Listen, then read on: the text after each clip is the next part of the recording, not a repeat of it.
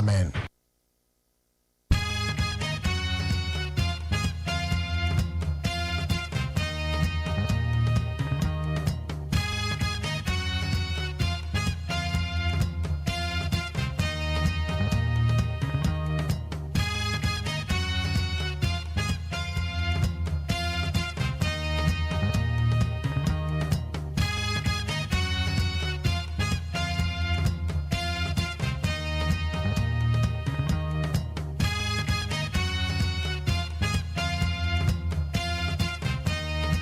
Right and then Matthew for Memobibia Quaba, Mofanchen. Yababa Beteta, Mugana Mutiasunia with 100.9. And now you've been at the 7th May the year 2024. Yada trade up on your coupons or the Nache. Yababa Yajumania, the Aboya, my Ghana, Menoka say, I used to come Quadana, Dodwana, one will be a school and then Quadani be a school, Tinya, one more man, you late, I was Sukumu. And then one more call, one will breakfast, nobody the what prepare, what to a monoman de go home. And then the crampo there, why didn't say won't to Atadian and to no man go out, what they're betting a Dumukania. It was so bad, shady, I'm one I bet you. It's a yacht to no man go on and Ukraine save you and a genema. Why? A Quadana be a school, Mr. William says, they say, don't be a school saying a school fees, no. School fees, no. Say okwa ban suku kra na e de aba to toto no ba bi ni books no me ya de ni ti woodi di ya na wakai the woodi wo twopo sika na wakai fa kakra to o de ade betuetu ankora na ono ama wo me ko ankra school obetuetu an canteen obetu an lunch obetuetu an ma bi so da say nti wo check ya na check ni you because investment na ye guso ayeye no. Ye investment papa bia ye be chance ye be hwe mani yie pa. Enam say wa bia enwuma mpo ne wan hwe wo mani yie a masa da che se wuni ho an na be hwe achi ama wo. Aba kokora na aberwa na da ho na be hwe achi. Iti ene the better investment ye betuma ne say ye bebo mo nden na ye ma ehomasua. Ya mena hia yie pa. Right within the luxurious say adwuma de ne Ghana montie ene so wudi wa woda ma happy birthday. Amasacha me kwabrama fo ha ye behwe de obonkata musa ye ba be mo adwuma sese ye saranso ene bono si be ko peace 104.3 ye de kase bono no ye de kan ye de betwa wo so kama no ye ba no na jase ye ba be kanja na gum na ye de eye interviews akodo wo ho ene nsama hodo ho hia ma man Ghana ene ye be ka ho nsem oko Facebook live ye 100.9 FM 100.9 FM Sarana will call your YouTube channel despite media them I'm a jacket. Charlie. Despite media no your YouTube channel no. I didn't share one some how do I be discussing and now the befa 050372 1744 050372 1744. But you know what? Wouldn't baby. And na me no ka say we you be a won churo within that. Ana say afen when you mfrishia no edu nwotwe. Na say opese Ghana ya bato afiwe no betu bi dia. Ene ene di ncho na chance o, into mpata mo na edi ncho na chance o ho ai. Edi ncho na chance o ho. Na amanyoku fo no so amboa ben na maya. Money eba be monitor edi ncho no se dia no ma ekofa. Eteni jina ne yensema eda ho ene de ye bedi akire enu electoral commission wo say wo no say no dumso nti mama bomoden a say wo district officers no bia kopa generator eje so control di ni wi a enam say base kan ne duma no ma so generator no wo di ni nyina kogu system ne so wo say di ni de wo mtumi tron offline emu hia say wo mbenya nyina mekane ana bibi say na offline eje akire wo di ni wi a yeah, just say woman use generator na bibi ekoye.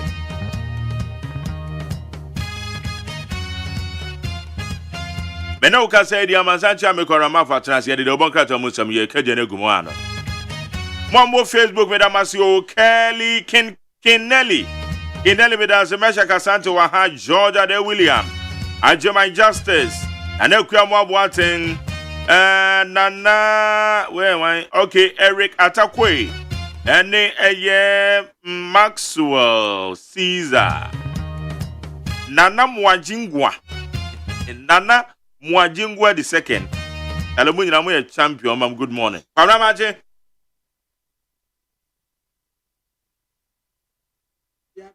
You go so akra. Ebefa. Ebefa. Fanu de ebefa o. Oh yeah, ebefa. Ye tiasi ya yiwu. Etrenti ye die. Etianya. Ebefa. Dia oni and da so ne dia waka ne se go no. Joy may come in the morning, in the evening it will be ha ha ha. It will be ha ha ha. Babra ko anim ya fa krata na matifo. Yo. Abusia for the bokrata daily graphic na me dem amwache amamo akwa abeyi. Ejebo nya babedu. Limited voter registration no esas ye enne. Na wo pesa wo to abanko ade a ene etu America na ko register said ye be ya ubetumi ato aba. Professor Dodu walanti books mienu eye healthy living. Abai advanced process ya wose ensase aye wo man ne dia. Ekwa befa so a ye bebo ho ban. Enti wakyerɛkyerɛ mu baako e de egu de bokrate mu. Enra nsu etoye ensemoni a ediye asan bi anu ebuto so ene se achicheche nua ne bi egu anum se yia asan no nso esisi hoyi. Na daily statement de bokrate anenim ha wakyerɛ se electoral commission watagate se 623,000 voters and I was saying him say you bet me a register wonu. Information Minister Ayabonidin was one in some trefo benyan kitahudi sonko. His Excellency Dr. Alhaji Mahmoud Bawumia, the Vice President Awotu Frank Ama MPP. Was why already say obesum Ghana e wana kra nipedia ene na kuma nyina. Nana ya osafuma afu no okase. Was public sector reform ehia pa sase ya reforms bebre ewo ho daybreak the bokrata nanim ha dadia so LPG tanker accident na esiye no wakyerɛ sɛ obi ansere ne nkwa owura Michael Ado yɛse asate ne bie wɔ senetia bɔne ya papa yedi nya bɔne ketewa Ghana Revenue Authority for board no yɛse yagu no airport truck drivers womu tesu womu nya dwuma bio esan se bibi ha wonu mu a womu ka obi amfi womu. Dr. Alhaji Mahmoud Bawumia watre se sidi ni dollar no wo yaba kose mu MPP aben ya breso a wono ene mampeni na na ado ena wo fom pa ebi currency da. The work the bureaucrat anenim ha was as chief of staff ena wa upgrade ye. Vice President job no watesu obetumi edia manaya fe. Monthly pay yede mama nananom ayemfo ene nananom ahema no. His Excellency the Vice President ena wo kire mo akire wonum. Apostolic Pastor yo. Ni noi ena o empower 600 youth a yama wo montete ewo apprentice ya wo mu besua adepam mo nso a mo page ma foforo no nso ye besan akyerɛkyerɛ mu ɛwɔ mu. Ghanaian Times the bokrata anenim ha electoral commission voter registration exercise yase we ɛyɛ limited ɛyɛ nipa a wɔn nto abada ɔntwerɛ ne din kura nto abada no saa nkɔɔfoɔ yi ɛne yɛse mo nkɔtwerɛ mu din na mo nto abɛ met ɛne wɔn forecast yi wɔkyerɛ sɛ nsuo ɛba bɛtɔ ne mframa ɛbɛfa no ɛnyɛ asɛm ketewa ɛbɛtɔ akɔ akɔsi July to obi ana no ho so. Aba license 2 more automobile companies ya omo babua na tumaye afei enkran yasima mi yenye dede bio asase ya nesa entu ye dede no atobo afei kata asese no proye ho sobo a ye de bo aban mu nipa bie no omo ba bedom wasuko eya attorney general ena okasa na tell das party anim hanso His Excellency the Vice President Dr. Alhaji Mahmoud Bawumia was say why you ready say obedi Ghana enim. Ghana for and some trafo fa ahudie. Muti di say yaman some trafo kwan so mu nka de omu pa na. 70% kyerɛ sɛ ane. Yɛse anyon ɛyɛ onion Eyama yakuma pa nti yentandi. Afe kandapa oye National Security Minister Honorable and was in a nanwa informant chiano. As a suamusen womusano, I bet me do however. Council of State for Nebo National Security, Ghana Police Service, Security ya would one in Abaso. So am I ready? Said 2024 by a betuano, a bayasumuji. The Chronicle Democrat and Nimha, Titus Glover, and Yasua order private developer be said. Onjai densu Ramsia site to a Juma Wayano, a sunset or sense you know. Committee be the report to Ako. Ya efa ensase you mine dia ye kuruchire ni nyina dia koma minister Fatima Abubakar and wana media houses ya wotiati ayeni opese woni yenya nkitawudi esununko afa wo mu bisa se saa papa no a obo soje ni tuo wo kaso ano hwan na opese wodi asemsie owureyi ne nkra tag woni hu nyina di adanse se oye national security adwumayeni National Security for so munim no baabi ya enti wo bi se ho eye hwan ene wo twan tresan se ne third seat ya ye de kobo no wo court no ya tere wo so se oye National Security adwumayeni na Telegard Democrat ananim ha yokofo ena wo ma return ye OSP wo tere se docket ya wo de bre wonum no MTC nim enti wo mu gina so bɔ maame sisiri adapa akɔ edu a enye yie enti won kɔ ne baabi voter registration exercise limited one no ɛna na ɛsa ase His Excellency the Vice President Dr. Alhaji Mahmoud Bawumia wɔso wa ya krado so de Ghana besi baabi a ekron afi tax ya wɔse edwumekuo bi wɔ hɔ a yɛde bɛkyɛ wɔ mu ne afra ne sɛ amnesty no wɔde ho asɛm waba ennua no a ebu yɛde kɔso asɛn no so no enipa ni bi prepra ya yade wo mu akogua ya sabia ebusie beko peace 104.3 FM so ena ya dabna da magtare wo saajima atenase ensem pii ewa ha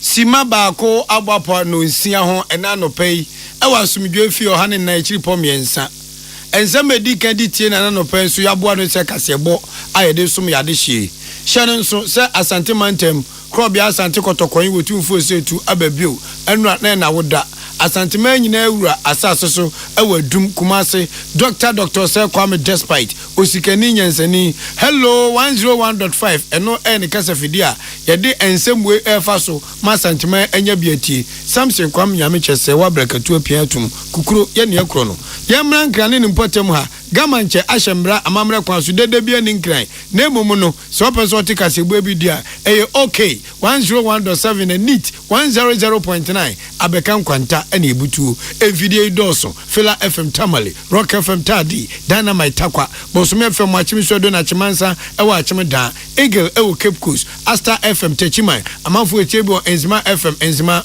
wotini ni potem so eye beyond Dachi FM ewo Ensewam ene adasu kwantempo no so Jiwala FM dua yankwanta Star FM atebu amanfo betiebi aka dia Costa FM ene so mankasim Rich FM ewo asemfosu The Beat Seria Sanwe so Liberty FM Seria so munsom na muntie bi mfiri tepa Coco FM tepa peacefmonline.com GhanaToday.com Hot Digital Radio London kanene yo himekrum mprempren wawu intiadane ohin krum ensem ya de bra mu na no pe de di makutiri bi ene say acheche fonka bo mu ko miensa edi atudwa se o mu ma ban na awotwe enhihye bi o mu ne aban ye every 2009 no we etiefo yensan ensha CBM odi afa microphone papa no de enye ne maame de emma no enti man timen kan fe na abayi ensema ye de mamu de di makotire bi ne se acheche fonka bo mu ko miensa edi ato aban anim se wo mu ma na awotwe se na awotwe ne so na nhihye bi o mu ne aban ye 2009 aban amu omo ho enya na omo ho anto wo mu a aban beti wo mu nka Krobia Santi Kotokoi wotumfo setu edi atudwa se wona hinie mu no enya de awo bu aten bi asabin preduasa obi frequent mfi abeche no kwan a ɔmfa tembu mfa so ye ko ye nimo Nkranza North District concern group bi ho youth wo mo de nsem bi atodwa so mo ma ho kwan ma wo ho metwere wo mudin wo afia bato a ye bebie kratam ne atwere yedin no Electoral Commission so the ababa to just say was share mensini makumako or hani edusia and what you say aba ye betu no mensini be Electoral Commission adwusu no 100 generator ensin na jidum no aso ni so ye be kwamu no ne South Africa e wa hohia kase mu edan bi ebuogum ama nipa akamu a afei na omo hwese omo betimi age omo afrim ya no ball bom so enra enmuguase e ka me hamifui Manchester United ye shome kama akumako enan na ya kase da wo hwebi amekura na mesumi hwebia na me de sere wo mu na enyumeko a ebo ye chidom eye Siwzi Herbal Center wo mo de CB men capsules aba no de CB women capsules nso aka na CB men capsules no eye memedro bema bia wo bema mu no emu twen wodwo nso ana ye wo ya wodwo hu ba bia enyi no wadro eye CB men capsules ena CB women capsules no ema ye fichi kom no ena esiesie ena CB soap de ye pedicure me na se yakono 0247111671 midima fo heba Dr. Tam da so to nsa fro se bre na sabre pokwase maira ena wabɔ ne nsesen awode ayaresa papa eba no no de ye expert eba emubuo yare ena sisi yare kotodwe mane mema mo pa ho on no JA Binding Company Limited e the bind stain remover ena new bind 20 disinfectant aba eno de kakra so nsum na wo de fa floor ho form ho with tiles ne ade water closet wo de siesie ho a na aye wo ye tidabia na ofie no na aye clean na ho ne die gina na so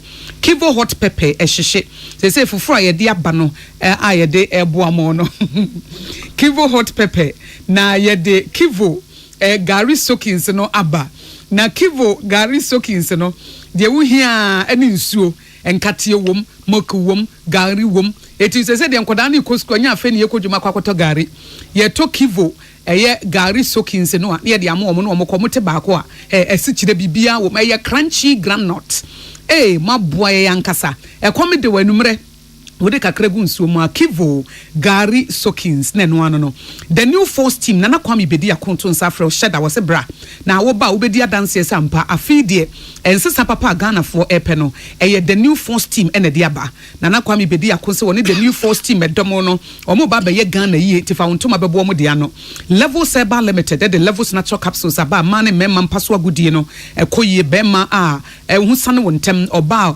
watinka nyina ekono nso no ebetimi aboa ama wagina wona so yi ene ye de cowbell new variant nketenkete no abasika bia wutimi de tobi na nso benya wo minerals ene wo vitamins ahodo ni nyina wom na no eye cowbell new variant no sa vital rich ne de anyasam ketu ojae bibi na wo ya no ansa wodi awom na wo na wo sene no eye cowbell new variant no a nutrient ne vitamins ahodo no ahyemo mase be First Atlantic Bank digital bank of the year eno no the purple experience aye dankasa na me say woni account wa na wo so wo ye bank na na say wo ye dey if you say the purple experience no wo mobile phone obi okuta iPhone 14 Pro Max ne ade na so phone yi won hu so what download do First Atlantic Bank na da so na wo ye transaction wo so visa wo account a enko woni be je papa enya nwanwa se friend digital bank of the year eti banking platforms yi wutimi send sika de ko ba bia so se no we into digital world experience no wo benya wo First Atlantic Bank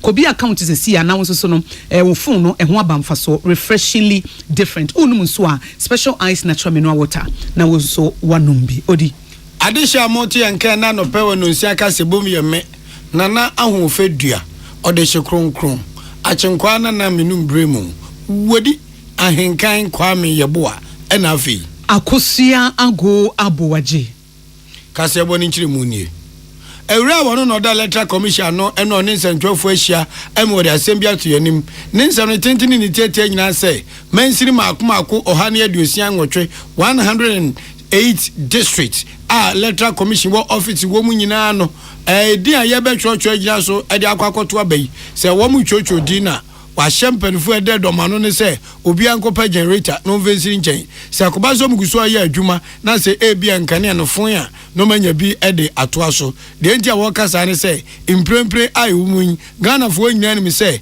senka ne a egina so ba bia wo mamu de ente sa ba bi wo bi na ba bi adum ti yamfa ne say enkuro nkuma bi ti say emehame mo sa no unse no enkuro nketenkete aisa adwe no eti akoba say bi emehame no hwana say ye twiro din na enka ne aduma say ye ni generator bi e de behwe amanka ne anasa ba no manya bi atoa so a eba akoye wo hawo Mami Jane Mensa and the Dinsem with Tuja. Na Yentiene. Yeah, ma all at district offices no to me when teacher later until maybe I do career moment to me that. Now in addition to that, the moment to me offline. You know, just say who to me power who bear register now the details in now share pen drive so until power is restored, especially on field. Power, you restore power, went to Miyako office on one uploading onto the system. And the arrangements have been put in place. Every district office already generator. Now on position, do career, went to Miya switching, now I use here. Now, about Sana and the unexpected happens, send a kind, went to Miya switching to offline. It doesn't interrupt anything. Still, I went to your registration. Owe no asade tu su bi em se won asabe mpredua se wadi demo ni pedua kwa no bia eye o hawde mom no da ye betwotwo di ni da beto aba no omo hwehye soronko edi mom Debia ye registration exercise and any electoral activities the issue say the site the centers so you're comfortable now allocation so to me access the centers easily. In addition to that, the officers in Nakasa say persons with disability almost sure to be physically impaired and now visually impaired, not in a line.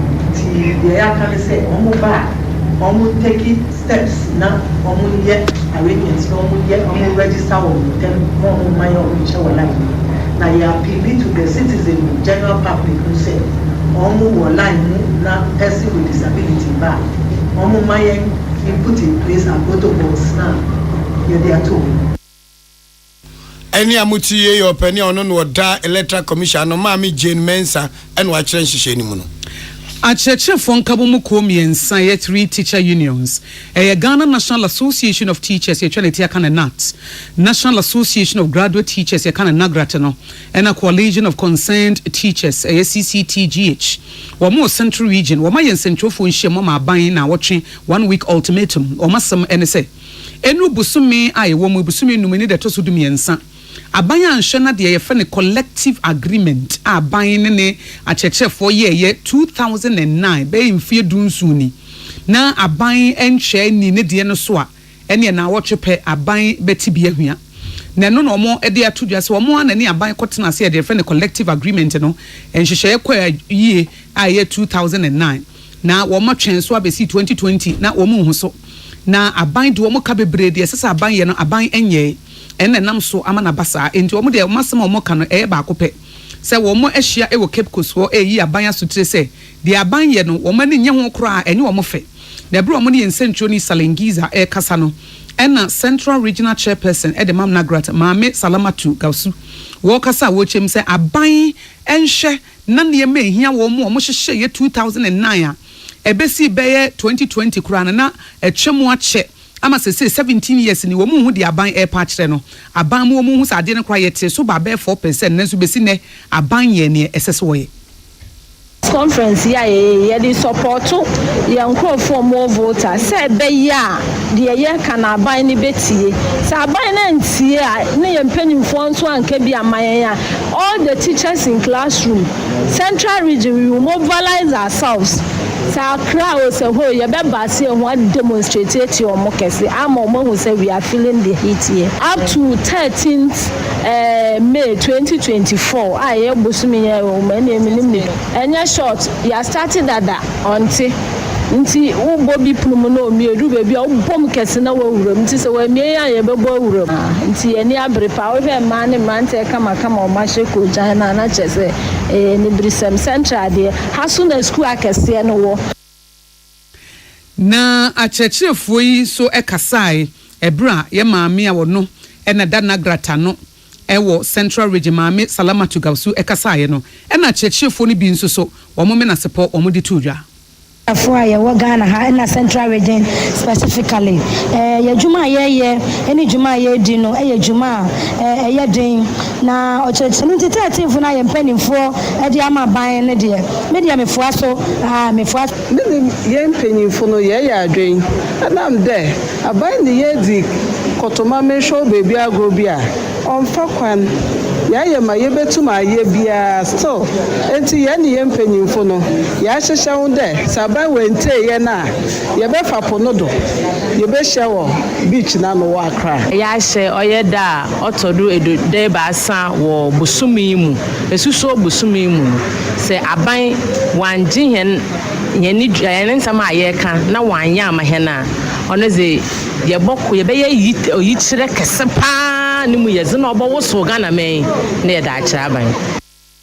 wie achechefo na so mo be wo so mo ho central regional salingiza de amane boyi ababesom ye ye to aso akwanim asanteman nyina ewura His Royal Majesty otumfo OSEI tutu otosom yenu eno anyakopon na adumura wode afimwa eka nimfi hu enam so emono so di nsem bia tudwa sisi wanyamfi nhye dioso enan 74 years na mra krobia asante kotokon wotumfo OSEI tu ekasa no eno wo say ono avize twedi amponkwa me ye na dum na santeman so no muse kuan no yo de shikrunkrunti ofo abanwa konwa kase no Chelsea kadwa kofi no ba betra so no atembu a wabu nyina no sebe o de fan yo ne pare yo ene dibu atan na de ofi se ono asante hene agine sempo na dama ane wafa kwan bi so etimi ahye ne se bia nka tembu ne dabenkum enzo mfa nkoto nifa no onya akokuduo no mra bonte meka na manze nyina entie sa eye asedasum ekoso Anglican asafonim ewo kumase abonte no Krobia asante kotokon penfo ta 7 product entoso nkwa nante enti empenfo wo mema chocho wuro bebre ana ekokobo ni chidom kanema mpani John ajekunkufo ekobi sanso no pani a wada movement for change ano alankwadwo kiramaten ono su kobi ewura wono no da Ghana adwumafo nyina no ewa bandi mu ononyamfo akosua OSEI Frima Opare first lady eno su kokopie mu wo ho mekire omampani first deputy speaker of parliament eye owura wono na se speaker of parliament ni wa one woba ononyamfo Joseph OSEI Wusu aye body manifesto Joe Wise sanso ana gamanche Kintaki teko churu awo tosumienu wono su akwasa adwumadi asibi asante he de sede to Ghana fo nyinanim se wonsom woni nipa omen ye wonwoma efe na akono Nyankopon hyeda bo omen nanso asiemu apaapai odone nkabom ni ntiasenhyeda ni yentem si enyina beke ho abom de nisodem ba kwasi ni so si ekokoden aya adwumaden de asom oman Ghana ene nke enche bia omen betimeti asikwantimpoma impunto ayehwe no yensa beka yentie His Royal Majesty eye otumfo OSEI tutu awoye asanteman nyina ewura nei se ye ka mfia dioso na yinde ye ka santina na se ne ye di menyame a ye hunu se mfitia se no ye se ye mpese me ye mo ade hye se ma ye chimo desem e mo menya ne entitimi ye na kina bi ye di menim me ofangwa na no di ma de bra wo mfia diono no mo emu nsem ewu mo no wo ka se wo ka ye no de ni nyina ra me hunu bi twato so nyina ma hunu ye ni mo na so ye ka mate ni nyina na so mama na anya asem da ye me ma ne ye masem ne no krenko a mi da nyame aso so ma me hwe ni pa ni mo nka asem e mo hye mu na me fa no krenko a la za ba bi odi ma train sigadwa no awusika ma me ntibi hia wusika obia ni ho mfia duonunum ni amepa ye obetumi agira ba bi akasa wa bremi aska me nka asem ma no obia ni wiase obetumi aka se mfia duonum mesa tene wa ba ma ni sika wode ma asante hen waka se sika dwa nankasa na ewusika ma no etuwo no wo hia wusika en waka se ai aizeko wusu ana aizeko dro ana aizeko poku Sir Isaac for me and say bia yenya asem na santen government gitefa hwan ya ni so asante hene wodi akukuduro ne nukudie atima soma santeman emebia ka Ghana mine. Na Anglican Bishop Awadano Watema Diocese, Right Reverend Dr. George Kote Nikwi, Ebo Asante ina bazu se nukwani nyamiani mini enche nkamfono ho. Wohedi asante man ina ewura aya asante man mebia ka Ghana na eyire so paiso wo memu yepo hin ba ko a nanimu enyam na nimu odu a ye nyina ye tutu ko twere na eya asante hine. We have met here today to thank the Almighty God for the life and reign of an extraordinary king who, without doubt, has done everything to emulate the life and works of our Lord and Savior, Jesus Christ. He stands tall among leaders across our nation and beyond by his exemplary leadership in the areas of integrity, discipline, peace, reconciliation, education, health, community development, and the preservation of the traditions of the Asante Kingdom. You are an extraordinary leader.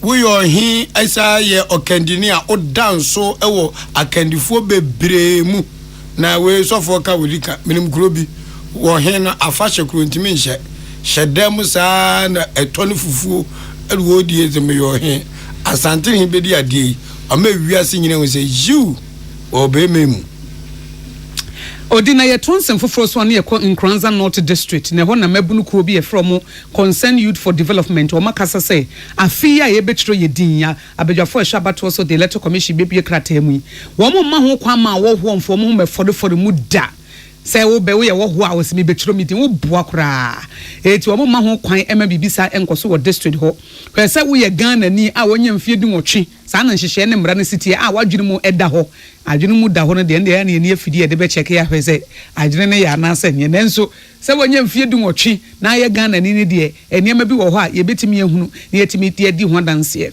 na chairman mekuo eye Prince Fort Boachi Agyi na nasemodi tu dwane mrebia etwem ebu abato dinchra amanyofo ani pesi mia eni ye district nimu na omo abetro ogudi ayo registration na nyame ya adona tam so se ye to aba ya kan de omo aba na omo abeto aba enam sainti ye mensin puntuo elna saafo na komaso nti ya botaye ne say new registration a yisi pebe ye de ya na ebesi fam na ye de ni abia kire say obi a on free mensin mu na ye de ka ebe form free mia ebe o mabasa o matwuro mudin ye ni a police fo ana ho bambo fo ye ho nyina ye be ko benkrom na ya hwe tini ye be ya ahoho anase nipa be free district ni mu enti o matwuro mudin na oba bewie kura no ena wo kire mu biem se amonyofo ni bi wo ho ana o mafa wo ho na wo mu de nsem bi wo matreni wo mu matete wo mu ama wo hu ebuso masema ko mbefa so yi ano se be yo metimi akire mu di na saade ne de enya de ombema ho kwan my police station agent pen a ba center so my for so many years mpempi edu abatwa say ye di binom bedru ho na obisan say bia awura ufri he obegunu kuru bia botse bia bonten na wa bisan say unua no mbe ye sen obose na wa aka wontumi ya no nti ye de ni atofo ma hu say nipa bi na ho no mo a ye de bebe ba sabe ye de beji dan kurun na ya ko chi wo mo nti enye saafo a ye ne be ye free mansini mu no ma ye de agu akwan mu bi de say ye wo 99 communities ewon Nkranza North nti ya pe community bia representative nti sine de ya oba center ho na wo kese wo free dweno ho ni wo ho ye no be di anoba ye a confirm who say ampa ufri yemensimu and some process na trust. Yeah. Prince Fort Boachi Agyi awe adwam seni edema Concerned Youth for Development won Nkranza North District won ne kasaya Elizabeth Agyin etintim edema Baby. And more than him, drink a banana after the last week. Novus coconut milk drink. What is stevia? And how would the bear to a mudawai? I'll frame you, man. Novus coconut milk drink. Man, being country. Hey, yeah, so by and what when I was shahono, can you resist Novus coconut milk drink? Oh, I can't. Yeah, how many John? Novus drink no flavors na so no more coconut chunks and them it's a good no more a feeling and no and man ya crashing no. Novus, our different flavors. Original flavor, melon, banana, pineapple, and a mango. Oh, come on. Novus range of drinks in a kama. Novus coconut milk drink. Menoma, na me wan sepemi. Now, when we pedudua, ubenyabiwe. Ube friend Novus Industries and Trading Limited. 0533-733-028. FDA, Ajejodi Inkratoyatum. So wakuma ho hyehyɛ ana ebo periperi de broni kan hardware no a ɛde na sɛ woyɛ na sɛ woyam so atim so wo be pack na farmer Martin's liver salt tira kwan entem ahwie nsu agu glass mu ate Martin's liver salt no ba ko no na wo de agum wo be hu sɛ ehuru wa glass ni mu na wanom Martin's liver salt ye won orange flavor ana ba ko so ye plain wonu mu a ho beto nemum edi na anu na ho ntowo a ko hu doctor. Herbal and Alternative Medical Hospital Bena Black History and War America, China, Africa ne Ghana penifo abona baso say. Osaya remo manfoti apopa. Amen Scientific Hospital. Ayere sabia, o won fidie nwaso. Ya woda so a, fidie ne kire o yade, na no asan so saw yade. Amen, expert okwan kroya re ho. Won ranu enam. Na wa doctor for and nurse for so. Oh what ma. Amen Scientific at the herbal, homeopathy, naturopathy, and reflexology nyina. Esayade. Sa wona wo pe. Ana yare ne te same pa. Nyame adumunti. Yare expert.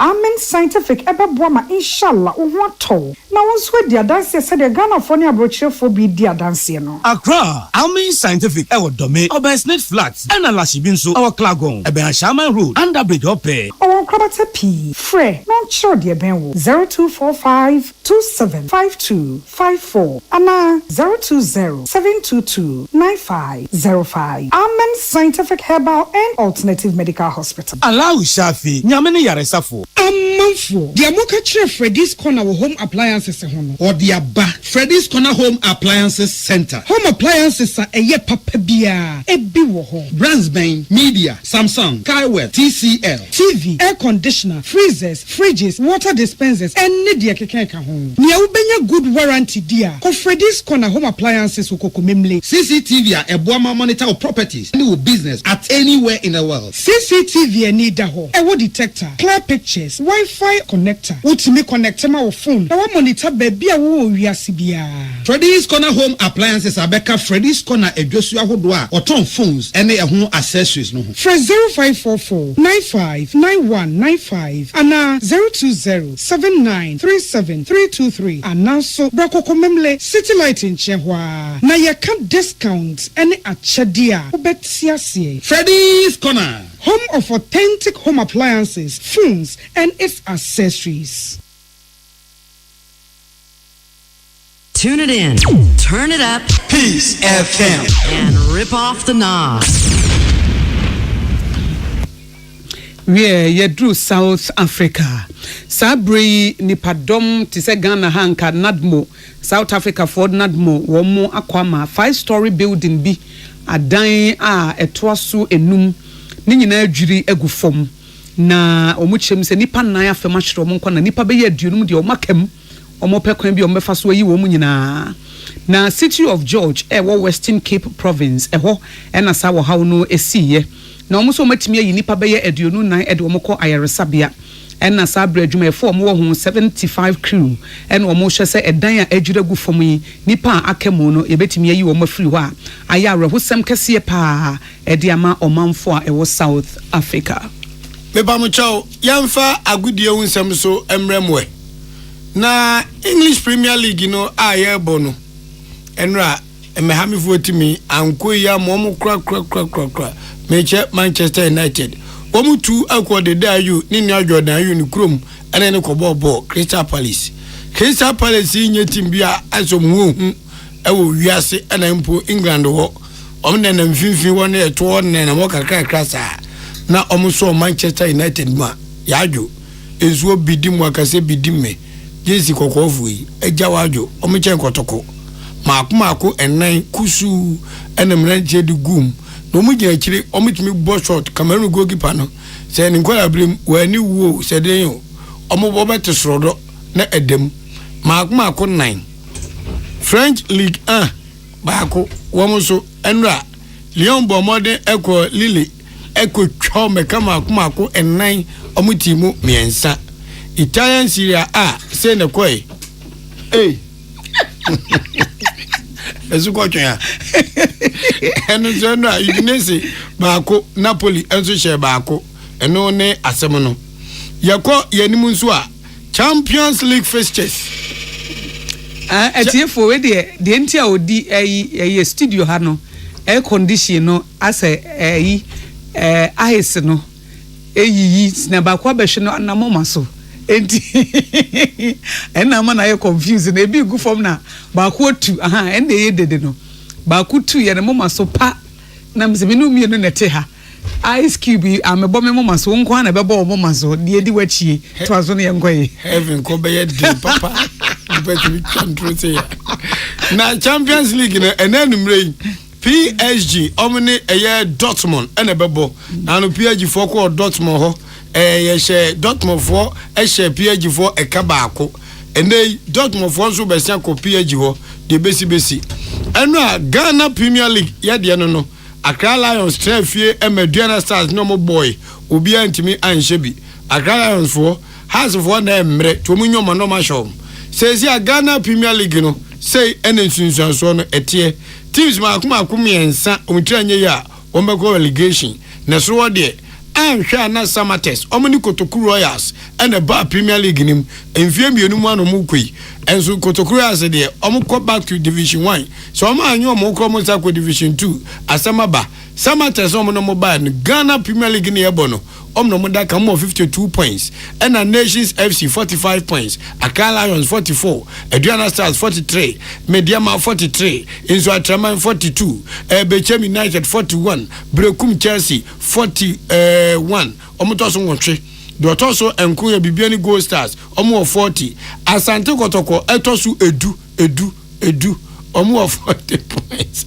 edu ba ku Lagos Cities 38 points and Akara FC United mpo omo tosu dumionu omo 37 points Accra so folk the Oak Tree FM team omo tosu eye edu miensa omo tosu miensa omo 35 and a Great Olympics etosu du 9 omo 33 Bokwafa Tano enso tosu edunum omo 33 Dreams FC GFA president ni team no omo tosu du nsia erade muom omo 32 House of Lions etosu edu enson Randy Abe onunso eyi ESCO member tosu du nso obeko relegation pe and amani 32 and RTU enso etosu du ngoche RTU de se osuru nyankopon anso mumu ombeko Kotoku Royals for 28 points ene de kasebo no esi yana moti enka emme na wo fedua achenkwana na menum bremu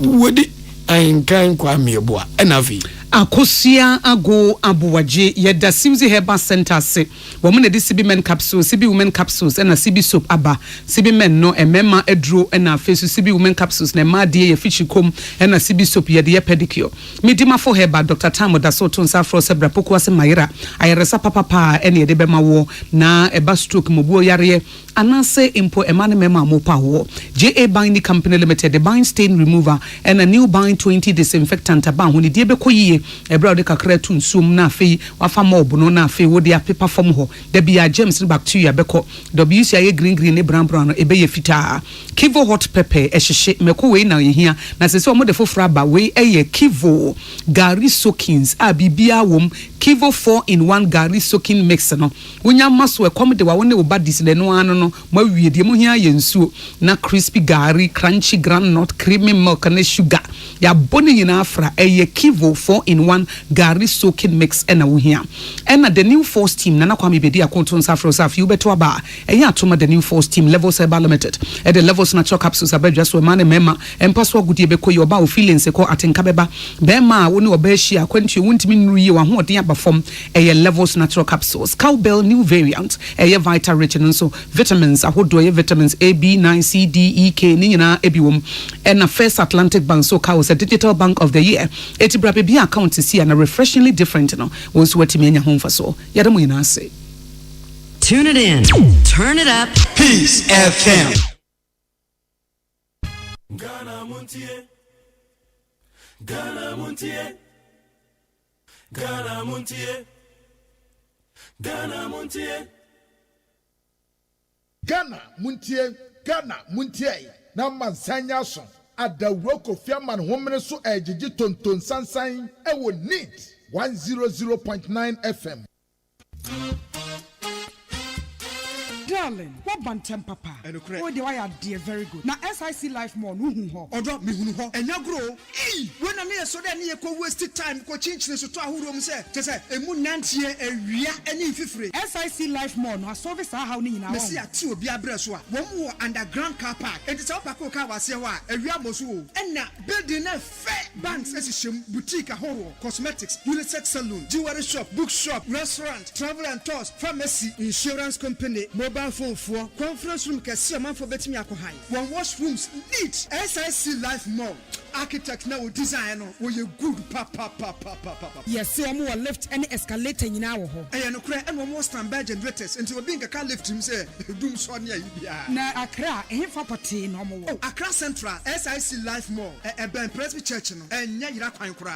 SIC life more. Bibia wo ho. The family ni nyina akwa shopping. Hey, catch it. Listen in here. And you ma beto to dia me baba no hwade no. Hwem so betumi a. Hey, asew. Hey, now beka. Ya John to mami ensa duku portmanteau. This way chocolate drink. Na kan wo hwe afi bia so beri ni waware ni a. This way chocolate drink. Na kan sia. Oh, asew. Wo den kan no ntumu ho. Me be mo anu nsu wo hye kura dia ka ho. Wo hwade a wapi ho. Wo ka sa batete e da fom ho. This way chocolate drink. Kra cha be pe baba ware yi. Asew. Ye fi ase this way chocolate drink ya sorry no pa no ne yenom ye be chef fridge nom no se snack ye nya hoho a no ne de serve wo mo ye didi wie ne ye pe bibia bogu ya de so a this way chocolate drink ne yenom and this way no ti ano a he se kire wom kokko wom brick wom bibia wom ade wo hia ne so hye this way chocolate drink de wo hia ani so hye FDA ahwehwe se adwede nkrato mu agye atum se eye.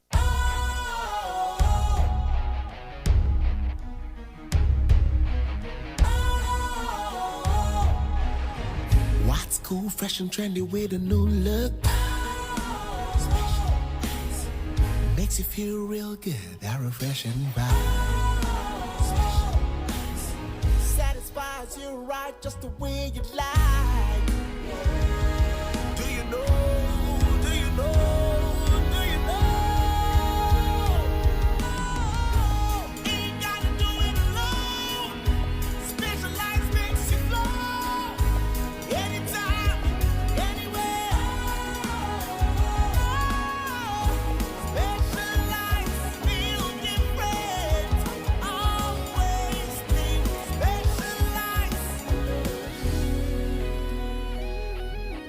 Special Ice Natural Mineral Water. Feel different. Think special. This advertisement has been vetted and approved by the FDA.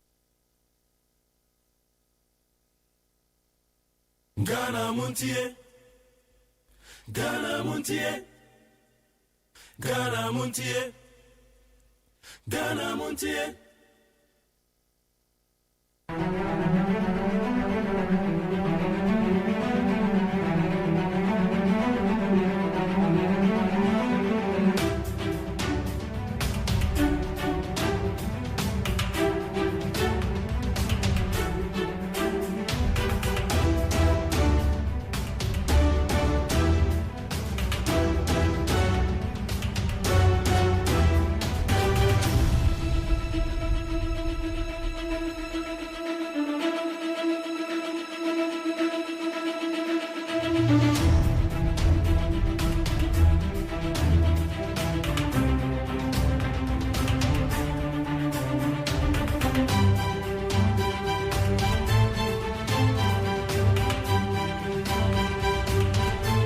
Without a credible and accurate voters register, there can be no transparent and acceptable elections.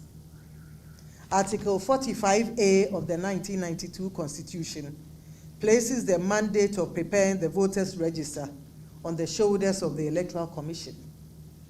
The article reads, "The Electoral Commission shall have the following functions, including compiling the register of voters and revising it at such periods as may be determined by law. As such, in line with our constitutional duties, the Electoral Commission will commence voters' registration from tomorrow, Tuesday, the 7th of May 2024, until Monday, the 27th of May 2024. The registration, which will be for 21 days, will be undertaken in all 268 district offices of the Electoral Commission across the country. Additionally, the Commission, in collaboration with its stakeholders, including the political parties, has identified 785 unwieldy electoral areas where registration will take place. These refer to riverine areas and communities which find it difficult to access our district offices as a result of distance.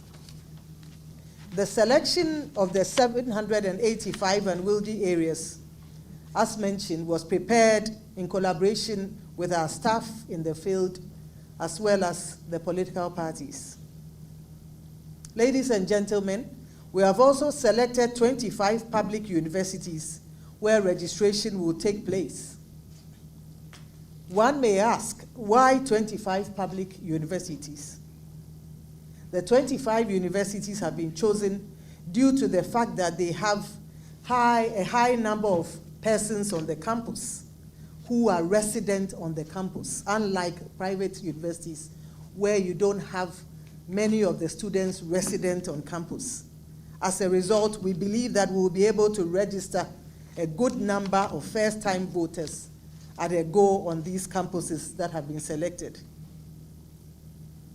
It is equally important to highlight that we have gazetted all our registration centers as well as the movement plans that will be followed by our mobile teams.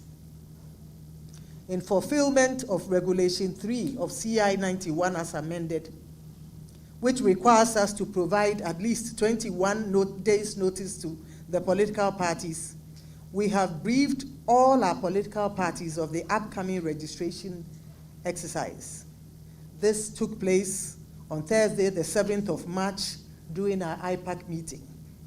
And we shared with the parties the various centers nationwide, as well as the movement plan. I'd like to mention that the gazetted centers, our registration centers, as well as our movement plan, have been posted on our website.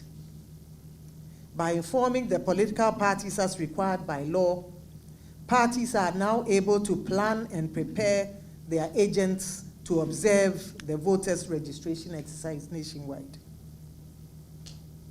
The Commission has always maintained that any interested party should, at the click of the button, be able to know the number of registered voters per day nationwide. This is because we provide them with adequate information that allows them to train their monitors or their agents to observe the exercise. In addition to that, we are mindful and we are confident that the observers also take a record of persons who come through to register on a daily basis at all the registration centers. Additionally, the kits or the registration kits have the capacity to print a start of day and end of day report, and copies of these are available to the agents of the political parties. Therefore, any political party, if they are interested, should know the number of persons who have registered in all the centers in any given day. We are confident that the arrangements we have deployed will help bring the registration activities closer to the doorstep of the citizenry.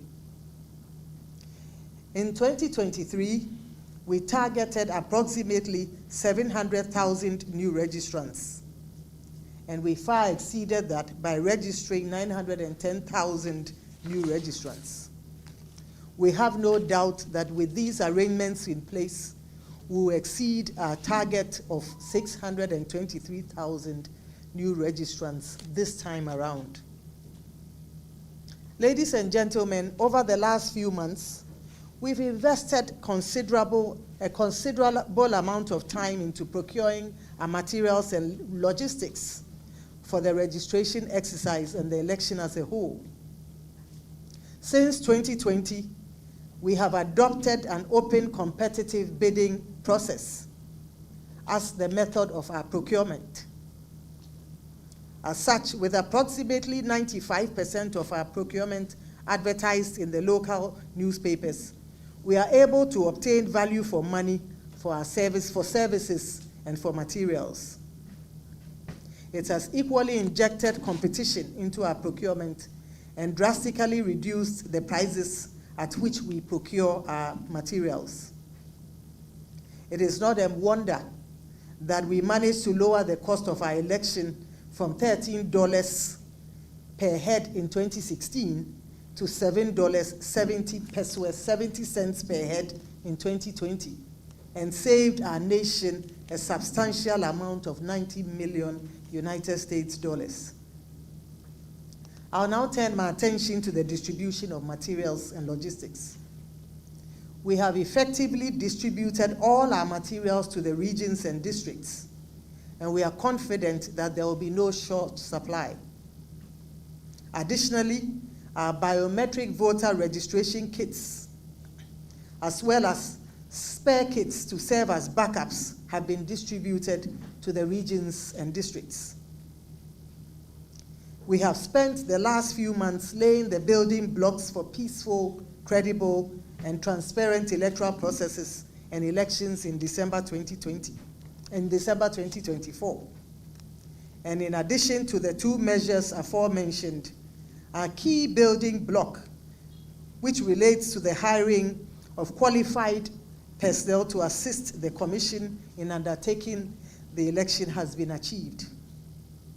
As some of you may have observed, the Commission advertised this in the Daily Graphic of 5th of February 2024 and called for qualified persons to apply for the positions of returning officers and deputy returning officers. I'm happy to note that we have successfully recruited returning officers and deputy returning officers for each of our 268 district offices nationwide. For the first time in our history, we have created a database of these officers, and we can now identify them by their names, photographs, Ghana cards, and voter ID cards, as well as residential addresses. Hitherto, they existed on paper. They were names on paper. Today, we are able to match a person's name and to his photograph and ID card and so on. I'm pleased to note that the interviews for returning officers and deputy returning officers were conducted in a fair and open and transparent manner. Interview panels were constituted nationwide, and persons who successfully went through the interviews have been included on the database established for this purpose. I'm happy to note that all persons recruited have no less than 8 years working experience with the Commission, having served as either returning officers, deputy returning officers, or presiding officers in past elections. What this means is that every person who has been recruited as a returning officer or a deputy returning officer has had previous working experience with us, either working as returning officers or deputy returning officers or presiding officers in past elections. Therefore, I'd like to mention that there is no truth in the allegation that the Commission received the names of returning officers from district chief executives, etc. In any case, the Commission will make and has always made available the names and photographs of its returning officers and deputy returning officers to the political parties. And any party can object to the name of a selected returning officer or deputy returning officer. The Commission, on receiving the objections, may institute investigations, and if the allegations are found to be true, that candidate will be disengaged.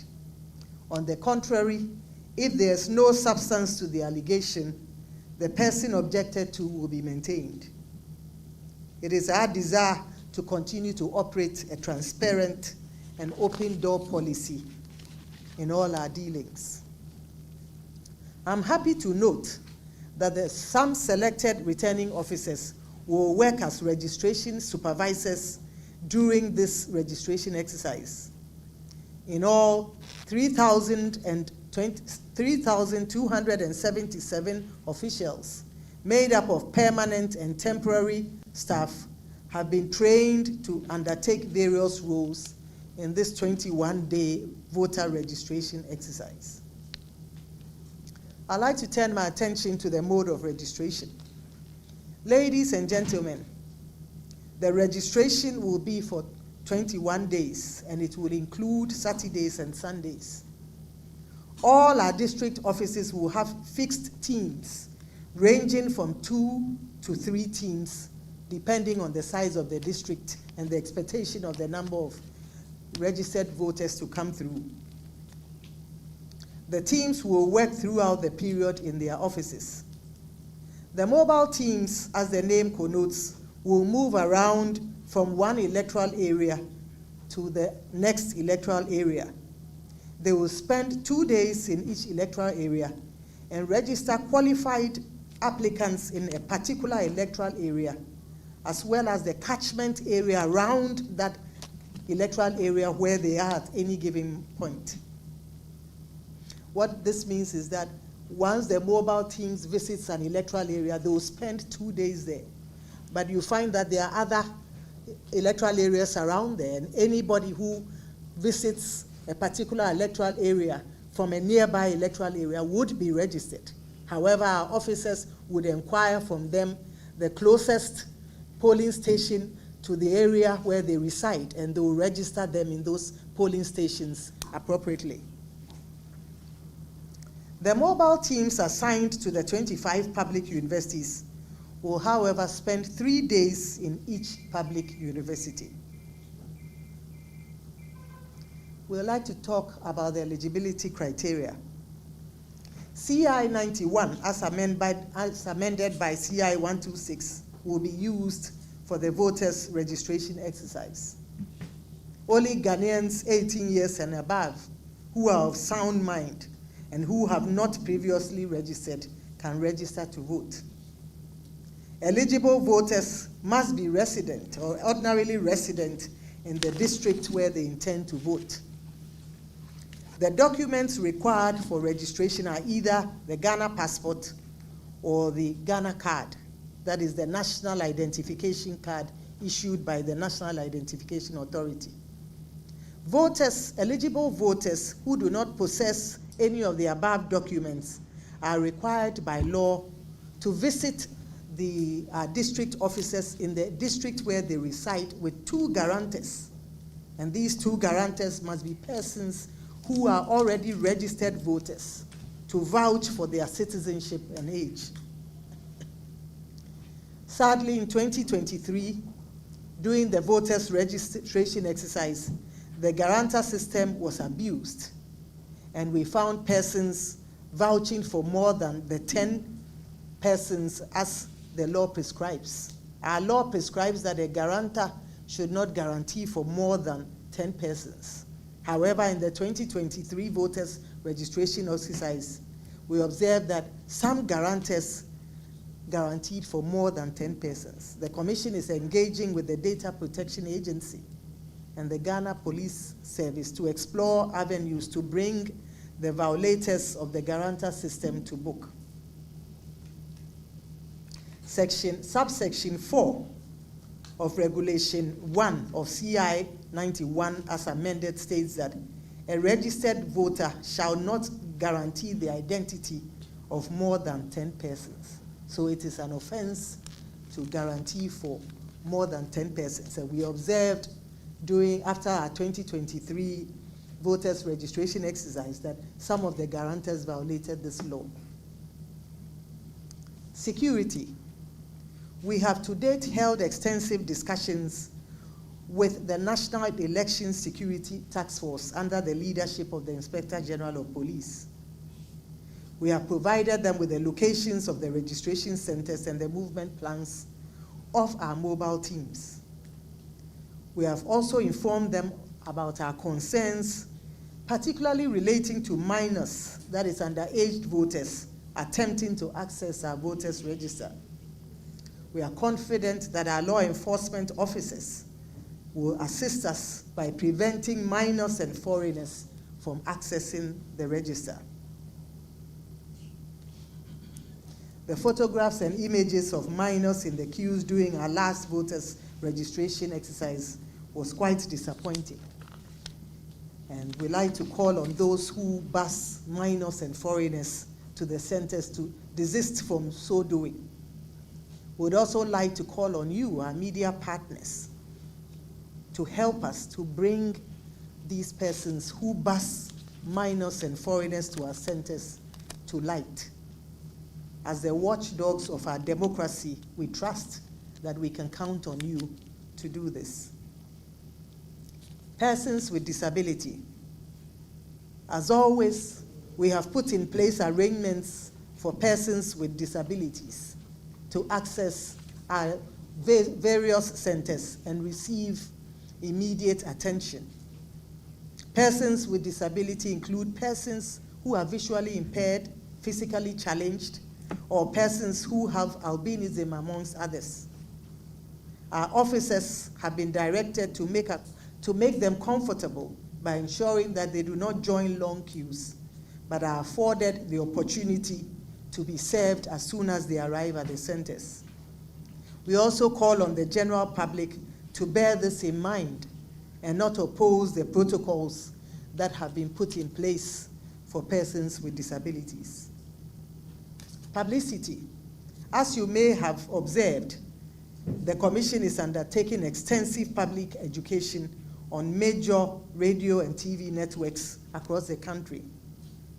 Our radio jingles and TV promos, as well as our docudramas, are being aired in 7 different local dialects, excluding English language. They are Akan language, Gan, Dagbani, Ewe, Wala, Frafra, amongst others.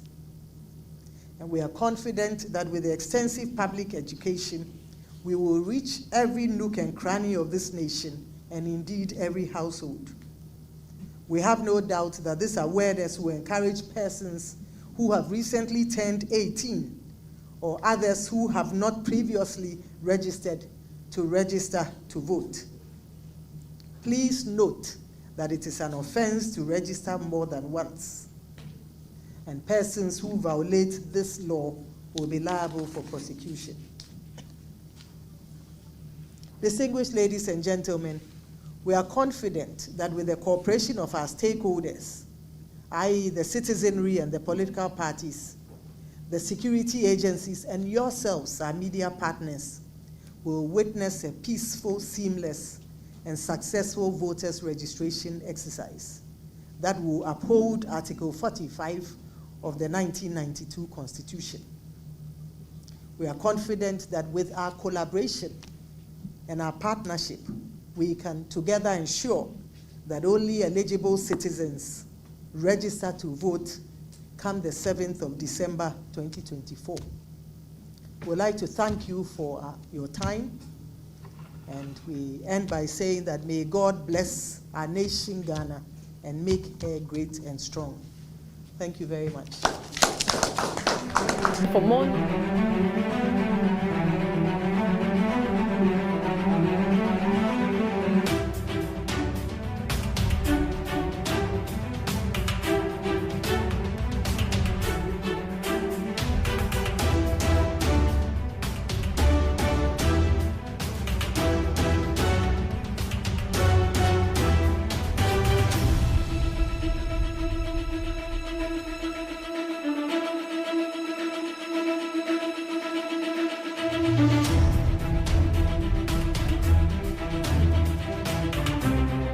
Yamakwa Bede Bagana Montie so need 100.9. Electoral Commission Chairperson of the Electoral Commission.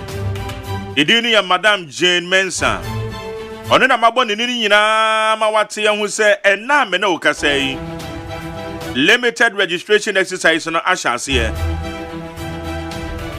It is about 2024 dear. Na sa won churo within that. Ana afie na wanya mfrisia no edu woche a. Besra akwanya na nie. Akwanya ni o wabi atum. Chance enne. Eda kwa kope meye 27. Ete mesra opa mejeja ho. Se opese woto abanko a dia. Ene ekwana kwoturo within. Omema fana baby a di ntuo na ekoso letwe area bia di ntuo na ekoso. Ete mesra okwana kwoturo within. And the betimi aya na ye.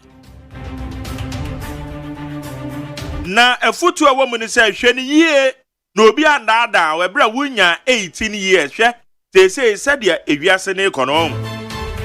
Se musuo nkan na obi dada na wunya enya 18 years.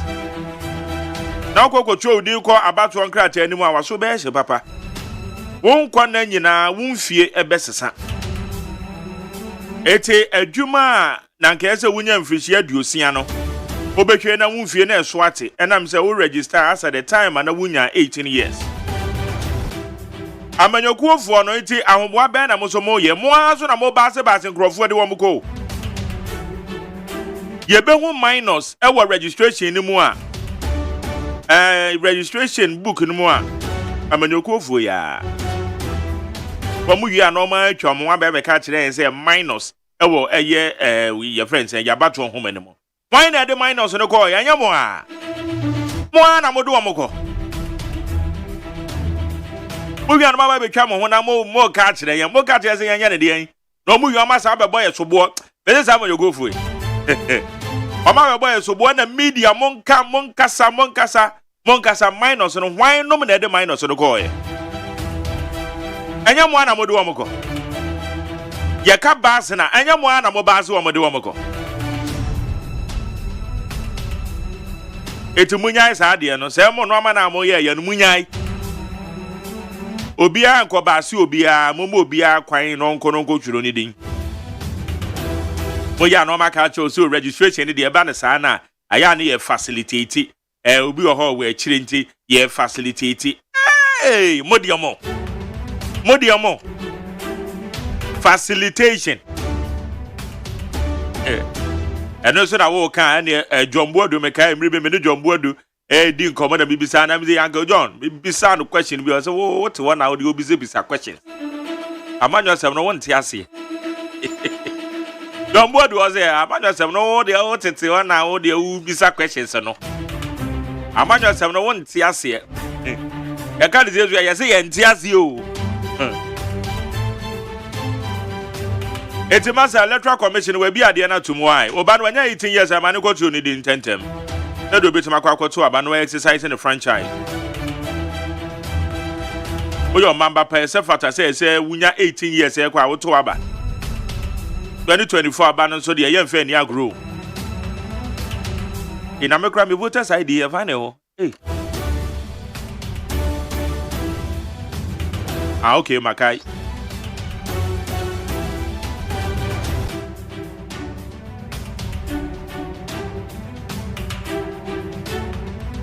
enya asem keto nti menua de wo hono no iti ebedi won komo enyina mekania na dundundundum electoral commission say wo mo procure generators ajese wo mama wo mo crop no wo eye mensini bia mo no bia copper generator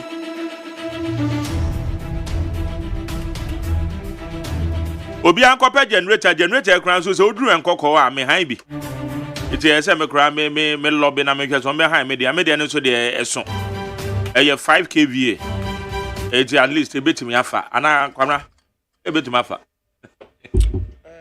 5 kVA de 5 kVA de wom de video be ya no what de yan ye o plant me de na anya plant we generator okay o plant de anka o free me ko na me tietia nka o David plant de me nyanru 11 This year plant no one sha.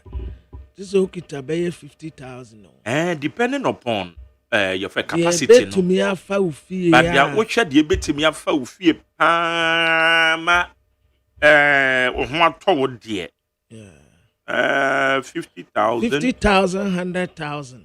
100,000 there were 100,000 there how? Na de si anom no ha na abro and you will be say bi ache. Yeah, yes. I bet you will be say bi ache. Abro kra. Na generator mpo ye say. I say generator kra. Na plant. Nti me say between 50,000 50,000 and 100,000 the betimi. Yes. Ya obi a obemam bia. Akwa tu twan kakra. Etua na nkakra. Okay, but me betimi connect to. Betimi connect to na ama I say enano na me ka say e say solar no. Omuma no ba form. Set away ya. Yeah. Nka obi a betumi ayebi oni fie. Ana say plant ni generator yi.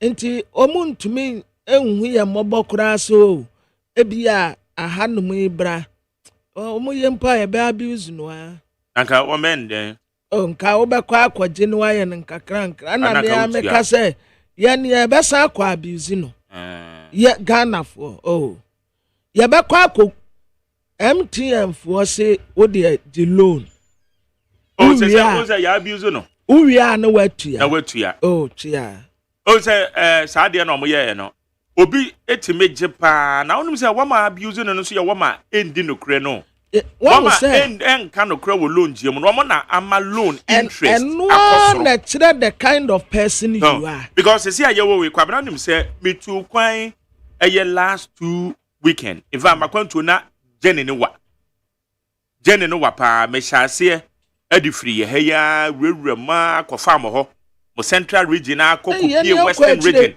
ekopie western region sand rewura de ba be pie kumase yeah ene na okra na kwa be kofa we kra ho we munipai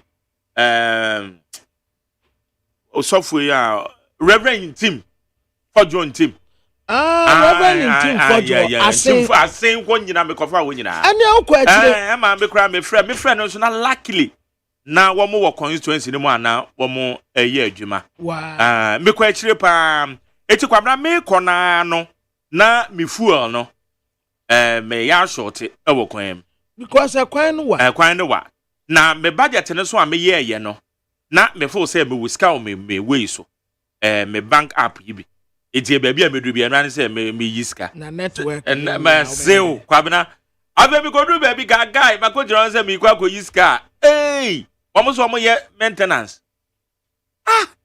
nkrofo pa eti ho na me kan hu say say nkrofo loan me kra me qualify 3,000 okay kwabna yani e woni wo modi no kra me no modi ni ye me de green lines wow ho na me say me kra say de me qualify 3,000 kwabna wha me twe me phone 1*170# kai na me dey shame loan because my also between 20 cities and 3,000 me money am pay wha na me bought 3,000 in rem wow wha mama me 3,000 3,000 na just say bebre kai be nya bi e de tofu enya bi kra di fufu okwam wow e just say enya bi de etotototo enwone nwane your friends body ne ade wow so say the city nti ade we na nanka wo ma ye no ade a eboa yen ebra wo emergency situation bi a wotwa wani ba bi a entwa yeah enso ya ba enso ya abuse no amafo de wo mu ntua anything na wo ma interest na kosoro no because na ko bi asisi a wo mu di interest aba ho interest da ho pa me fan say 3,000 to be 3,000 no say wo je 3,000 na wo betua I think na say 29.something%. Mami jwa me de no wa me de me suro kanti betua ya na me ntanje loan nti me ni ska me ho popra na me nam ho okay ano no so na just o de odwen ho o ma me tuma bobo anu 29%. okay Etina ka yade a eboa ka ye so can ye e bia wa kodu baby a wo lucky because we baby a me kodu e na nka wo na me frɛ wo wow nya wo man ka me frɛ wo e cho se kwamra chale wo na wo da me chale me sro maloke so say the city no maloke nti pe kakra fa ma me na me bedura but we dia me call ha no mo dia ma wow esun a watu awa dia ma eti we kra me ye no me se me mpa kasa bia ti nya me ye madom na me nya winfo bia ho na me di tua na my daddy emergency there etumi see anytime last week wow me se me na mo fe kre hey me tumi ni tumi ona me frɛ me papa yi gabi kumi LPG ai gabi kumi me frɛ ne pɛ na me se papa no wo se kwabra adia ya nam so papa me na me ni o se ten na su now dem wo ho emergency to me see akwamna wo twa wani baby a na wo David twa wani baby encha enkanya de bone say but ya ba abuse no be say no say yes o asuma sisi o ukuta say ya fabula plant or the bema na etire wetu ya nkakra me se ma jeri obi ba kwa akwaji adwan akwaji kra me se obi ba kwa akwaji akoton discan adwan ya ba abuse ni sisi a say o maya nukuredie ba akukura ni yafa indi nukure mayo obekwa akwaji bosia say wote wono wote sankofo ajibosia okoji bi woni purpose bia woni butai bia sinani so na wonim say wo mo so a endi nukure e wo saa fan mo no wamoma yenoma yedi nokure no ho kire yen because katibone ba ko na kan kasi ono ba kwa se ho eti wo no kopere gazo mo masa we mo de nya se ya ya be ka se kwa se no saa na munyina mo tie eti wama eni nokure e wo loan tuamu no wama na ama interest yes interest that loan so na koso okwahe oyede oyensem tirin munyina yes wa okode oye aduma be oye post no wo munyina apemma wa sojeni sojeni ndi obetumi atena wo mo pemma papa but into what parties wo munyina but din boni akakra no kwaje ye no kwaje ye na afori wo munyina afori wo munyina we nka ye enu ti ye mechanic bi owo ye kire ha owo ye kire here one mechanic na owo ya seven no a guy back with you oya pe mo se to for mo di mo fu na enam na me se wo de wachi na enam na me se wo de wachi wo de wo mfa go fu ni wani mo da wo de wachi na enam no wa papa me se wa manga na ni opportunity no oba business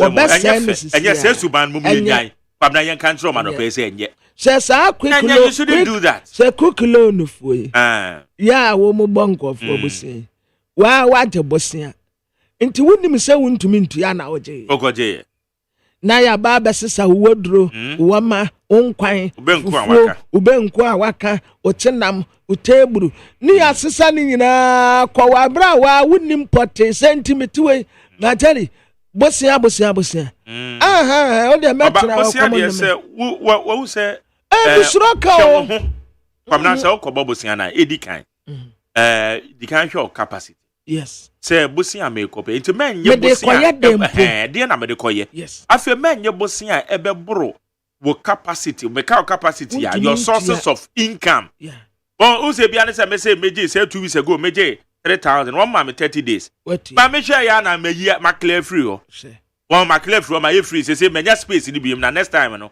me ya na ma san twa to so dia say enti show capacity no na hu say bia say me ameje we de yire pa so kra me dane me ho ha metuma aye de metime atua bodobi wo be sheda ontua unim say ebi kra ono kra de na oje no kra onim dia wo de koy obi wo kra otumeje bosia na ode ko ware mo amoje bosia mo de ko ware mo de mo obi oje bosia ko ware bia kasa ware na wasen egu no kasa no ho amobo man kan hwe bi o wo koje bosia ko ware na wo aware na e wo mo adwe yi wo mo se jama fanfare o sɛ mehu sɛ wɔmu gusi sɛ ya ah wo ye say ya babra wo gina tira na di dia mu ye no a cars bebre di eno anka ho and then the just 0.001 ah mo just 0.000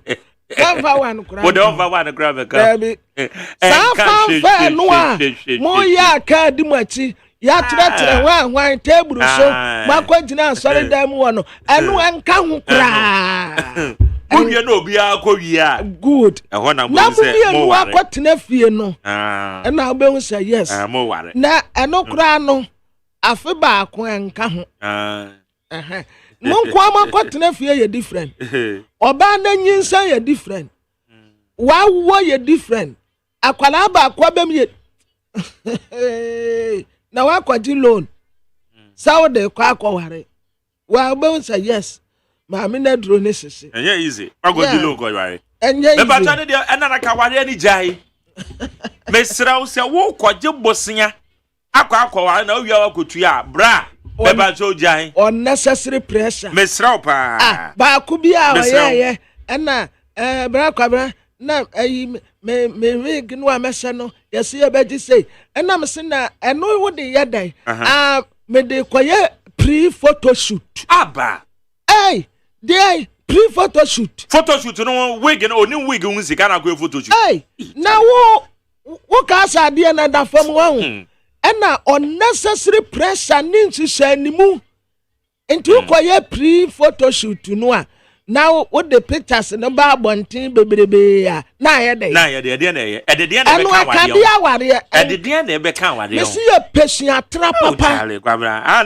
the unnecessary pressure to be man no so e koye photo shoot no ope ho ehun wig sika wo ni wig sika wo so koye photo shoot na obesesa no ho nti obesesa no ho atade we kwa na asoma yo Abra ya de you two omofo be ka say fa yan ho ben but ya de you two de omon kwaso si ate ya wo be ba be ka kire ya de asede man peacefmonline.com citynewsroom.com myjohnline.com check out ghana.com *fmgh +fmonline.com and the other relevant news portal ya de abẹ for the town man so ya de bro na wahu esema ekoso ewo ho ye wi ada obakrata mu nsam no ye kaje agum interviews no so de wani tua ye bebbo agum ankasa no wahu se de asem no eti kwana ye shase ye wa ha na ye hu de agum limited voter registration we've secured generators due to Dumso EC. Ghana's Electoral Commission has stated that generators have been secured to guarantee a smooth limited voter registration exercise scheduled for Tuesday, May 7, 2024 across the nation due to power crisis. Na power crisis. What's that? Your power crisis. Your power crisis, Papa. And President said Dumso nature. Na on no ka say e twam na ka say e twam e betwam ana bonitape ni neti azao me amesen abonamati was say a twam osi asa the time na ka say a few days ago na say dum so no wan see dum lankania bi ba masa unze me be kan wa ha taifa Friday no kra na me ka say some na me kan na wo say mo ho me say ye ho de asa be ye 4 days na kania nnum ye ne eye de America nyina so wo meti ho nyina bedi madanse do me kwa benya ne ade na enum asa that time but Friday no asa me kan ya na wo ka asa wo kai say mo wona siswate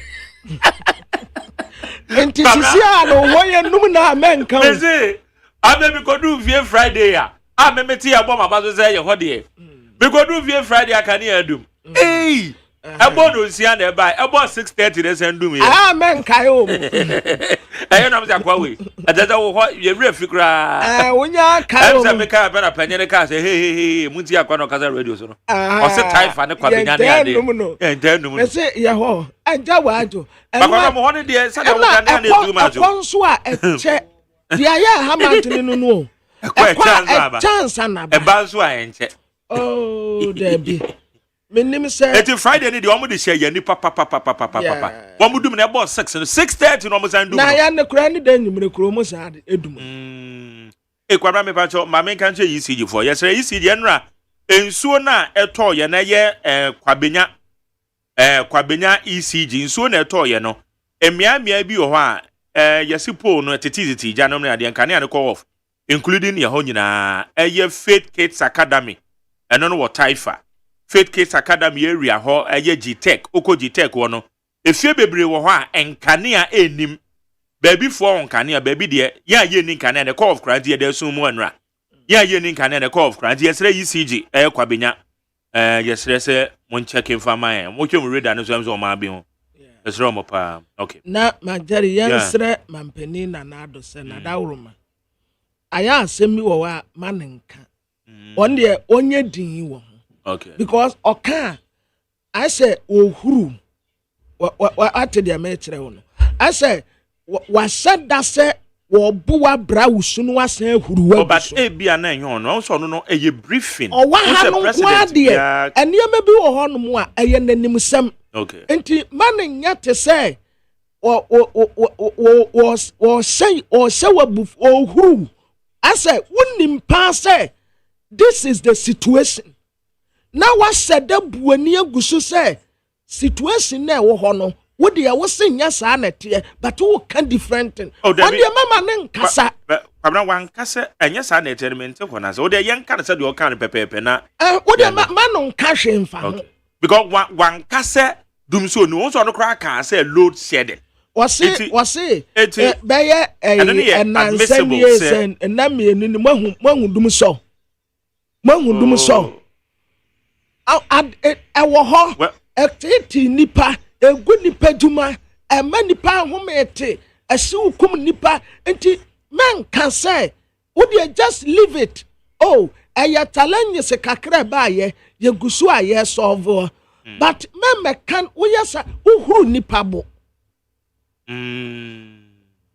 just leave it yes man can yen solve wie na ke wie bibia ye hu se bibia damu no because after the president kan dey na aye obi adwen so ade kwa say etwa and still egu so nti yes no ada oye penny sabi mi nya no wo mi fie say me papa na me nana nka mani beje ana wofa nka me de ba hoahoa me ho na memu na me ne nya atene wani ama bebre ho but me respect no mema wonhuru yabo na dawroma on dia de bi wo onja no saa manu nka kura na aya bi wo ho a ehyabufuo yani aye dumam hanom abeka jansen ha ma tell we hia komfo no waka kirew da bia generator nsi so owo aye duma wan tanta nyina nya the same thing nti ada na o ka say ade no eni ho okay Pabna yanko ya nimwe haye ni 100.90 aja yamboso ni yanko Jemensa de no abusuafo ma mi Jemensa en wo ka say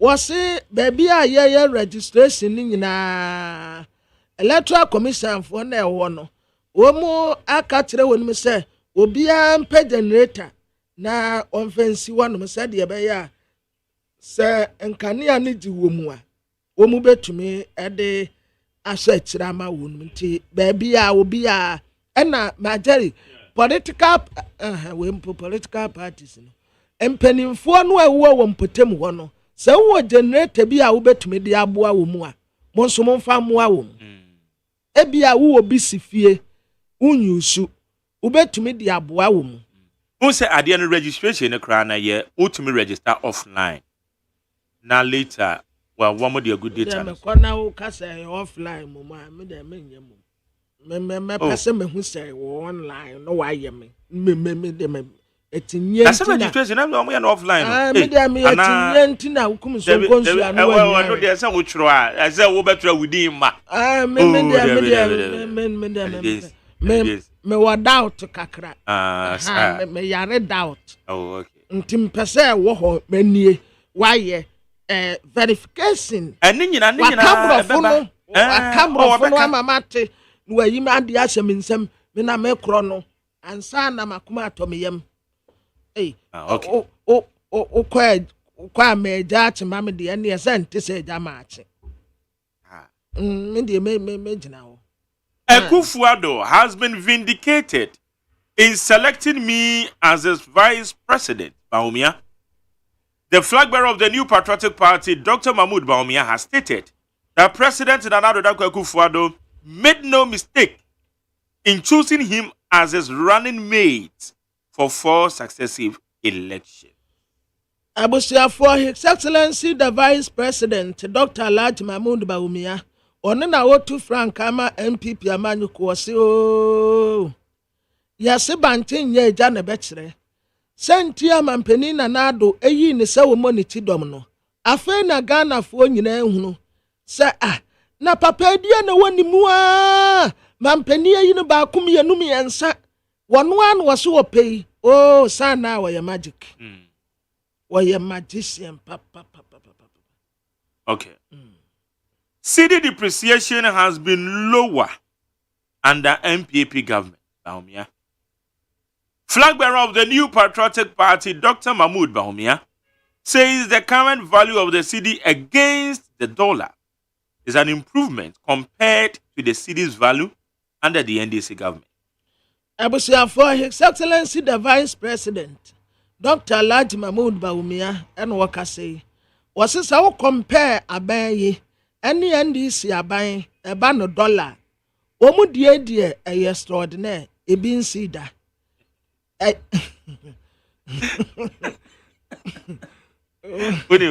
that our car extraordinaire? Come on, no extraordinaire. Me I mean, it's so best because when the dollar ne drew 40. But no, cano, what the percentage? Oh my God. God. That be an ambassador. What did the American? Was it Amman of one? There be a woman pay, baby, a lean way, there baby on no befa, be comfortable. I know your friend the lazy man approach. Now, I say, you can nominal in terms of nominal figures. Nominal figures, and they say, you cannot be a 1 city to 2 cities. You can say, your friend say $1 no, and then I'm 14 Ghana cedis now. And was sort of papa. But so what the percentage are? Percentage wise, you know, a comparable. Now, say a Danson say basa nominal figures in the Boama. Woman can percentage you. No nominal figures. But my Jerry no credit. Me say a foot will be anywhere charge in a codio. No credit, o can why free. About $1 to see the His Excellency, the Vice President, and what dear, Mr. Don't go there. NDC for the end dear. Said dear now $1 tia now was so incompetent here. Mona competent dear, and what dear, Mr. Don't go there. NDC for the end nay. Hey, now $1 and I'm say 14. Hey, His Excellency. There be Mr. Sassam with the other Cafufro. $1 to see the dear priest. Say something new. His Excellency the Vice President, good morning. How are you? Long time. Please, when it comes to dollar CD, please don't go there. I bet you. Okay. What the man call? Never the first woman who may be $1. Port to car dealers. And my Jerry Kaya was sending mammy. What's it? I say, yeah. Oh, and they say with $100,000. Hey! Ford F-150. No, Kuromo or cry $100,000. A day.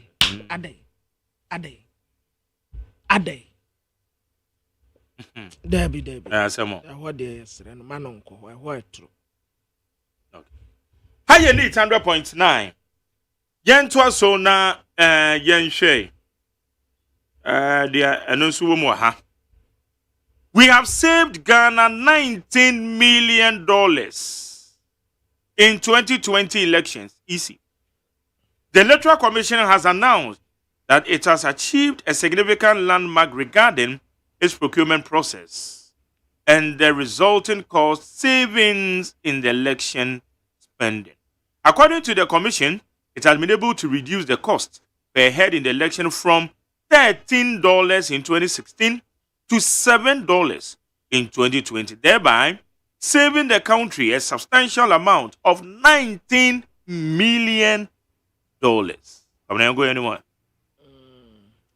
Abusuafo electoral commission worker say you was say a free sabre umbetna kunya so no.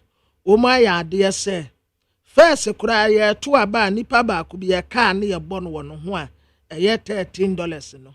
Wo matumi asa meso atie ya ba $7 ya. Etresi wo ma ya ade na ka ne 13 na se ya teso aba 7 ya. Wo ma save ye $19 million ya. Electoral commission ya ade ye mpene wo no mo Okay. Right, the Aquanimina Memfa way 3 teacher unions give government 1 week ultimatum to address conditions of service.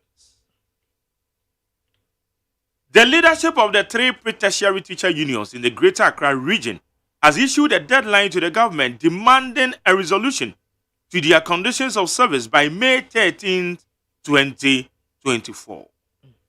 Abusiafo leadership weda sa teacher for nkabom komiensa pre-tertiary teacher unions womo na womo kasei womo treso womo ama aban efri sabre ya copy made that to sudumiensa. I think to be next week thereabout. So next week thereabout next woman nte dia womo ba betia Ghana National Association of Teachers NAT, National Association of Graduate Teachers NAGRAT, and a Coalition of Concerned Teachers CCT. Say komi ense nyina betia woman kwachira de we anyese mi judge chira anka meka ho. Anka ka ho bi. Papa teacher. Okay, Imani petition tried to investigate EC's disposal of election-related equipment. The Imani Center for Policy and Education has petitioned the Commission on Human Rights and Administrative Justice to investigate the Electoral Commission conduct in the retirement. In the retirement and disposal of some election-related equipment. Abusiafo nanse na Electoral Commission bebo ya mane se womu mfidie ni bia na aye dada no na womu de koma edumekuo bi a womadi na honom se womu nye na asai womu mfanya nti womu nyusu anya recycle nioma no a womu sese no na no na imani fo trese saade na Electoral Commission ye no womu nsheda ntiase enti womu de krata koma Commission on Human Rights and Administrative Justice charge for say womu nyansisemu mfa Electoral Commission ade a woye no we san say womu transintene hwa asem no nsheda anyi womu de en womu asade bi nso akoma special prosecutor owura kesie jaben say womu hu say katasese ne proye ho nsensem bi for Electoral Commission into wono nso nyina onyansisemu owura Franklin Kujo ena wode sa krate kointi church ena special prosecutor womonya adumaye. All right, Yemfa we and twaso na yankoyenim. Election 2024, I'm ready to serve Ghana with my heart and energies, Baumia. The flag bearer of the new patriotic party, Dr. Mahmoud Baumia, has expressed his readiness to serve Ghana if elected in the 2024 general election.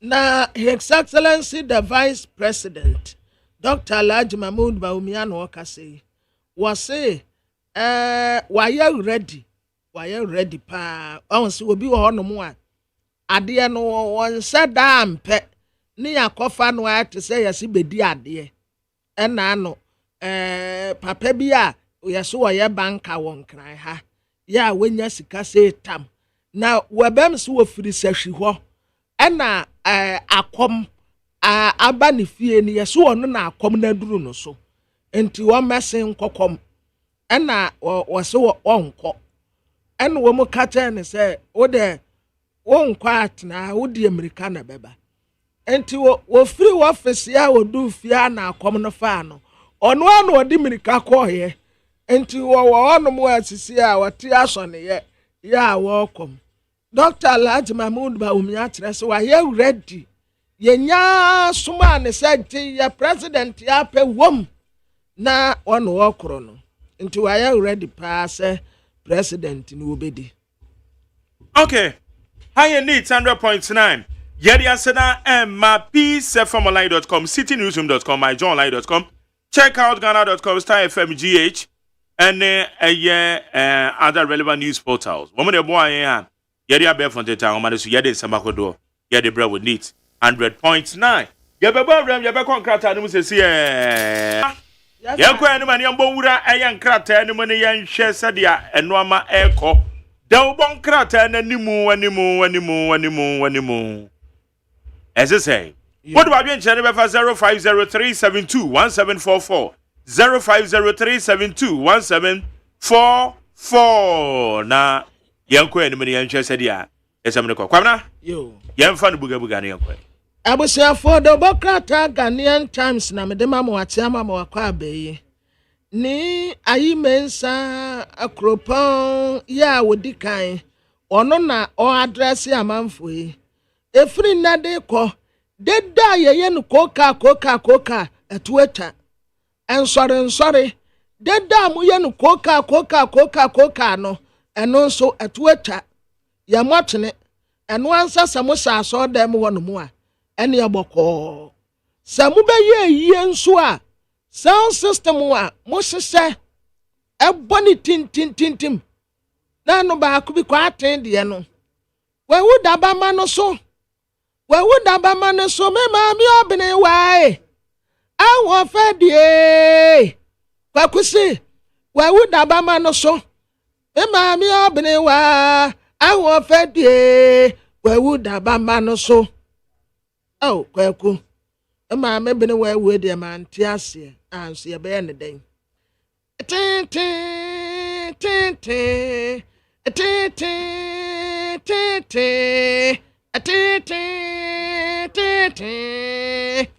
Sada no ye jai montu hymns boko nkakra boko chinebo bi nim na makwa akokora no obia ne mu ni asem task force metimo se task force obeba betimo se mu tu him no na ono a kom na de no a ope charge bia de atomo so apesika keke ti yenye dede onya no boko afei electoral commission maami jemensa na hwaefo wo hye nanim a wa se yesu tamu a wo ya onya na ye no a na nasuafo no wode mu a wo mu dwendwene wo mu hwa se ebisu asore eya chi de na ye me de pa wo bisu wo hu no wayi mos na wanso de okopa de wo ho ewa na yesu pie wo mati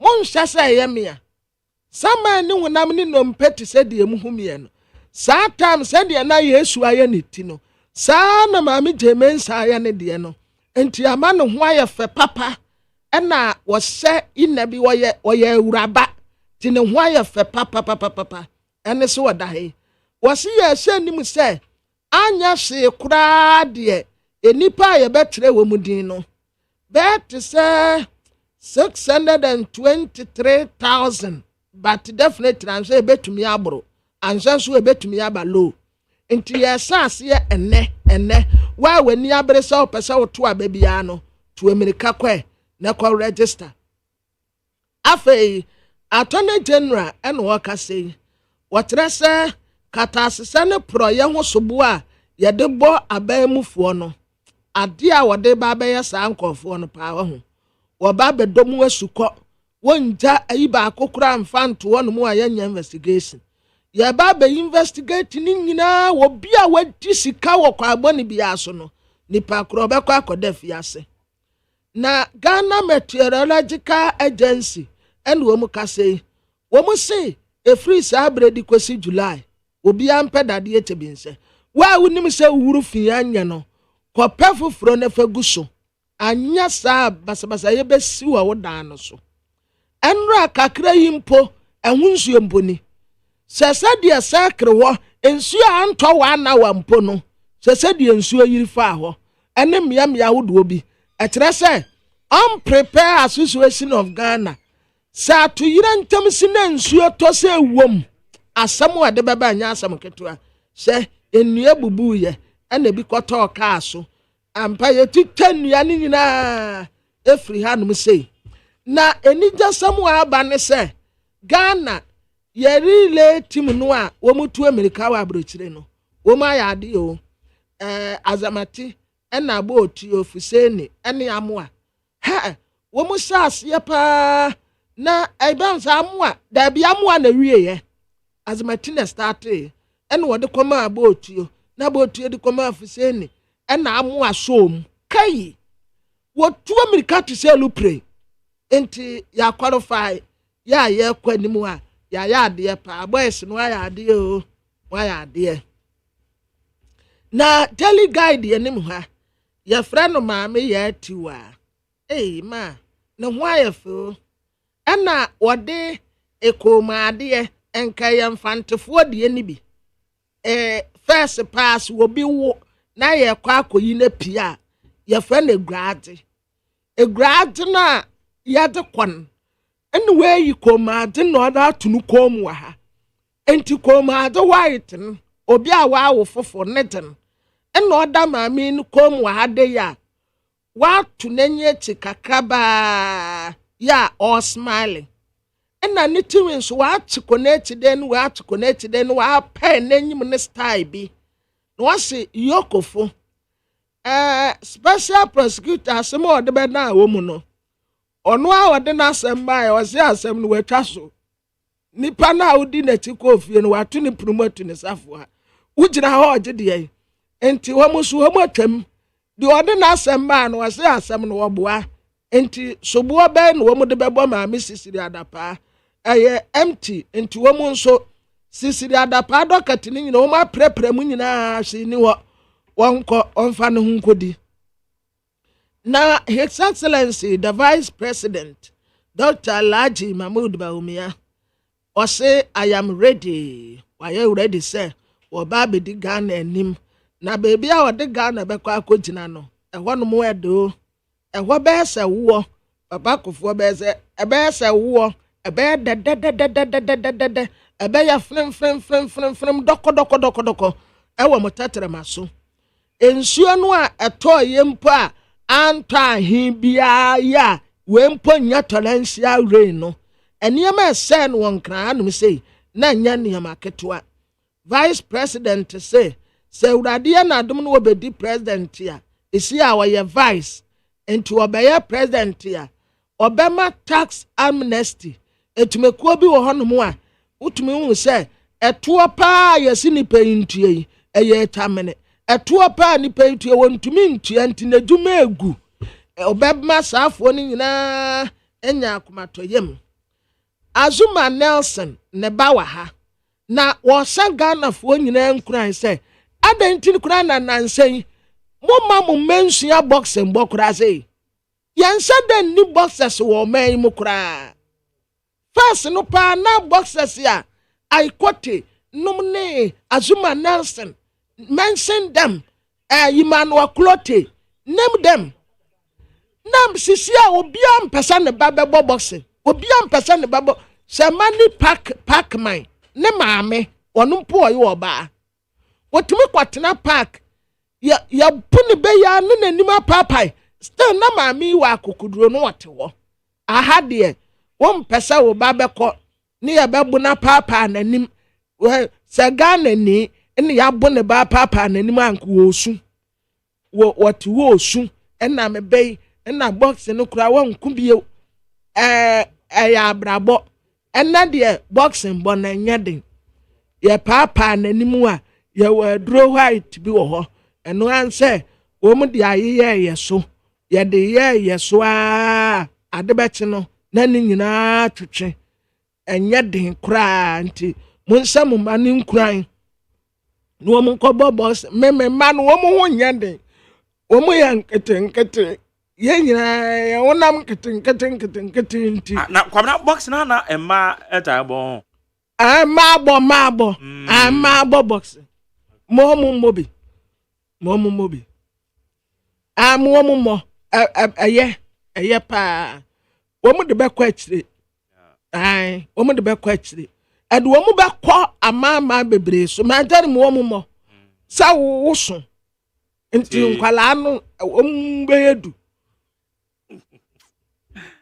mɛ mma ne nyinaa sɛ anoma wɔn yɛ nkete nti ɛho nyɛ den anoma bɛn kɔ na osu atoro hwɛ ayi yɛho nyɛ den mpɛ wobɔ baako sɛ bɔ no to fam tim sɛ metam ma deɛ kɔsie no nti memmu wɔ mu mmɔ boxing because wɔ mu yɛ nkete mo a mo awurade ayɛ mo adom a mo wɔ honam no monkɔ sua boxing bɔ ɛno so ɛyɛ paa na de bɔkra tetiri hanom Manchester United team no deɛ ego meyɛ mu anko mu atɔn ne yɛ de scanner kɔma orphanage ɛnra ɛna ɛne da Crystal Palace te ɛno ahyɛ yɛ 4-0 me akora sisi a megya me support Real Madrid ɛde team na da bia wodi anim guasie sei me second team yɛ Real Madrid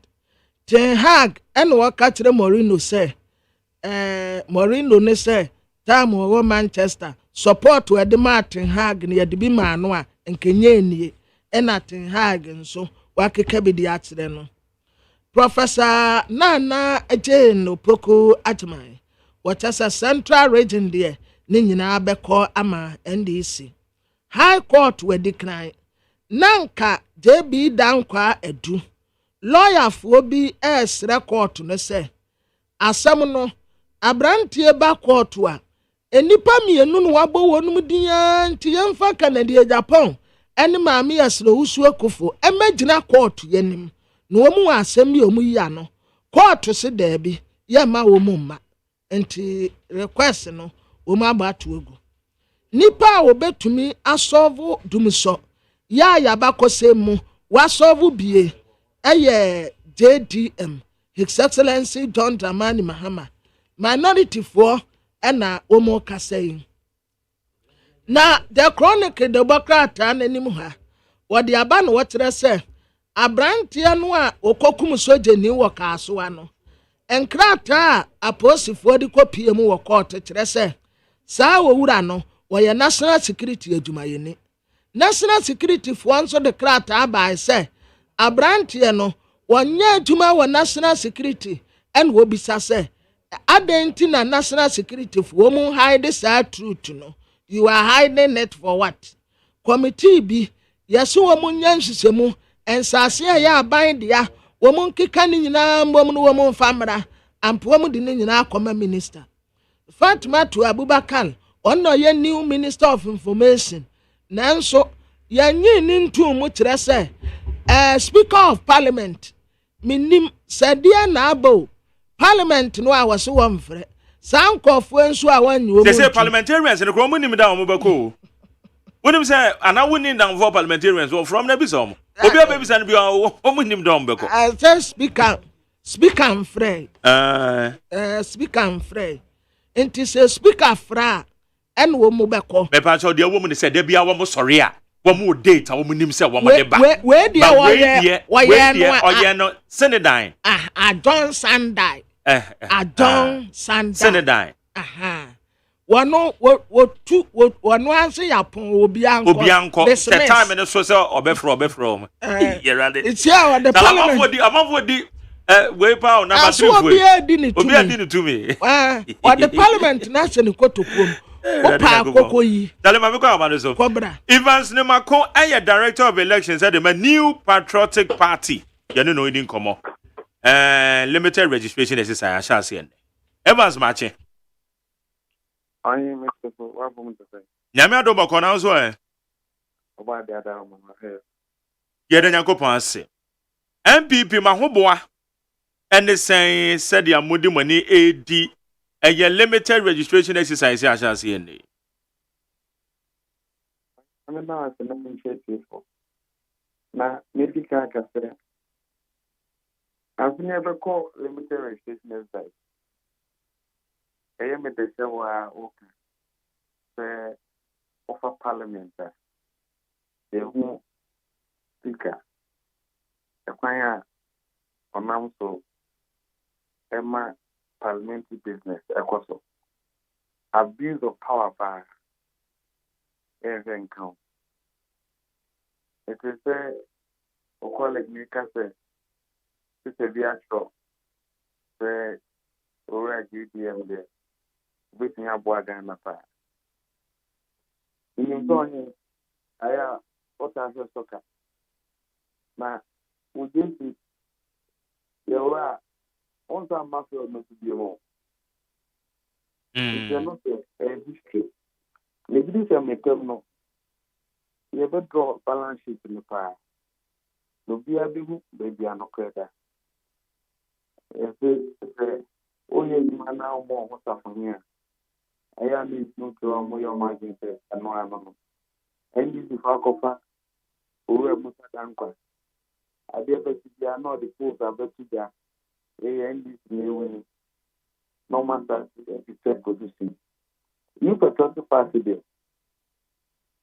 You need to come right and win it. And so I ban you must say, I will hear on my come to be free.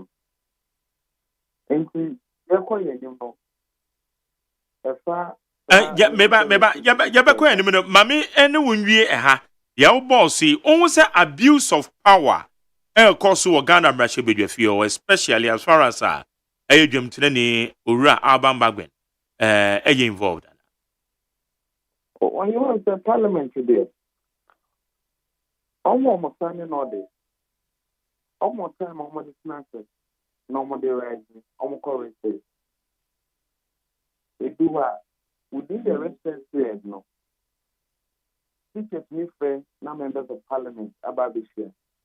Government business that what essential government, Emma parliament, na omano itumpoa. Almost a recall. Na said they were speaker no parliament any day about anything year cassette. Year call election 2024. Near call me what numbers are a bit one new patriotic party a buyer who are Mahamud Baum Yabadan. Now, yes, to sign Yama with you. And you will never or money into. Into a district.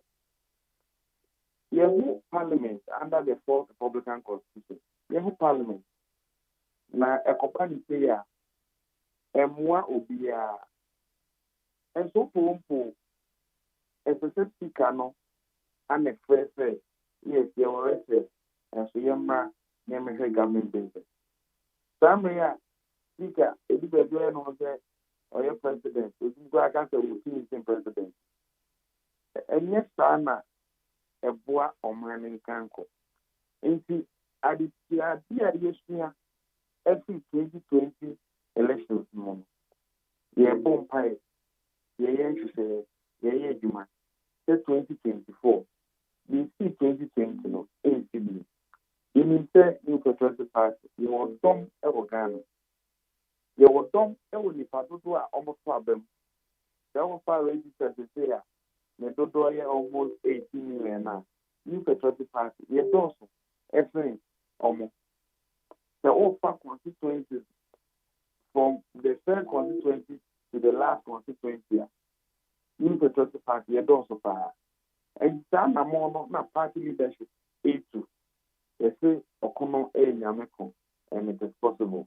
In joining, speaker, no, majority couple, I send invitation to him, say, Oma no make government business. Obemomba, Abba, a Tujonaya. Inti, Aqua say, what shall they sabotage a buying a Juma? On your summer mechano, Nippon Ponsoano, and you say, 89 years old, mine. Now, we say, at the idea, yes, 2020, a mono, elections, no mono, 8 billion. Nekoban is saying, and so Abasa, and see, you say, Ojasia, baby, no, no, I have only said the bear, that's it, on some 20 billion. It's time, say, you patriotic party. Yeah, 137 plus 1. normal 137 into baby almost a hang parliament. And na owura no ɔgye ne ho di saa ɛbɛsɛ no ɛbɛsesa.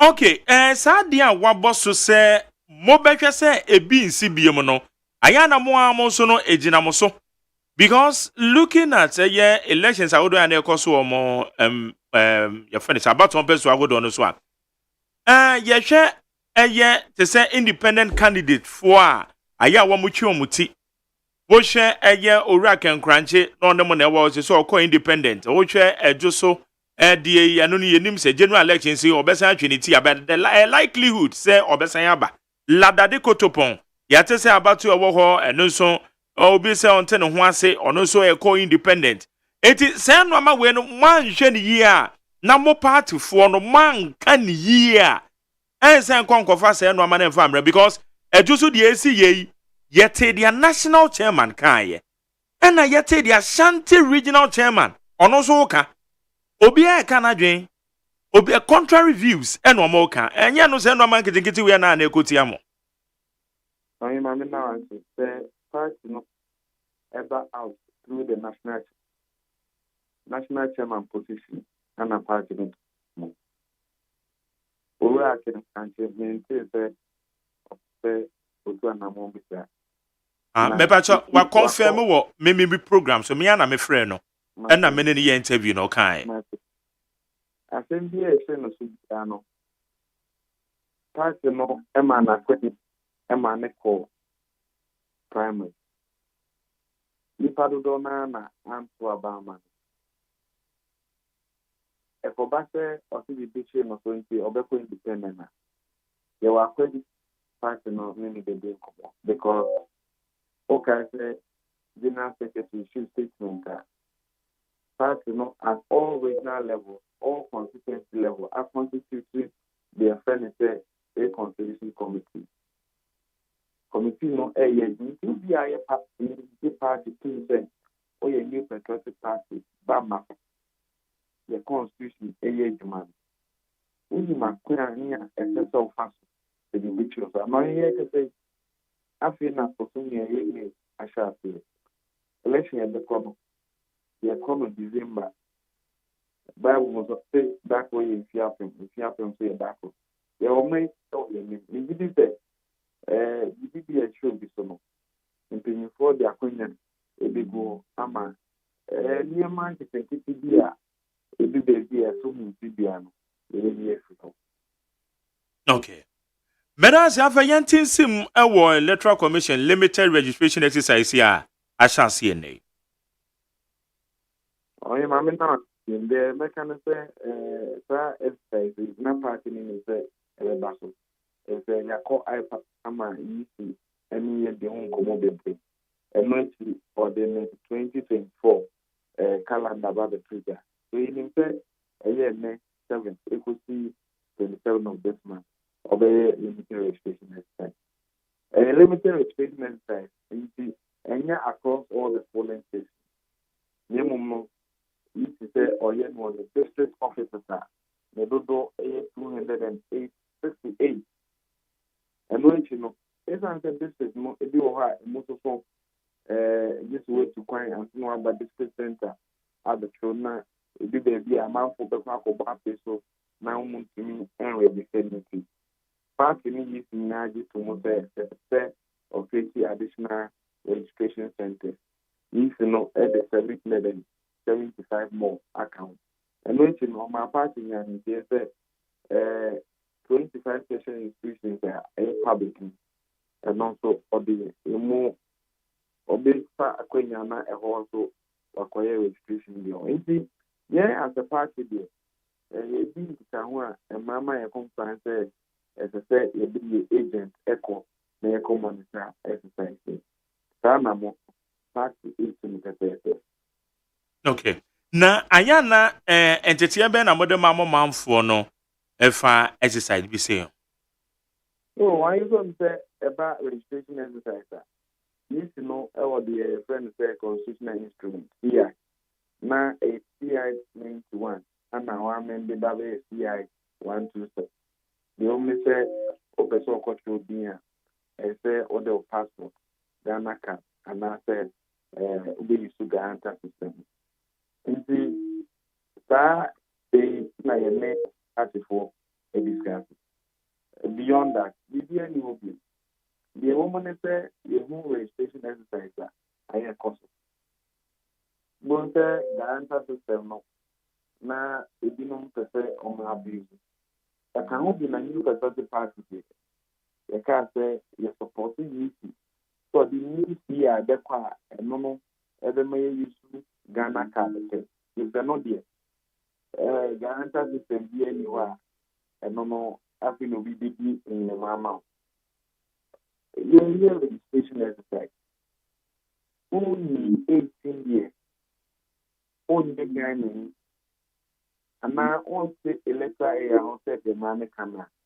as I say what you feel on in there had say ubunte yenya no bi hihase na yenya no kuma umunti 18 years on percent on chombi the ever can say once I Ghana ni about their my that be 18 years e be bo wan kata so be train na me pemuno what you do now also e be so near father essence obema obi de wa fa particularly so se control and now in the new patriotic party the can say electoral commission and for manning yejuma in media for momo money now na mo be the way exercise echo in new patriotic party the law abiding the big super paper. Okay, but the whole kind there ana kwa say faba could be pen a year. Yenim several occasions electoral commission be we exercise be say no about beto abonten.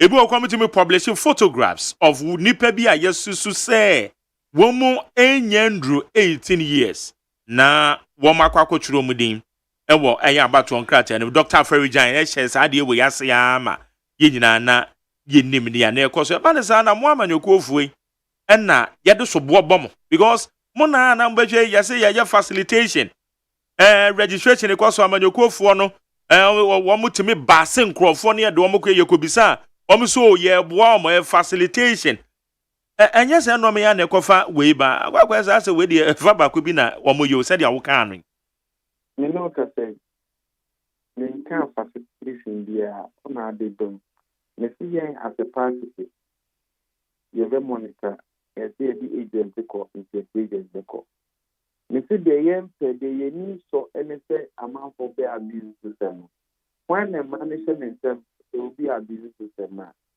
electoral commission security agency please when you asema actually will be also a man say as I say will be 18 years as I say oye Ghana yeah agent say the omo from every time say intercept in the amount say a man ni si ankasa bi abano ACN and no me crowd mo de be you into the make a new patriotic party you be man also okay na support say NI card no and then you means of identification and if one of card on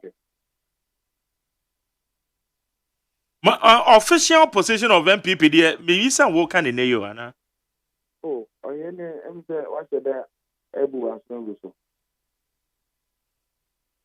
official position of the MPP na ne say na mofwa eye guarantor system na ye be ye free one so Sana America me say yes what say easy and got the new CI Beko Parliament. Na guarantor system a abuse in the existing CI no e be free. Na ye encourage registration exercise. Na maintain one as the dia. Say okay say easy publication. Yes, I see any new party then I have back challenges never. New patriotic party. Into the air catching in your own command say only 18 years nyavoke na one power dash and so chacha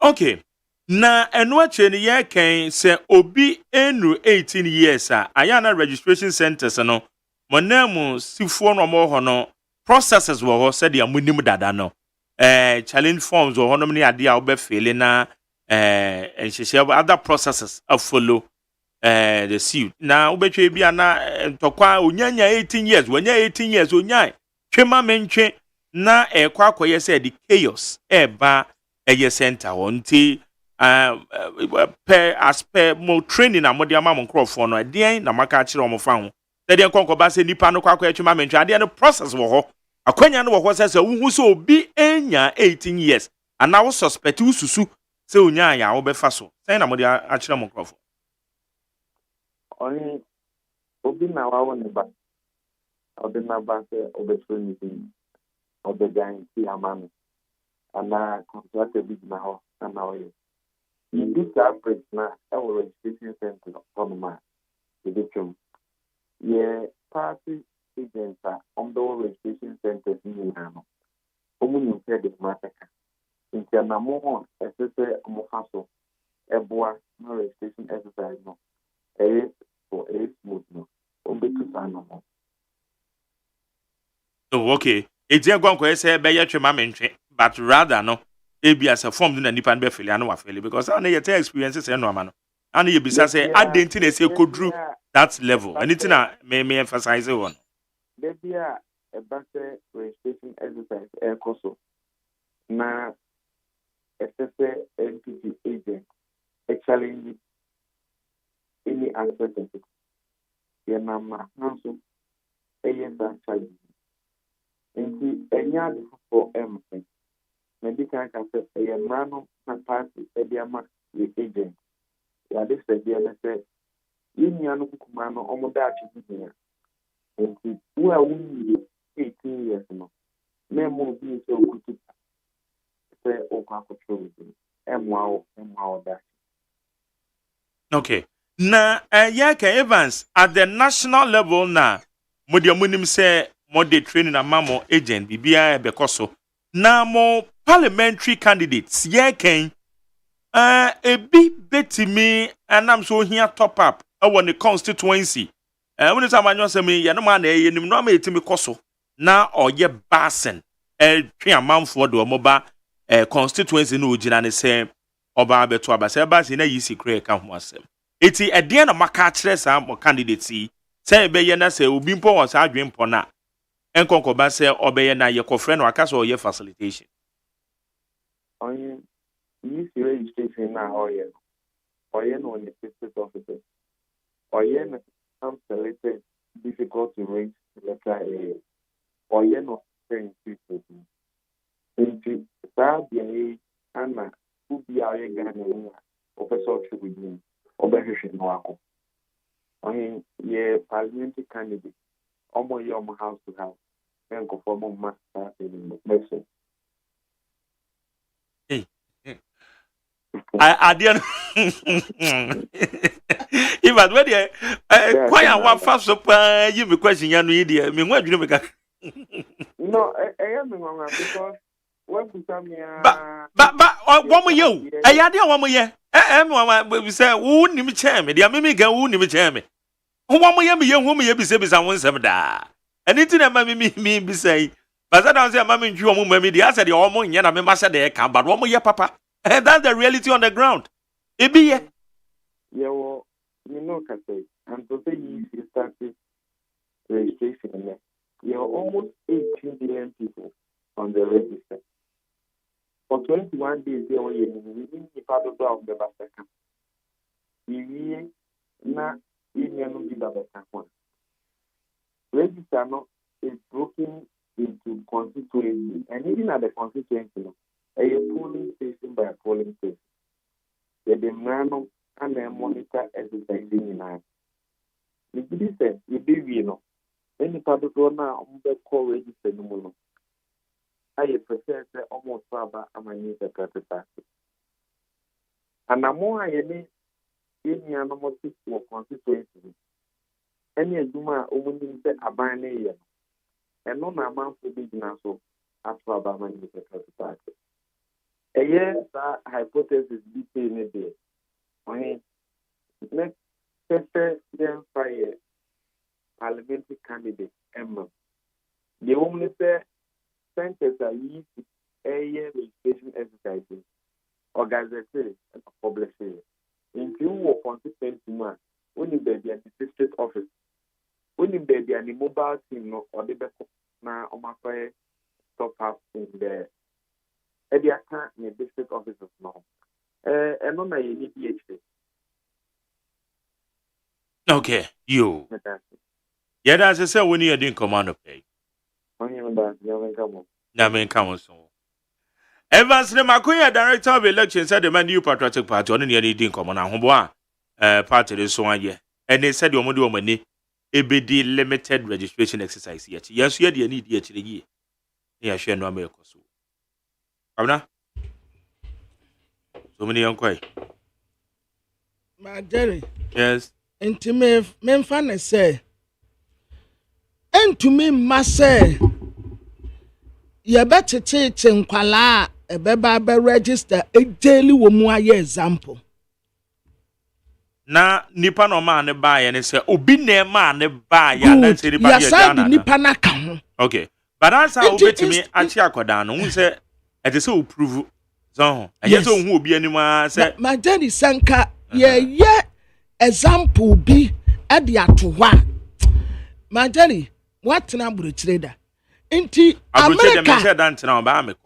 America na United Kingdom Canada and Brescia Italy Brescia they one maka we waka Brescia maka me mami pa say wana kwanti ya baba no why kwanti na mo na neti ana kwanti wo oye baba wo Brescia oye baba wo inti pa say obi betumi akọ register say obeto abawa bra onya 18 years ana say nsese ne mra eda ho no nipa kro bebuso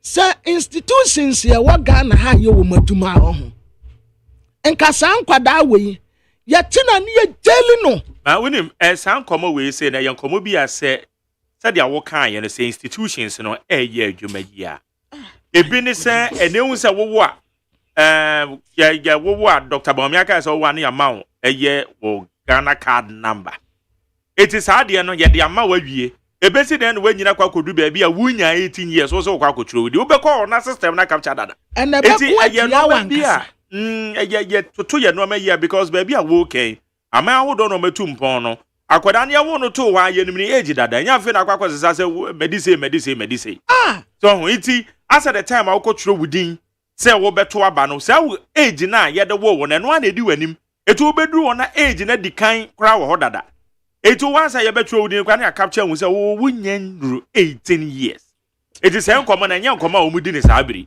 then am say ye han ye system ne say de ye porous and they said ye keep ye data ni nti say ye wo hia enye ye enu de gu so a ye sesa ne de kwan ne da ho ne de ye kan ye gu so ye te radio so ye kan but still ye benya nkoda bi a womunya 18 years na o makwa koturo mu din ye benya ma tell me ya sure say de wo ma so be hye because say wo pie free krotia na nkoda atoto abo bowa pani boni beta ye tire me ya sure say impenimfo yala ne kototchen enya o na hwan se wo mumra ntinka ye ti akwada ba ko wan na se betre odin bra ma jeli na se me metro mi din ni akwakofa no ni akwakofa wo ni ye jeli enka ma jeli me sin ko bia o man we ye ni mumra sense ye ni mumra so di ame de me enkoda no kro mbokotro mi din said ya wo ken enkoda no mbokotro mi din no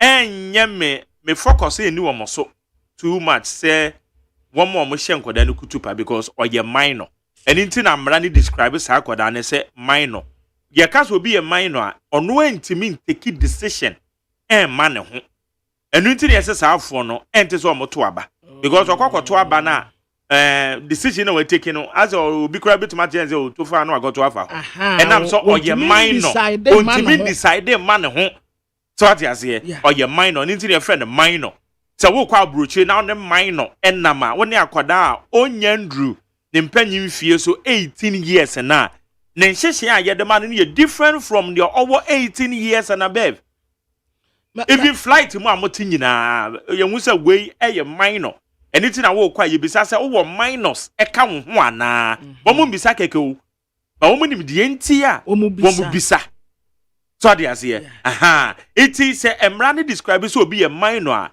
e che say obi ono no ntimi take decision e ma ne ho it wo kwa bna betime influence no yes so dey ase ama no afa wo decision no but when you 18 years and above ne de wutimi emra ne hu say wutimi dwen e ma wo ho yeah sir dan no a eba ne sa na ka wo mo hye omukutu pan mom no na mimisusu say emra no ene wo mu dipa sir dan no a ya dabo ofi Italy ba yeah na wotre do premu no na abrofo no fi say woyaman nti nkwada aduan yes wo mo ko wo mo kobo no babe ya de bono koko no tese woni dingu na tade ma ha en wo mu bre no be lose wo ya dabu nso ni no penku a chen we ya otu wonu na wo hu ade abrofo no pa kire nti o mu de balu no bre no no akokọ ntakra nso sise ho on fe dia bro broni ni yenze see you like this that is tick Enti sankia tini pakro se eya asuma sini wo mente me yaso se IGP political parties ni nyina both Asante region, Volta region, Central region, Western region, Northern region, Greater Accra yeti obi a wo ye minor ye njeli no emrani ni se abrofi nansen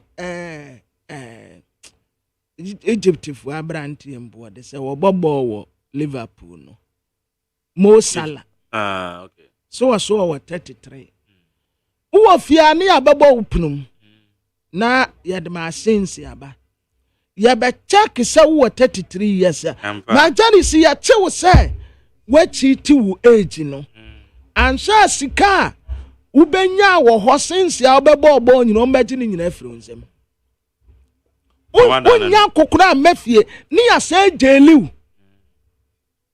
anya so wo mudu bedi agro ya tew se wo ye man no adenti na sese ye makwa na nkwada nketenkete ni asesa wo mu si ye ko register wo mu akoto aba why what is that enti mpanimfo yi mu kwa brochira ne ma pa mu kosua wo no muntumi mfa bi metechire mo man entro pani ni age aso esese wo ko retirement no akotintim nkrata no wateso minim se pani die enka urade asira wo no wanyina duru sister ekode a utiri be ye fita de bia no wahye yomo anya akyere bone na mo kyere nkwada no de bia head die no wahye yomo no aka ni tiri wutum be bia wanyina duru fita ba akokura ni ni tiri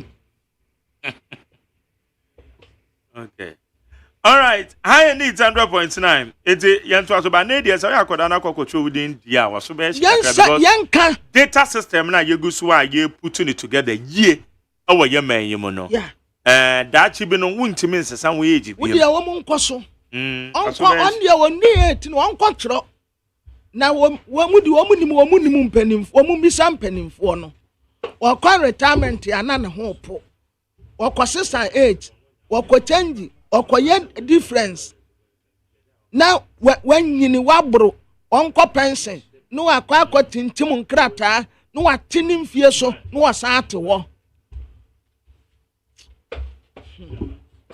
aya hard ne pa ya trading kwala nketen na mukochire mudi for what anya fe okay Kwamra ma yankon sa about story bi so say aban sase ne wo mo aputi ni nyina together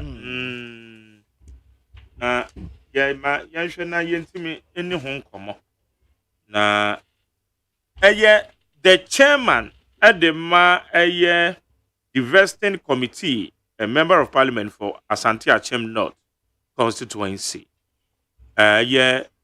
Honorable Andy Apiakubi. So no na chairman at the Masabe Yokono. Yanini ne Hong Kong.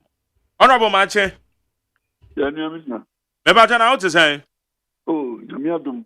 biribiara yɛbɛkɔ. Okay. But answer na me no be call substantive the enti aye fro we no be din komo no. And one person no so no saying now what do we need the achieve for limited registration exercise? Minua me wɔ hɔ a 2 weeks ago nyinaa no na me back say na esi be adwuma yɛ no ye. Na me mi sako na me bi ebi agyechiri nkɔla a wɔnyi eduro mu fie so register. Any Oma BBT, Oma TV register ya pay na bidro. Na senia nipa bebree karo. Bebree na ntiase, Oma bi yom say a new registration bi dey I say to be a register. Yes I net. Registration is limited to a nipa a pay na Oma do mu fie so. To say bra registration in 2020 no. Na nipa no a omun eduru 18 omun ntimi register bi saa po no a free hobbies ene no omun di 18 omun eduru so a edo register eno bi o so a wenyi enso so on register da bibi nti akonya ba se omun na bebere nti nipa no ha nipa na bebere isaka ho kakra bia pe na eduru mu pie so a eso register enye okay. Na aya na mo person ahodo no so no. Once we yisi oye no wo any officers, the district officers, any selected electoral areas. Niti ana mo bua nkrofo say wo mo nko nipa mususu say wo manya 18 years. Mo facilitating say no mani bi ma ho ana ho ana bibi sa akoso. Minu dey say binmo hon mo ya na omunim kura se bibi sa ekoso enti de wono ehu hia fa enti ya na edika bodewu na obi ohon so a na otekura na motivation bi manu so be kokorinsa enti obi ohon so na jese wo say ne kasa de binmo hokura ajise ubwa ni kakra because ne ekase if you are not baby or this year and not equal that and I'm saying when you want can do it before now here's most of them down on me and qualifying when you do it and you need a quick be as well and you know not yet yeah na be here say political systems no a more to me register. But some more kakra na nipa bi adwen say banisa na as a more politicians no more ye na more the actually nipa ne say onya ne card ni wi okoto abonto ma wo. Minu dey tell me say civic responsibility so beto aba obi a Ghana ni bia wedu sanfield so enitika ebetumi a esesa bayin kra na eboa wo se de be ya obetumi atoba enti seke biye bu pa de yes resources na ya na ko idea and can see move registration into the doorstep of the qualified voter enti kese kubia so se de ye general because there cannot be reason say if you maybe let's see any general registration you could kubia so it do reviews it's limited.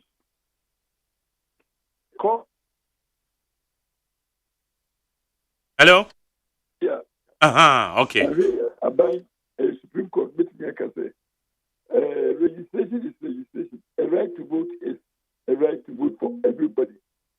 It cannot be a case say a right to vote is facilitated by the state in some cases, whilst in some cases, no. People will have to go through some pain, challenge, and cost to be able to register. And is it discriminatory to undertake limited registration? Let the Supreme Court pronounce. Meaning, you say, I hear the Supreme Court back and say, maybe we'll be a work when you say so register here. A quiet down where the mind you put in the piano. So unnecessary, man. And do you who say, even in the law, constitutionally, and can let me challenge the constitutionality of limited registration in the Supreme Court.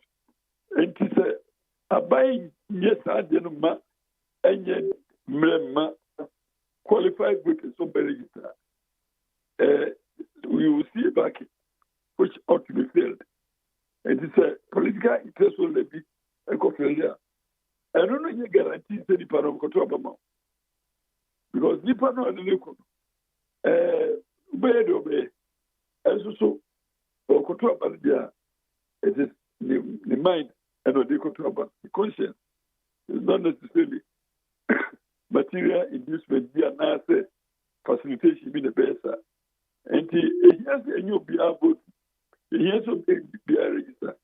Minimum or facilitating registration, it is no guarantee that we increase the votes. Okay. You. Enti and in the end just say nye bone kwan so. Said you will describe it. So eba say obi yes ah.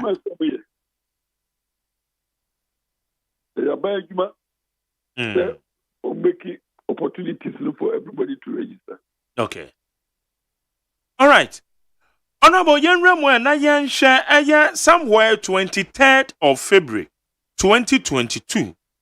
And aben through the Lands and Natural Resources Ministry as ye a power be kua from a divesting committee a divesting committee mobile besha buying sase say mobile besha won sensem ye or danedi or the adwuma hye sa bon to fa me adwuma poten ben na sa be kuya na wo ye dwumtenene no mo ye de fa ne titiru aban sase so me that will be did can me said as the character here as you miru ba ko e no Aqualand which they say aban just yes ho what you pathetic man asasirano it is but again na asasirano and you I can say the right now I property of this and I will back a friend Honorable Bacho wadaroma wa homa no o se twetwe sikakra your best land enuna bia ahimfu ana manfu bi sasia abai ehia so de baby binti wo ye na odi aye de sese bebo o man nyina na emom no enu de abai hwe asase so edi ama asase wura no na odi edwuma ebe po o magana na mu adodode no de bi ama asase wura no enu ne Western I know a trust relationship between landowner and the government. And the ownership there. And it's the management of land and the business acquired by them. And the psychologist na abai as so ama fasira. Now the constitution and no more can say that's as no buy small and can bet me buying for and I'm small. Now, constitution as an by game. I that with your mates. It's a lot. As a back. And push out constitution. 250. She said, and I'm not people almost as and in the constitution, you can say, and so constitution, and then say, well, no, you know, I'm another back. And my constitution, I think, 258, you know. Close them and when you say no for actually really up east and up west and nhoma di me okay. Ya manage ni say ni okay ya. Constitution be mu apelu. Ensase na won of de aban de nananom ade nyina ma wo. Na nso de wo south de na edaso aban sem. Enti constitution kro no ano. Ese sese aban ye yimu anabu ntanchia anase budi because discrimination. And sese aban discriminating against any citizen of Ghana. Constitution make us na se ekoban se na nanum one of the dia mom na nanum was start to make kaya na aye any buru eliti na nanum ni yewranu peripoa omobeli president no mu kosresa kasa ya se ankebetumi na nanum susu I was start also say come start eliti yewra de kufado oboto ani nyina na sa nsem no nananum kachire no enti nananum so na ohye obobo se nyame na dum no be president so obetie de nananum se mo mka no de prepare atiye na ma nananum so saka omusa sisania omo no flu saka omudia enti parliament imuno kwenya base parliamentary secretary ya pona bie na mekai pelifose sanchi shebi o enti pelifose se new land act aye ye fia ko ni ye enwoju enti new land act no by section 270 no HSS yepa ubia nesasi wo abansem and the vesting program no exam on back eti law no I can say within 6 months lands commission to say na mo no ibeye say the nananum safemo indeed the minister for lands and natural resources a commission last commission said omunye sanhwehwe buru no mpa omanu disembrero na yehwe baby die abai ebetime de ansasa na mo enti omude AGYEMAN the report by na we report by na minister hweburu na here say here federal work committee enti minister appointed by the committee me say you go to na ye peteno nemfa ebra emanu fakwabe sigame yadum ema ye kohwehwe mu a ye titiri no ama ye di report enra ediama abai etran enra minister subehwe mu na odi akọ ebe na pi abai di sasya ababe emra ejai isasie tisano asade ama nananu obusase entina dibedi dia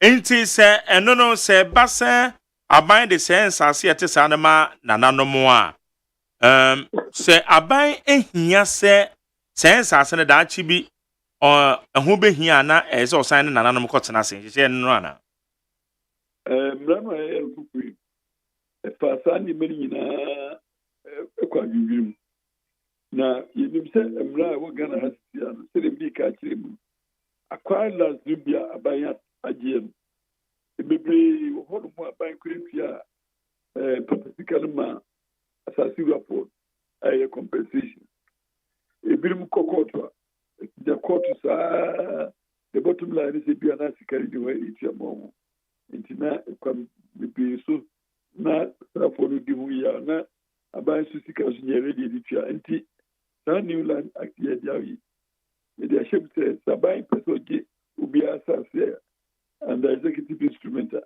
aban ke baby iskano I do to asaka it ya just as no and see it now the constitution article 21 and share say and can sana aban ebeji ubi asase ese aban ti yetia compensation no adequate and prompt. Adequate which is a bois and keton better more and kebeto. And promptness which is and that is guy secretary to Emma from a possibility. Until say Article 20 no na yafiamba New Land Act which is SSC can identify where it can basically available for payment and some buying issue executive instrument. And the yes, that you buying Sassi Biano, the quite review any of the Samran. And he said that you be paying us a buying a veggie assassin beer, yeah, the best one, assassin beer or pay, maybe an epibia. It's a buying man.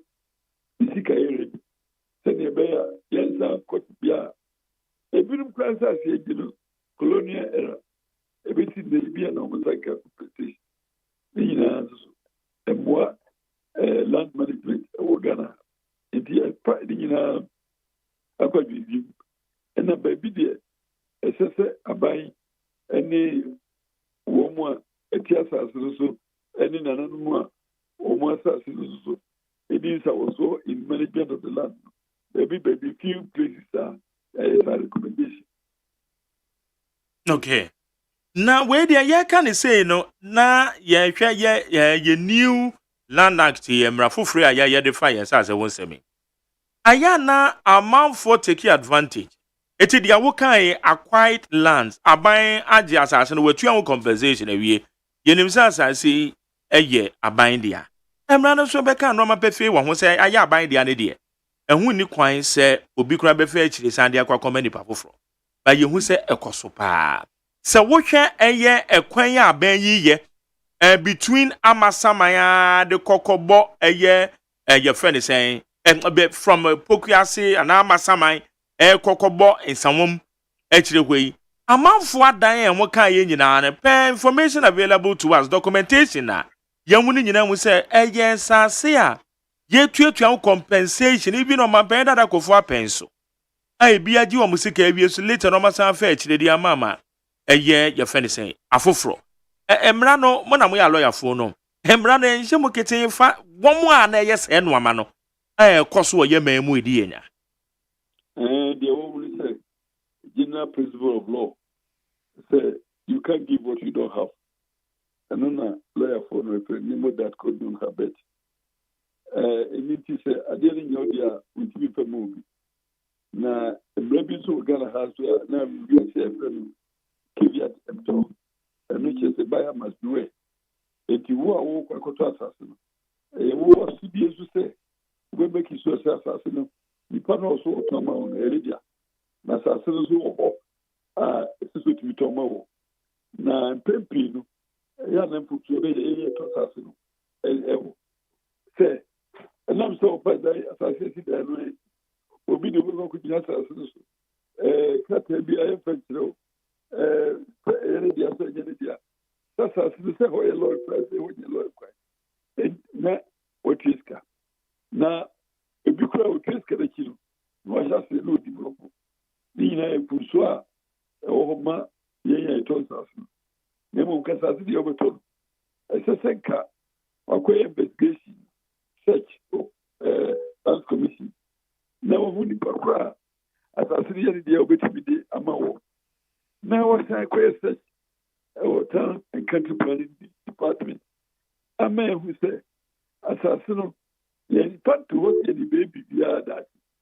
I bear inconsistent also with land use.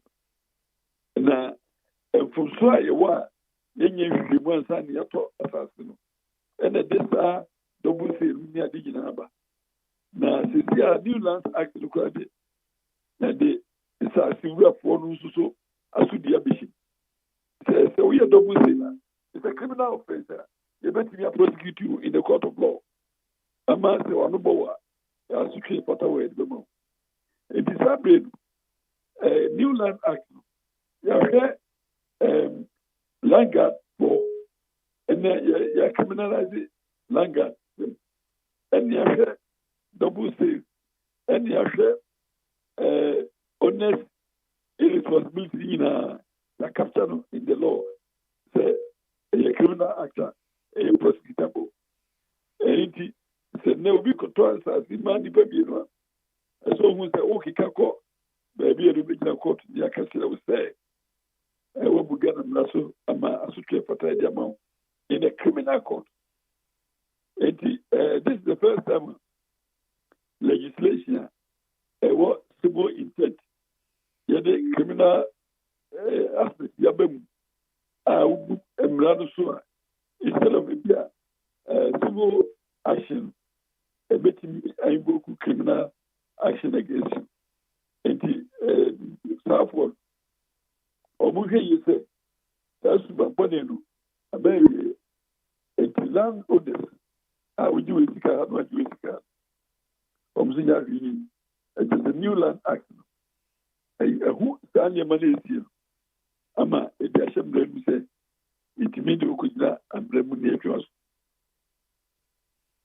the Simon, a gun and the Embrana dear, I never or because they are working, say, what share lands commission crana.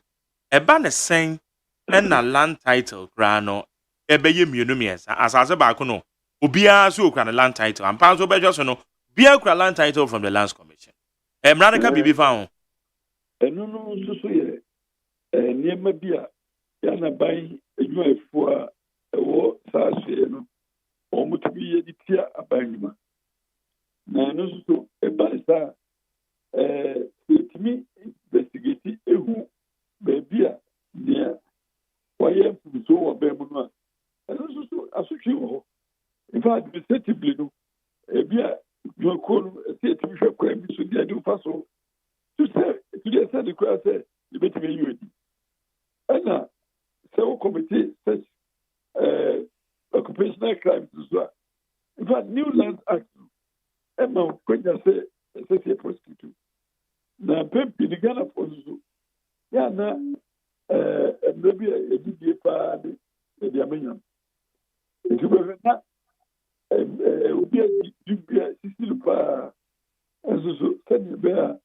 Obenye kokoko to dobenya bigger relief no the amino and that I said any purpose and must after all be here to be no more costly again a group of here iron hand everywhere in implementation of our laws and you want to can and rather than your adequate regimes of law now in terms of management of the laws and the enforcement and the Nipa Chiki Nasikakra, Amen Queen. And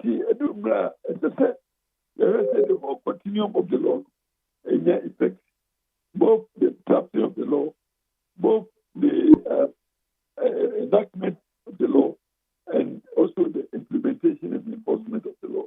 And everything let Nipa and Yahoto. Because in most cases, Nipa Yana, almost cost out the years. Yana, if you are Omnim, the various provisions of the law, if it is your own one, Yana, almost then obviously, emergency be on all this. And of course, if you are on as well, you can say, what? Sir, proud inquiry. You can say, assassinate radio, and radio. Yana, and also the body pedal. If it's all Omuye, Kata, land owner, no, a cocoye, search, or the trail. If I search there, the papa it must come from the buyer to advise himself, not what the seller is giving to you as comfort for his ownership. Indeed. Never agree about that situation, but a papa said, and son of a trust us. We are some bank checks now. I never want to be here. That's a idea. What you have for land commission? Who could have said, the person is the so told as you If you say you must say any and now we sir, company, but you say benye abenju dana, and I say what requirement, and then you know, can depend on what person who are betting me. Then so say what me na, because of me the man so balaya, so betting me. Okay. Enti wei akoba ne say na kire se emfasode ade bebre nananom no se menti ase menu metiefo beti ase yi akwakoye se nia ete se nananom de ye no wo mo betime ede aye de titiro fa mpuntu bi ampeso mo de ana mpo obi mpo pe bi no be ko nananom na so no benya bi ato a eye sa area no focus no ho na eda na You say no de esasino nananom entilu omo control omulances. Okay. Science, you know, you are planning as a residential area. And so we make sure that land use not conform to layout now. Yeah, my word. Then you bear over school dying and go to my obisa unconscious dying. If you are over sanitary area, and they are moving to Panday. And it has been a mamu. It has been we make sure that more responding to the expectations of the layout. Then you bear increasing a new conflict. And another bear, sir, and one man, and Zubabwa, apart from time, and I was between your benefit for almost as implement a amount for. And yes, say, yes, na sasigura about this episode. You find it maybe as another example for it. As part of your recommendations, there's a baby there. I buy their book, if you're okay. Assassin, I buy their man, and you could be okay with your say, be with your bank also. Now, only I buy what contract conveyance. The recommendation is Yanye, I said it too. And Costi, term no, contract, a person.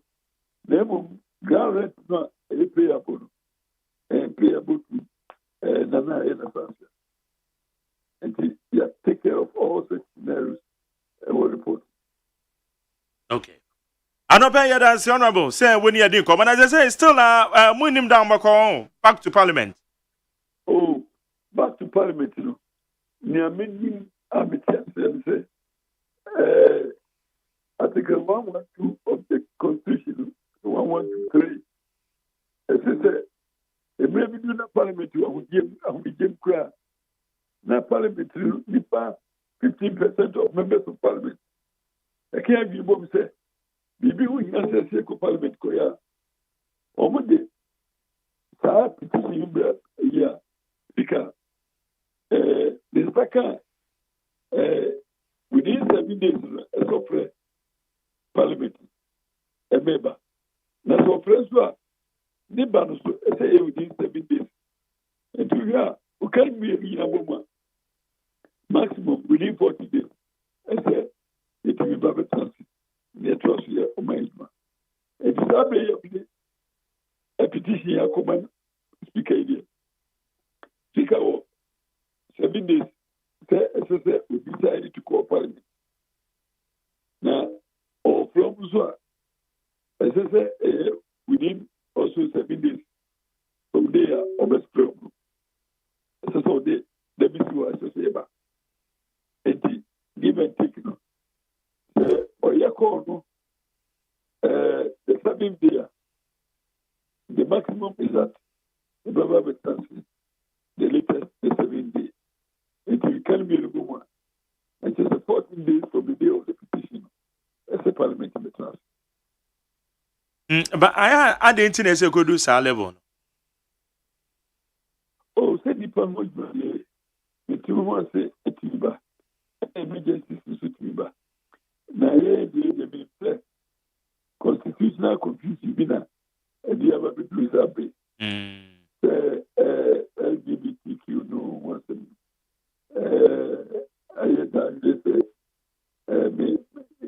as parliament ko pemba ani ade but the constitution na nano before to be able to be a solution parliament the pass bill ya emrani say the pass ya bakoma omapeni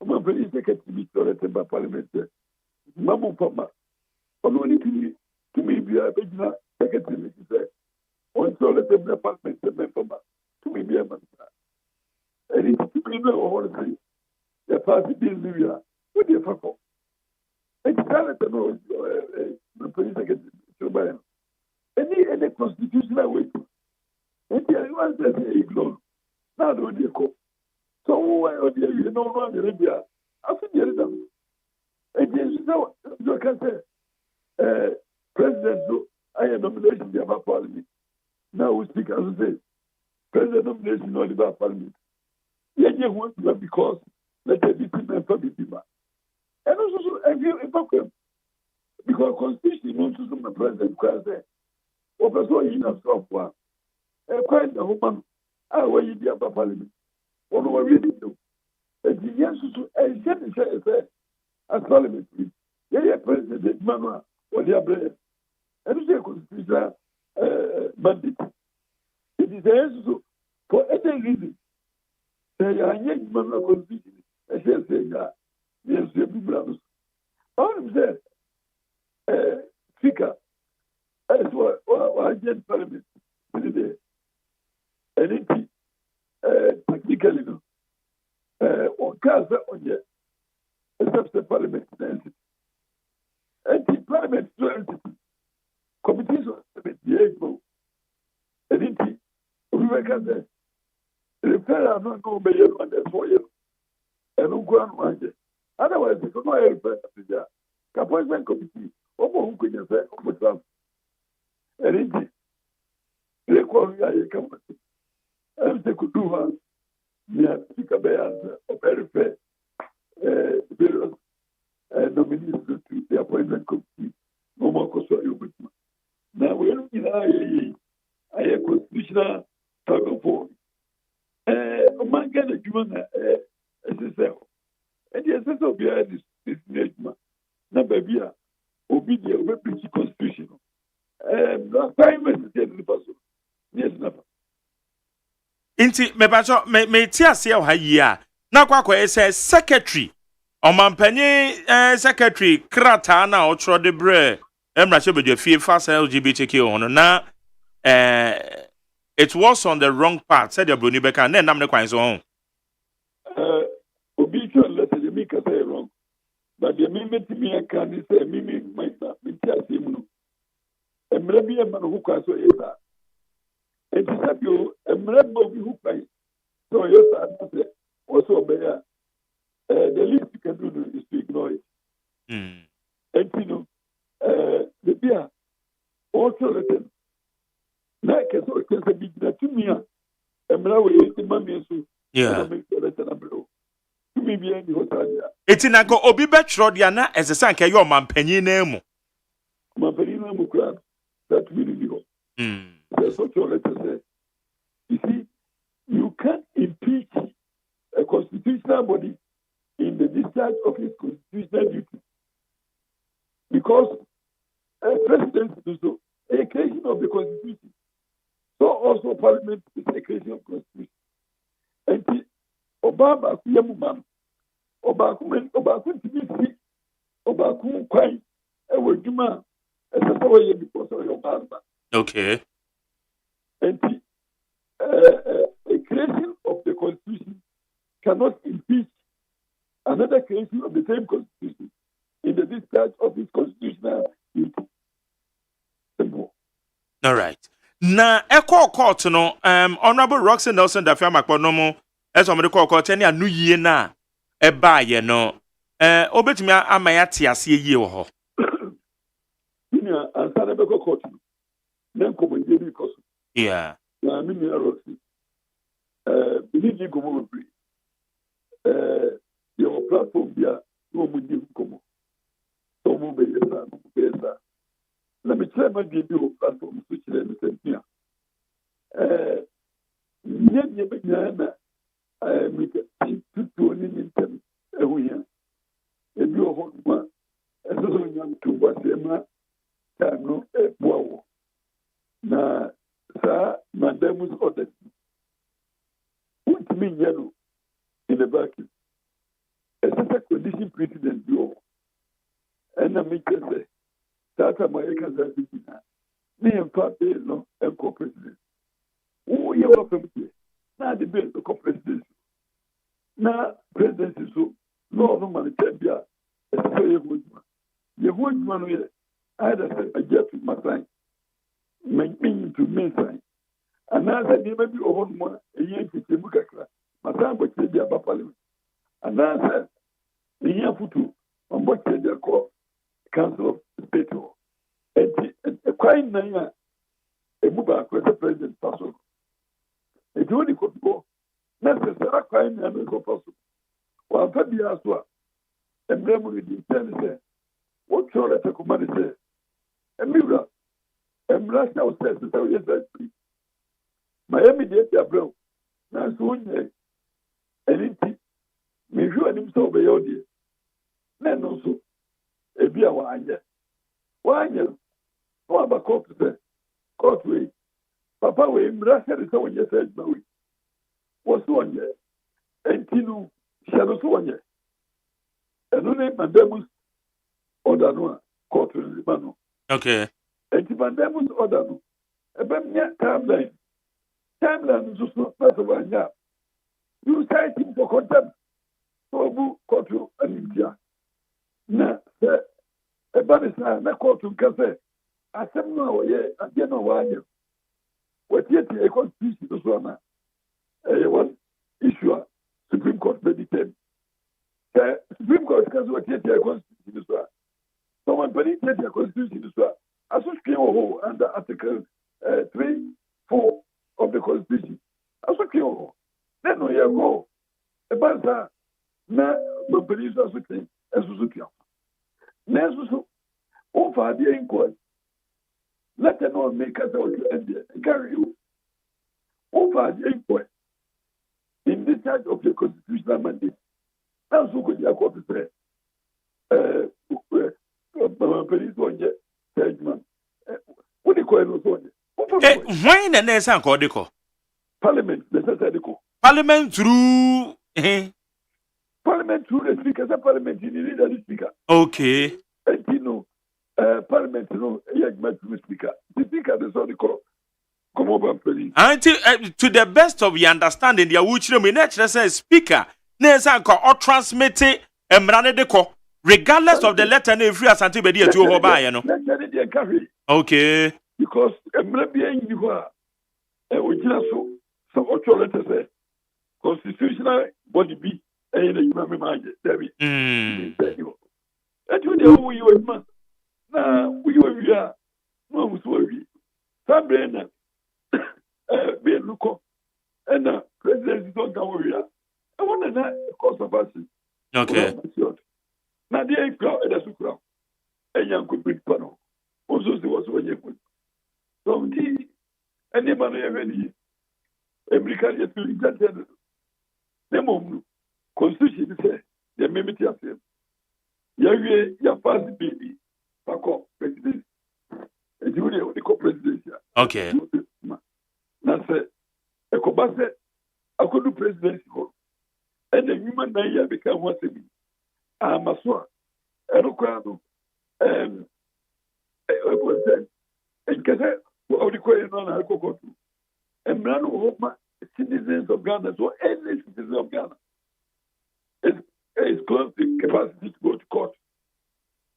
So, because the matters of the constitutional expectation, constitutional mandate, it is a barrister, not constitutional, Obi Chanwa, Obi Ghana, and Article 2 of the Constitution. Who could say, Uko court, now Uko Katsende, the perspective, or take a constitution. So, in the court way, declaration that the warrior is among the breach of the Constitution. Okay. And it's one of the relief you will seek. So, let you court to know about canon once. Sometimes no court is one once a year. And the open anchor. The court, you must be definitive of the relief you are seeking and provide the supporting evidence. And yes, sir, now Koka, as someone who evidence need to be supported. And as the evidence to support me before fraud. The relief now open.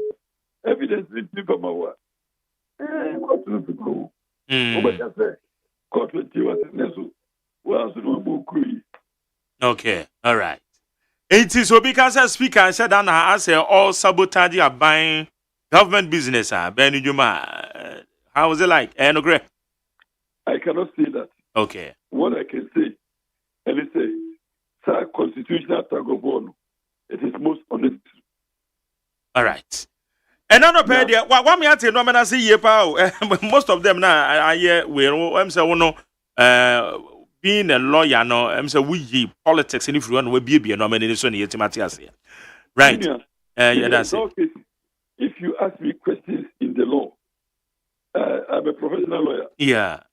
I will not dilute my legal thinking with a political constitution. Okay. The political platforms, politics, it's a different matter. All right. And I don't wear the two caps at the same time. Okay. Jenda se anopesa woni adi Honorable Andy Apiakubi. Biso da masini ya meka mo. Yeah, that's it. Jene Andy Apiakubi oyemrashebedwani Asante Achem North. Ono ne yene di nkomo no. Divested committee a one more power on na chairman nti nkomo ne yedi ye no. And the titulu pa ba bigina aban ensase a wagye afri nananom nsemo a ensase ne kran e be asade ya na be beto dwapa nananom omo aban ne kran van ya hwio nananom kran so behia omo nsase na obehia se aban edesa nananom nsase no aye fa vested lands no or the be ma nananom back enti no omo pa abedwako we 2023 no 2022 February 23rd 2022 and I buy pause abedwako no nti no ho adwuma and omokoye ya yedi ho nkomo enam so ma nei Ghana mrachebedwe fie ye hu da won bekoyi wachire se we na ye constitutional confusion wachire muso ra Asante bedi etuo emre bia ndi hu a ewo inyina so o se krata na otworo koma parliament ni mo na speaker nso eye de na wonso emre yi ma pass ya wie no wan fa nkoma omampanyen na de nemra ne da so da table so and also one na wo kwan so omampanyen so onsan enam so de krata aba adena obuafu that's why so, where you see letter he still has the right to sign it.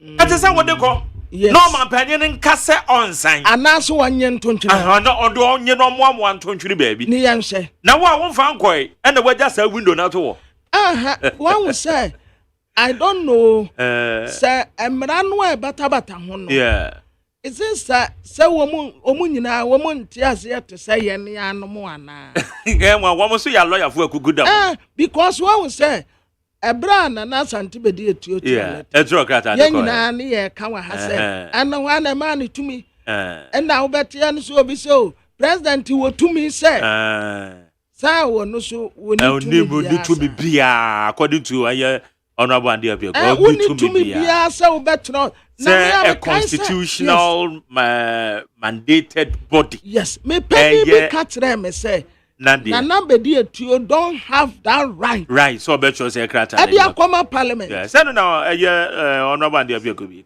anti so no ye MPP ni o yes but lawyer ni so say edumra sam na oyi ne spectacle no eye political spectacle no to no waka some na tie it was a watch fanu ni nyina ma yetimi anya yetimi appreciate the better understanding of their ecoson and now Roxanne Nelson da fiama body no wasen kasese speaker na edeko it shouldn't be individual bia say Roxanne edeko ye na so man no speaker edeko no man panyen so onsan a Oh no, so on beka bibi anchire parliament said the amrane say because she said that wo. Yeah. O man panyin wo 7 days. I think after 7 days say on timi nsan immediately na so chere parliament the ntu on timi nsan. Said the Xavier Francis Sosu. Madina Mrashebujani nemra no de call ye no no on sign no say immediately no okoka chere parliament. The ntia on timi nsan sa amra no. Immediately na kwakwakoka. Emba we the amrane nkoi. And now man panyin na throw letter the abre parliament. But then also insist speaker who kwan say on fa emrane nko. Yeah. That is it. Okay. Yanko amano so na Madi Jibril or ye deputy director of elections at the NDC National Democratic Congress. O wa amano so Madi mache. Meji wo so minga. Ale na say mafi wo what diabolics now be mo ha no fi amafi pa. Oh my God. Madi Jibril. I have follow me on. Oh, wa ka be wa de no. Wo sha da ya wanim busan bi ti wodi na wa za de na be ba. Dale na ze no be. Na me adu. Yeah, okay, na me ase ba. Na say so far ahoboa amaye ene said dia move di money ba be di limited registration exercise here any say. Another thing I'm going to I'm why the NDC they started preparation way back last year because the limited registration better so and also the major one before the 2024 election. And the party they have preparation towards it. Starting across the country, they are receiving centers which is 276 constituencies. Your agents, apart from that, you will be able how to reach centers that which is about almost 186. And then we have our officers also there working. And so, the party here, we are ready for the exercise. Okay. Now, yeah, can easy a caution say minus one more and same fata say one betro mudding. Say Nipandia minus, say impo, Becky and Nipanacran on your gun and in Aquaquia. Guarantor system, the previous registration, easy kind, say amount for abuse guarantor system, but ye can in nara. Ye the baby guma boboano, me kama boboa, and yes, NDC po, but more a manuku for no. Aya na more na more facilitate say no man nti NDC this time around more and she be na mudi agu akwa mu say more mam nkronfo because e bia na at the national level na nya de amujitum ba obekọ for me na mo parliamentary candidates mo manfo bi amodo wo makọ say wo mo nche monitor de no na nipa bi hwe say wo be facilitating ma say no ama we bi akokọ okoso nti she be na ma area fa ho Jerry, if you forget, I can say, exercise the way I started, I started. The whole of OP, you didn't start registration because electoral commission is not doing its work right there. The whole of OT region. I'm telling you, the issue is that they don't have the activation code to be able to access them and say they start working. It's as we speak in the region, one million shares here. Over central region, and then the same problem is cultivation code. Oh. In second B, second B, as they are not getting themselves code. Now activation code in the Etisanya and there's a greater problem. What is the problem we have with central commission? I see everything every year. They don't know about that. Not only work politics matter. When it's part of your training, it's part of the new wisdom of officers to start the work. I'm not for the same thing to say. Activation codes to get anywhere. And through another commission, I said, do so and now because of digital on so they will provide the music. Because centers are like anyone, they know any sacrifice.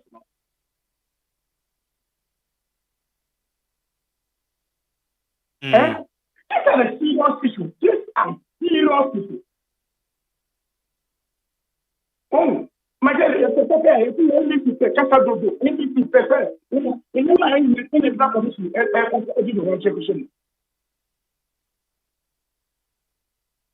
and in some areas, only say about registration. Start of those things as a key component of the income. In what? Nigeria. But some areas are not using the start of those things. So for us, we don't understand. How do we have almost a 7 months? But my stakeholder, Montimia finding out reasons from especially a year regional officers at the Electoral Commission. The reason T activation codes no woman to me activity and our sent to me Kanya one of the best start registration. For NDC respect and content and trade to the registration. The same government party registration. 2023 the same problem. Who's a regional of the headquarters? Who's a way up? These are the things.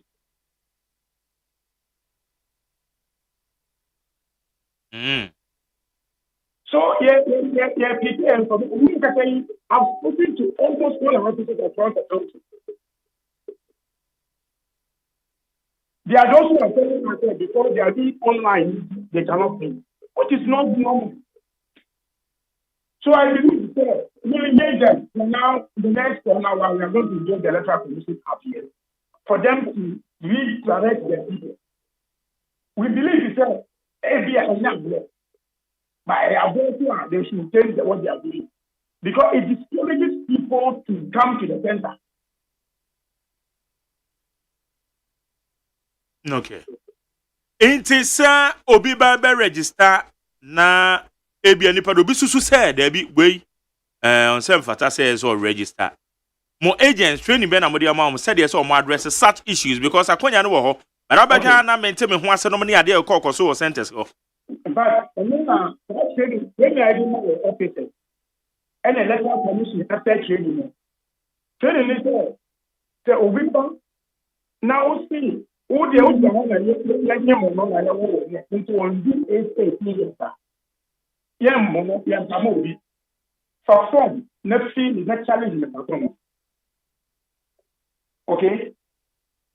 The officer were told that because one cat can and now one kind of value capture our nothing ready. For form, next thing is or a foreign. Now you are more about to know the you are and set away a foreign.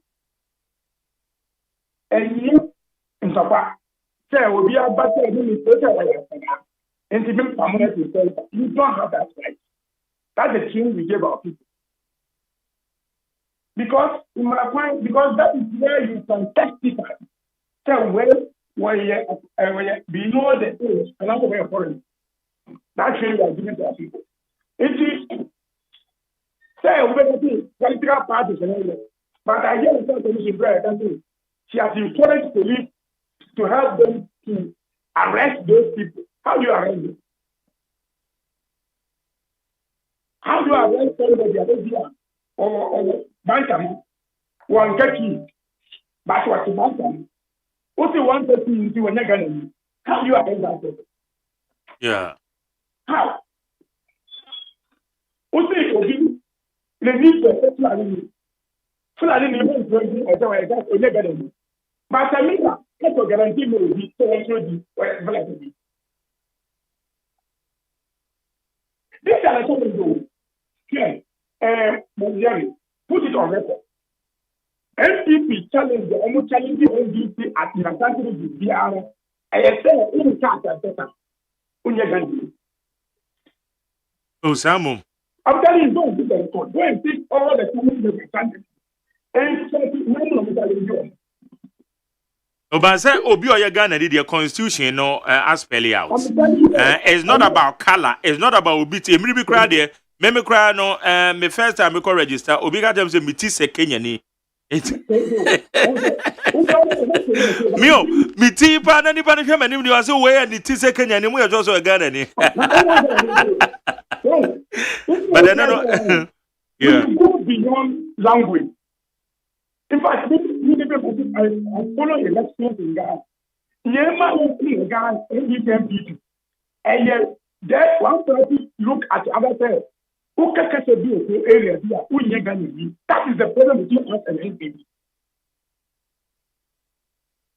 Okay, but sending you now monumpo, the walk and bebacho. Nina mono, and yachuma mention. What do you say? Nipano, na wusu se onya Ghana niya. Akwenya no ho challenge form fail say committee ni tena say now wa nipa to me prove twetwemu to me there the bibia ni asa na no ano na yakle nipa no maneko yes say no de na ka enya matter of NDC MPP ni mete me ho ase ne ntokwa yo but I can tell you over kwenya because now only this registration center is coming yourself. Okay, these are the things I want. Okay, you can't run one. Simple. But I didn't see a someone. And this is Martina Bantama, Martina Tapo. I do more. I go school. Now the president, you never get a new individual. And the matter, then you are disrespecting me. What are you? Okay. So, is it by the same thing? Nothing again. I'm going to minor. In fact, one of the challenges that comes to Ashanti, every because there's only together a challenge in terms of me. Because we are only to that. What then is going to do that start happening? But for you, and you are need to and you matter the outcome and now.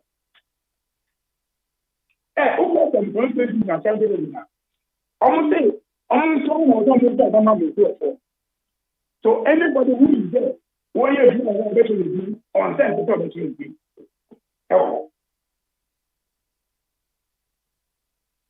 okay. If you want to because of that only but the electoral commission. Almost you need from the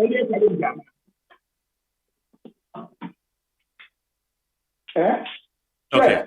My guy, we have seen somebody come to register in Brandon in the media. What the Ghana time 8:15 or 20.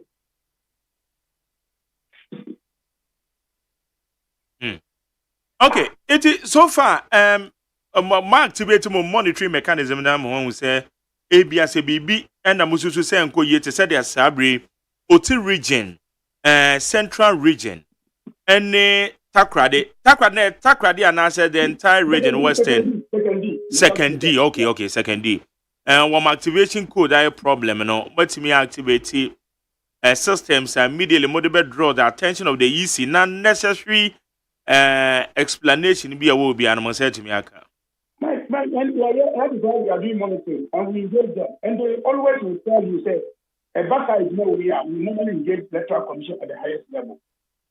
Send a bit no way across Abwa. Me know what you say, one of the most extraordinary big capital.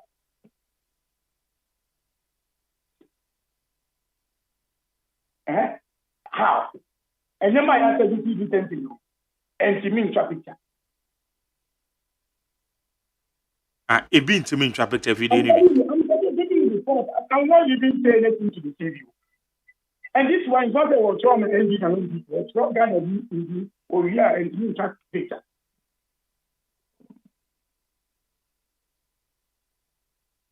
Okay. All right. Madi, your friend in the actually na share how we go, but yes, I easy for the baby salmo. The reason here, Sabri Abobe 921. I then so shall see 2 hours ago, they shall see now baby activation code, no problem. You know me, baby song. But I remember day one in the review, but it's an insult if they say so to any Ghanaian. No, say excuses, day one, day 20 or not. The one is at the end, I say, of course, ye. It's a nobody, but only ever finding out. Thank you. But I say, it's a better come away to wine. Mate, better say. Madi Jibril, a deputy director of elections at the NDC. On the end, didn't come on. Enti also so far one person and so kwa kwatro with him na what is saying oti region for the catchment area pa yenya ne tie say the whole region no activation code a problem chale wo call so kwa kwatro with him wo call ye no sa na tie me yenya the feedback 050372 1744 050372 1744 yeba. Hey, catch it. Listen in here. And you ma beto to dia me baba no ho ade no. Hwem so betumi a. Hey, asew. Hey, now beka. Ya John to mami ensa duku portmanteau. This way chocolate drink. Na kan wo hwe afibia so beri ni waware ne a. This way chocolate drink. Na kan sia. Oh, asew. Wo den kan no ntumu ho. Me be mo anu nso hye kura de aka ho. Wo hwe de wapi ho. O ka sa batete. E da fom ho. This way chocolate drink. Kra cha be pe baba ware. Asew. Ye fi say this way chocolate drink. Ya sorry anopa no ne yenom ye be hye fridge nom no se snack ye nya hoho a no ne de serve wo mo ye didi wie ne ye pe bibia bogu ya de so a this way chocolate drink ne yenom and this way no ti ano a he se kire wom koko wom brick wom bibia wom ade wo hia ne so hye this way chocolate drink de wo hia ani so hye FDA ahwehwe se adwede nkratoe mo agye atum se eye.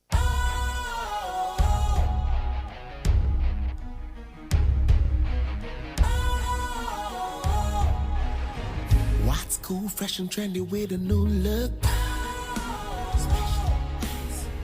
Makes you feel real good, that refreshing vibe. Satisfies you right just the way you like. Do you know? Do you know? Do you know? Ain't gotta do it alone. Specialized makes you flow. Anytime, anywhere. Specialized feel different. Always think specialized. Special Ice Natural Mineral Water. Feel different. Think special. This advertisement has been vetted and approved by the FDA. Jamo akwa be de bandit 100.9 Ghana Montie asuni abadwafo no nso I crowd why the discussions in the Bible share so. One of the major topics here be twen na no pay a limited registration exercise easy asase enne koso said the pese exercise in the kwame ko foi any interested parties womo and amuntu ese womu tu a wom betimi dia monitor exercise and said the eco find you know ye be hwe ni nyina ho semenne anopia with 100.9 Saranso na to abokoso Dr. Mahmoud Bawumia elbontoa enei se we disable na Dr. Mahmoud Bawumia so be Ghana man pani a obenya free tertiary education obeko university and as colleges of education and as school pon ahodo no mo no a wontua eho eka ni nyina nsema eda ho a ye di ho enkomo enanopia with 100 na me agi apom di no nsem Dr. George Eziama oye medical director C4C Homeopathic Hospital. You know any come. George Martin what I say? Yeah, no, my Jerry. I don't am here. Me did say wo crew ni tie for so bia ho here. Yes. And Yakopa do boko. Na yo. And na what you so the ADC and so e fire pom di no nsem say ya hwe ye fa. Yo, me da se bebre. Good morning once again to loyal listeners na da obibia say na what you so say when yamre na woni e besi ade titru afa ya pomuden na ya hwe ni pedia no akwa no se bibi e hawo bibi a obekọ akwakonya yarehwe anase yaresa ensan conference so fufuro bia embeto oni pedia no so eno entina C4C Homeopathic Hospital abibia no yeba ofie eno ebesia ade epacho na wachi yepese ye by popular request no kwakoye said the whole of last week cases are eba facilities ni nyina no akwakoye intin any dompe hu asem na me did say because C4C have also been known for say conditions be etisa no yankopon adomone yendro natural medications it mean good and successful results. Ama domino titru so eba na such cases na eba until the whole of last week branches ni nyinaa no cases a aba bebree nyinaa no akɔyɛ dompe mu yareɛ ɛna ntin no so emu yareɛ na mesrɛ sɛ yɛhwɛ dompe ne ntin na ne nyinaa no ɛnante together ɛno ɛna informal management a yɛ this week no yɛne adɔfoɔ ba bɛkyɛ ɛyɛ inflammation of joints ho asɛm ebi a yɛdi ho nkɔmmɔ pɛn nanso by popular request ɛwɔ sɛ yɛbie mu yie na yɛhu deɛ C4C so bɛtumi ayɛ aboa na in case sɛ wowɔ such problem bi anaasɛ injury bi saa wohu baabi a wobɛkɔ na ama wɔyarehwɛ no so ayɛ nsɛm nti ɛne na wɔtwe mu yɛbɛstart di nkɔmmɔ about inflammation of joints anaasɛ arthritis na mesrɛ sɛ arthritis derived from a Greek word a yɛfrɛ no sɛ atron na atron gyina hɔ ma joint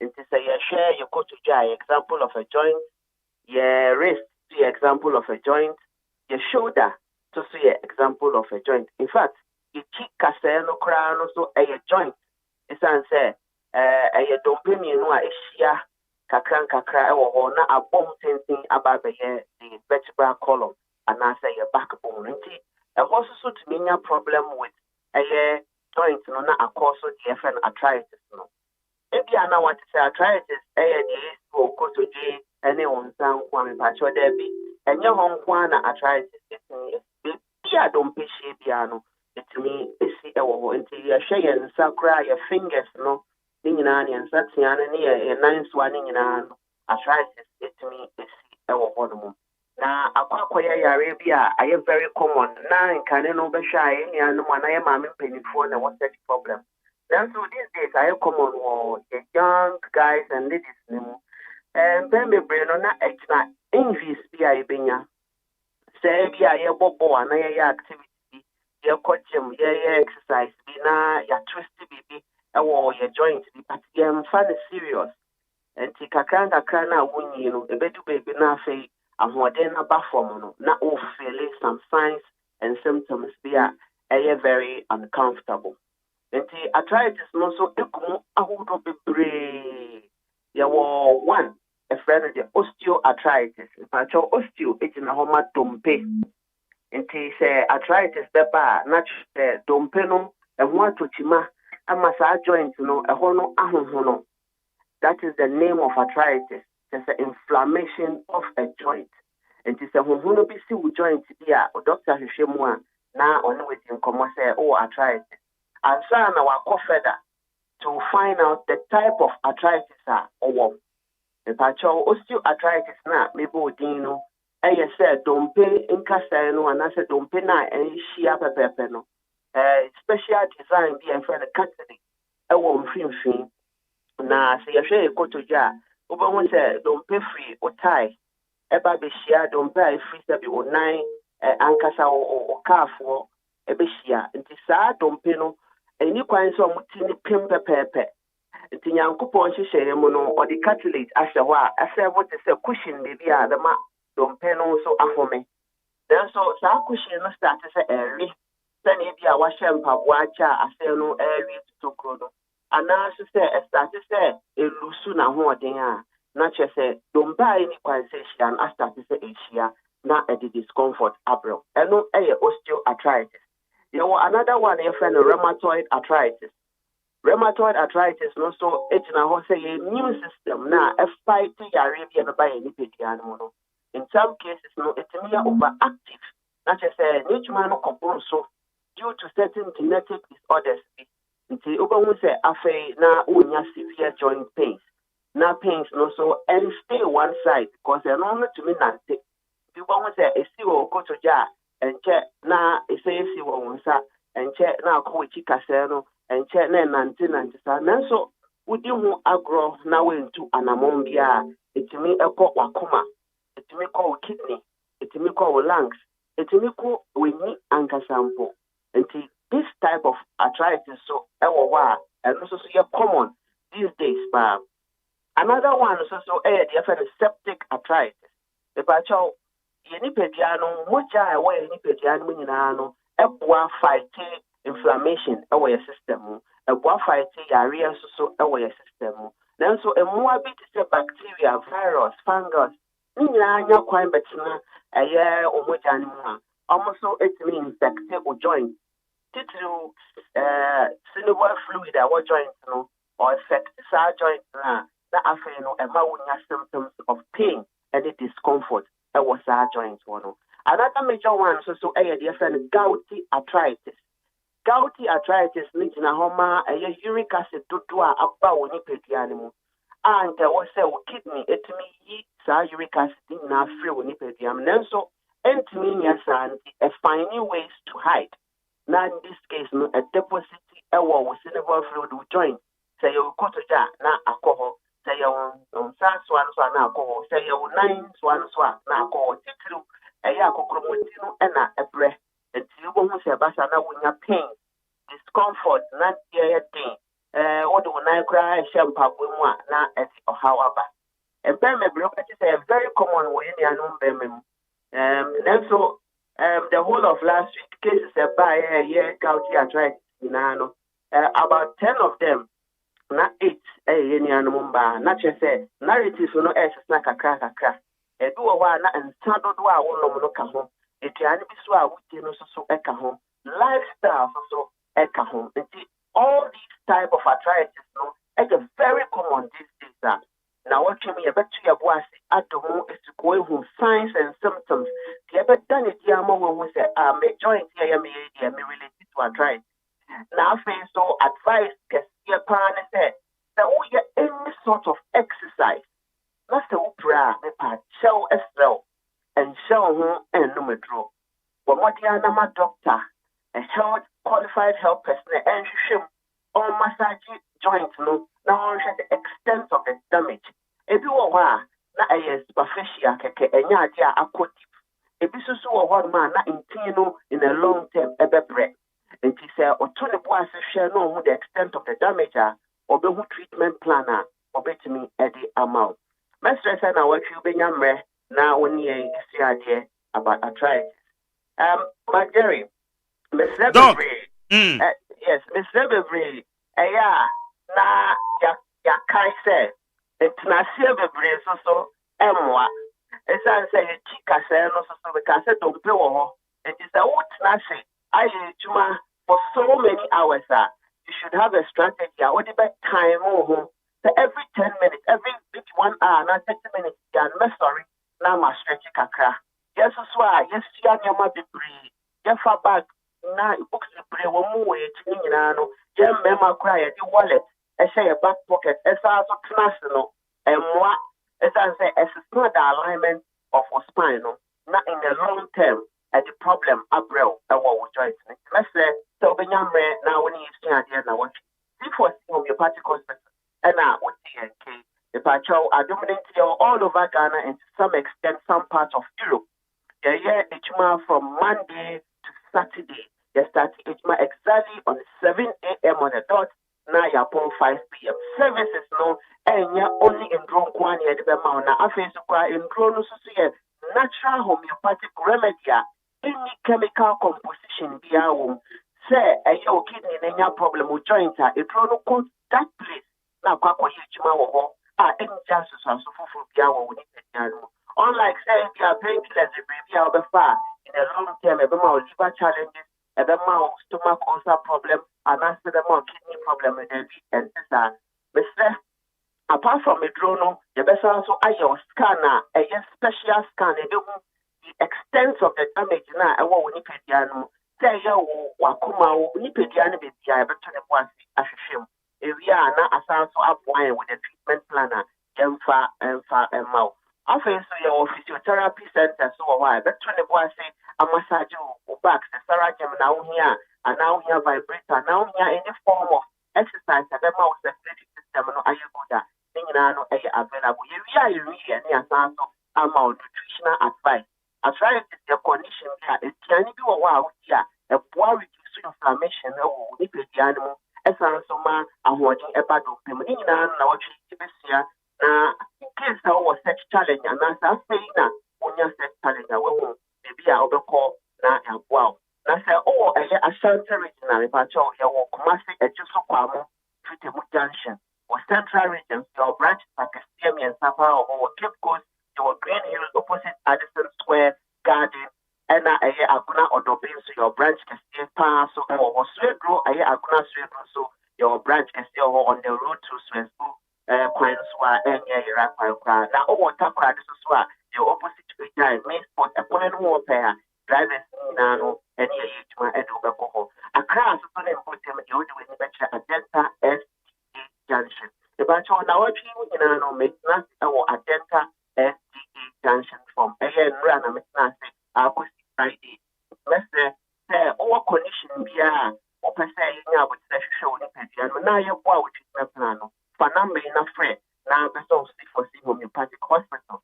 Now you're so young five here, M1 050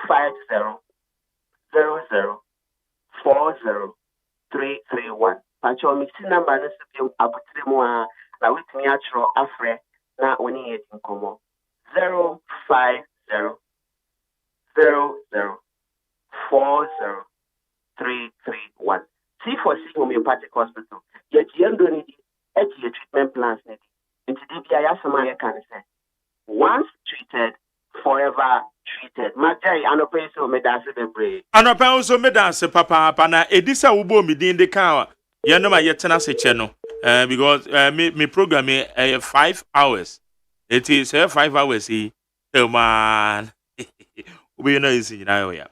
Okay, but your phone one, I may back and count messages in this one amount. Hajj Adam Siba, or ye member of a movement for change, and they one more a former alliance here from Alliance for Revolutionary Change. Siba, my dear say, right. I just said, I'm not doing a pop. That's right.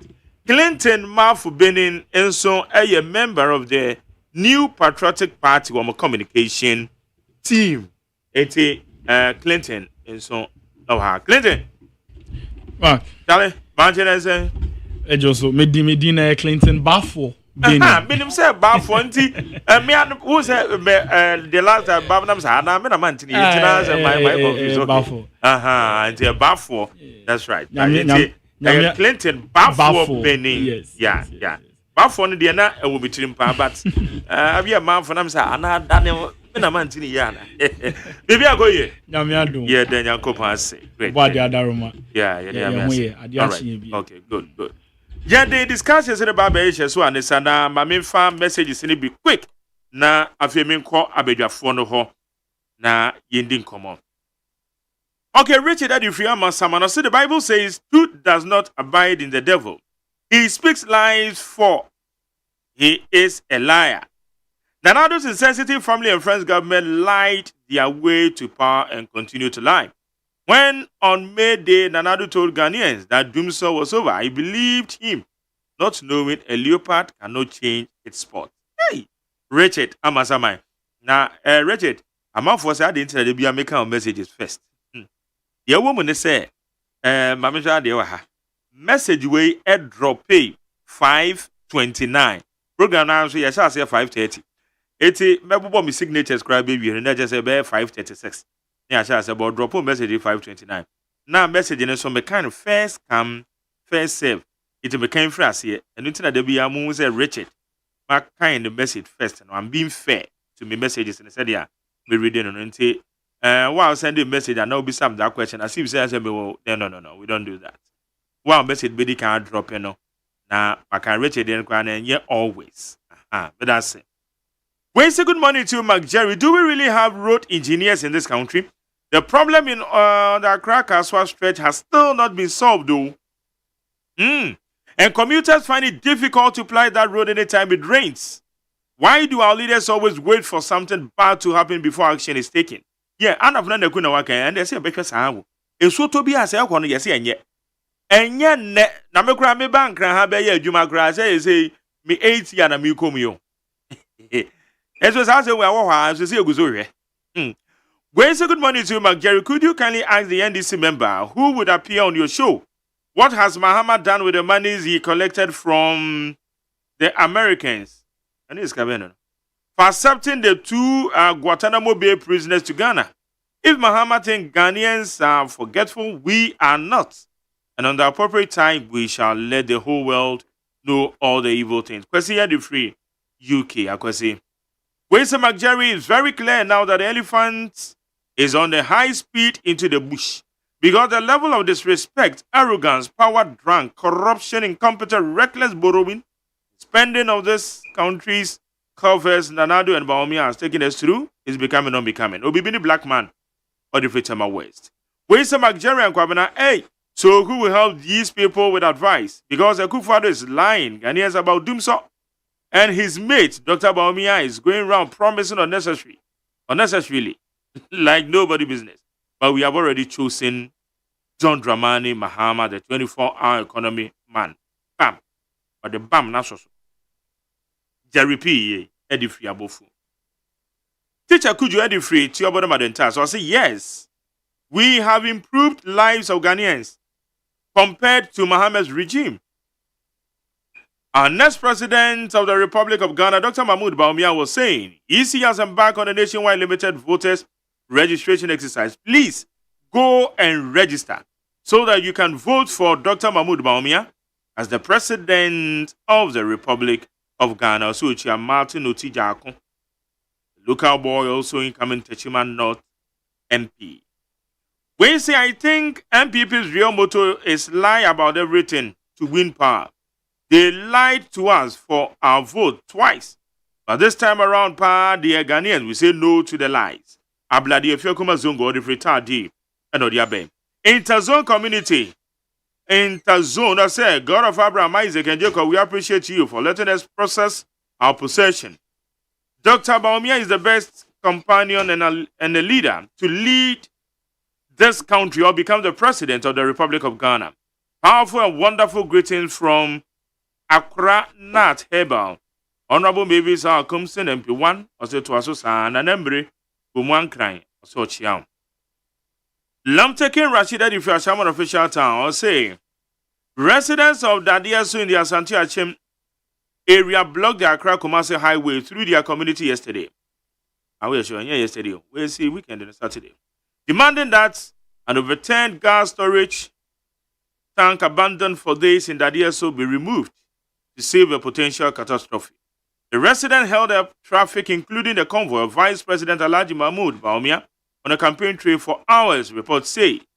They threatened to die in any ensuing blast with anyone who dared to attack them because of potential blast of the overturned gas tank. Mesha Kasanti Amasama said, believing the word from Dr. Baumia is like putting your hand into fire. You will end up to cry later. Somebody who said they were building harbor for Cape Coast, knowing very well that it was false. How can anyone trust such a person? The captain of all liars in Africa. God forbid for him to become a leader. John and Jane all the way. OPK Edifric also. Or say hypocritical Mahama certain state for EC to be blamed when loses the 2024 polls, be giving a bad name to them just because another defeat stares at him in the face by saying the president has appointed MPP elements to the EC, something that he indicated makes very little legal sense. Meanwhile, in PNDC and this era, they appointed Amadou Sule and Hadia Sadatu, who were NDC members, and their family was the former NDC Northern Regional Chairman. Her father was the former NDC Regional Chairman. So what has changed now? OPK and they be saying, King David Adifrika so Tamel, so good morning, MJ. I urge all the youth in the country, especially the people in Kaswa, to register so that they can vote for JM and Phyllis Nakoyo in the Wutusenya East. Alaza says, Zenu Central, good morning to you. In fact, the lies, dishonesty, and disrespectfulness of Nanado and the MPP must stop. Why should Nana Akufo-Addo tell Ghanaians that there is no more doom so? While the entire Zenu has been doomed since last night, and the saw has not come yet. I think that the president and his ministers has lost the touch on the ground. Okay, Charlie, that's it. Okroyabo say any minor who tries to register should be arrested and jailed in order to serve as a deterrent to others. Wale said to Dambasa, we won't allow NDC to register minor here in Wale. The security service should be bold enough to arrest any politician who bring minor to register or to the registration centers. Eric Wakubu is saying, some Ghanaians, especially JDM and his NDC people, have decided not to appreciate the good works by Nana Addo and Dr. Bawumia's government. All that they know is unnecessary criticisms. My question remains, is NDC an option, even if government is not performing well? All right. Chef Manadi Fiaton, so I say I beg Ghanaians not to boldly reject JM and his frustrated NDC again in December because they have nothing new to offer. Economic management is a serious candidate who can lead us, and that is Dr. Mahmoud Bawumia. So for Mamidi Freedom, I say Ghana will never capsize under the watch of the leadership of Nana Addo and his administration. His MPP administration. Never on this planet Ghana is in the safe hands. So for Mamidi Dance, Dr. Bawumia and MPP administration using juju, lies and tricks to deceive Ghanaians. Hey, Charlie. Now the end result of foreign companies are running away to our neighboring countries. Therefore, Ghanaians should vote for NDC and JDM, the 24-hour economy man. Alai Baba the Free, Ayam Madina. Where's the phobia Rasta Cantamanto? I say, good morning, Mark Jerry. Help me to tell everyone to join NDC because we are coming to win. Kwamena City have watched Rinsua. OCNPP government led by the Kufuado and Bawumia government has spent 7.5 years in power. But they cannot point to a single monumental project that they've done that will serve generations to come. MPP government has borrowed more than any other government. Tell me that. All right. They're coming here. You're making a amount. I'm a chance of Clinton. Registration exercise, limited registration exercise. Anyhow, I'm a party. Most of my dear Cheney said I'm a person. So far. That's a bit. Memfa ofidie so na memfa enchia kese emfree yewura Dr. Mahmoud Bawumia ho emfama Ghana fo nyina. I'm saying the past few weeks, we have seen him more on the media space because of tour now all year now. Alongside engagement and highlight issues our state emphatically says nyame na dom na onya akwanya na ono so ede ebeba. So one of it is part of the topics we are to discuss. Let me give you your 15 minutes and go ahead. And I think his comment on free access to tertiary education to all persons with disabilities is something that I am very impressed about. Because Dr. Mahmoud Bawumia Jumedia wedi every disobedi vice president. Ubehu say Emrebia Dr. Mahmoud Bawumia celebrate an occasion bia nipa dodo a odi nani si omo so invite omo anaso okom hoko boa omo persons with disabilities. He has been constant in support of anything that had to do with giving a preferential treatment with persons with disabilities. And so when you hear such policies coming from his end, it is a build up on what he has aspired to do and what he has already been doing. And so, Mark, you can attest to this. Now, what that crowd would do on if you sometimes, Osha, a bubua for sebe, any persons with disabilities na or from, bekano home, rewa wana, a bus society na, to me, quote any aya, who dente to me kono, or count more ebano home, or something a patron, edema, disabled communities, imu, ebi, wa sponsor, most of them, wa bue bimu, wa kwenya bebre so. It is no woman who so say opeso obedi vice president, opeso obedi president. Now, one of the key things I also him so obey is to offer free access to education, tertiary level, to persons with disabilities. I believe it's something that is applaudable, that I'm hopeful, and I strongly believe say unyakwenya no obe to me aye. Oshe ne aprona or bona. He has distinct himself from the debiaye nimno. Max Obeshe Dr. Mahmoud Bawumia Jumedia Odia Oba Ufia no no bedi nkomo. Wachire onyanti a oye the right person was already 2 minimano na obedi o mine nim. wetie wo so problem a wo no wa hye so e dey take a decision. And I'm very sure say this particular decision is coming from the engagement on the enuanom persons with disabilities na eden edi uhwe dwumadie bebra MPP aban na dia. One of the key section of people they prioritize is the persons with disabilities. I would make emphasis on dwumadie Ghana Enterprises Agency edi uhwe your website page no so obe say anytime we are discussing percentage allocation of support to a category of people persons with disabilities are prioritized alongside women before we even look at the youth and the entire collective group of people now. And these are deliberate efforts of the government to make sure that there is that inclusivity in Jumedie buying a person Odino. Enti eyadia manije ho pan me dem hu ye no na me se me kra che all can because this is a man who has committed his life to be a part of the needy people. Obeboa omo oho chiro okohu no obeboa wasem dru nanim mpo a obeboa enti se na wahu se na me na dom no so benya akwanya na obebuild on what ye president na Nana Dankwa Akufo-Addo aye na ebeboa o hwe 2016 election na policy na document na ewom say ebe offer free access to senior high school which didn't exclude persons with disabilities.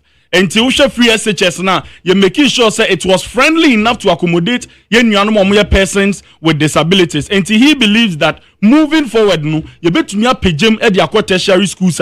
It is a good decision that he has taken. A bono abaso. So what to me a dream now a dream. Persons with disabilities are almost co school or more challenge. School. Sometimes so na a drew school fees and when wedding. Simple ombetuo baby ombeda kra na ho ede ma omo enti se school no eye bibi kakra de kushi omba enso enti sa ban ne kasa wa accommodation and school fees so your persons with disability obefa. I think it is a visionary decision. I think it is one a looking into how we can make sure say sankofo yi mu yenja omo sa nyamienum nukrani enye omo aye hu omo so omo kwan hu na ye omo person omo obi wonu ma nimdie na ekura no onya class ekotena obetumi so adwin bibi dia ba o share the digitalized driver a major beneficiary component of sa digitalized driver Bawumia no persons with disabilities. If it's a ukra phone and nyoma obetumi aye no ehun nya sa wo de wonan mienu be sori mpo no wa yeden wakoye. And including these people, no, it completes the digital drive now. Yewura Dr. Mahmood Bawumia ediesin enu so say odebeba no. E was ye bona baso. Na pro na all boni nyina medimani to form edumre bia metumi share videos ni bi. Na ma ye very touched. Na goosebumps enya me because the euphoria, the energy and the aura around the man now, it resonates with the people he has met. There was one video I watched where a market woman was telling the media crew no omuni Yewura Dr. Bawumia nam ne say ne mafo emutri akwa SHS free enti say na no Bawumia na eba be di president ma MPP atoa so a e kire say onuam wo ho no mo a omo so ma afi no mbe kosko menya access to senior high school no for free we na ye hwehwe ye nka say yade a enya achievable ye nka say yade a ye ntumi nya yade a ekoso ayaye enti say oboa na say nyame adom na aban ni tumi to ne dwumadie na odi no so a me wa rehye mu say ebeboa ma yenuamo omuso benefited from free SHS no akoso ayeden atoa so wa visit a lot of regions oguso a obo na pro no na utumi hu ahokeka ene enigye edom no edihia na titire odwomfo ma no ucha utumi hu because omo no mo ye matan say amemu ne nya eka omo de eka omo no mo ka do mo nya mfaso free no so no omo ka enti say utie obi o ye dwomni na o kire say MPP amemo ibaye menya hwe kra no me manum enan enya access to education senior high school for free omotumi enya scholarship from Get Fund Scholarship Secretariat ama bi motuma to aso a na ye ahokeka ene anigisem se ebekoso na ye de tumi no about the new patriotic party led by Yewura Dr. Mahmood Bawumia na wotumi Ghana atoaso akọ baby a ye kono said the next year Abani say it's easy limited voter registration now across all the districts in the nation costo say me buy me dinkentie nkomo na costo bebre NDC for omo electoral team no omo pass some comments MPP for so aka de aya na me de wo dwumade we hu na ne say empebia no isi ni make sure say Obia entumi enye disenfranchised from deciding who becomes the next president, the next MP, or how government needs to run as a nation. And so anytime this activity is ongoing, it brings us back to the conversation that say a democracy, we deepen it, no being access to go to the booth and also elect the leader. MPP party no there.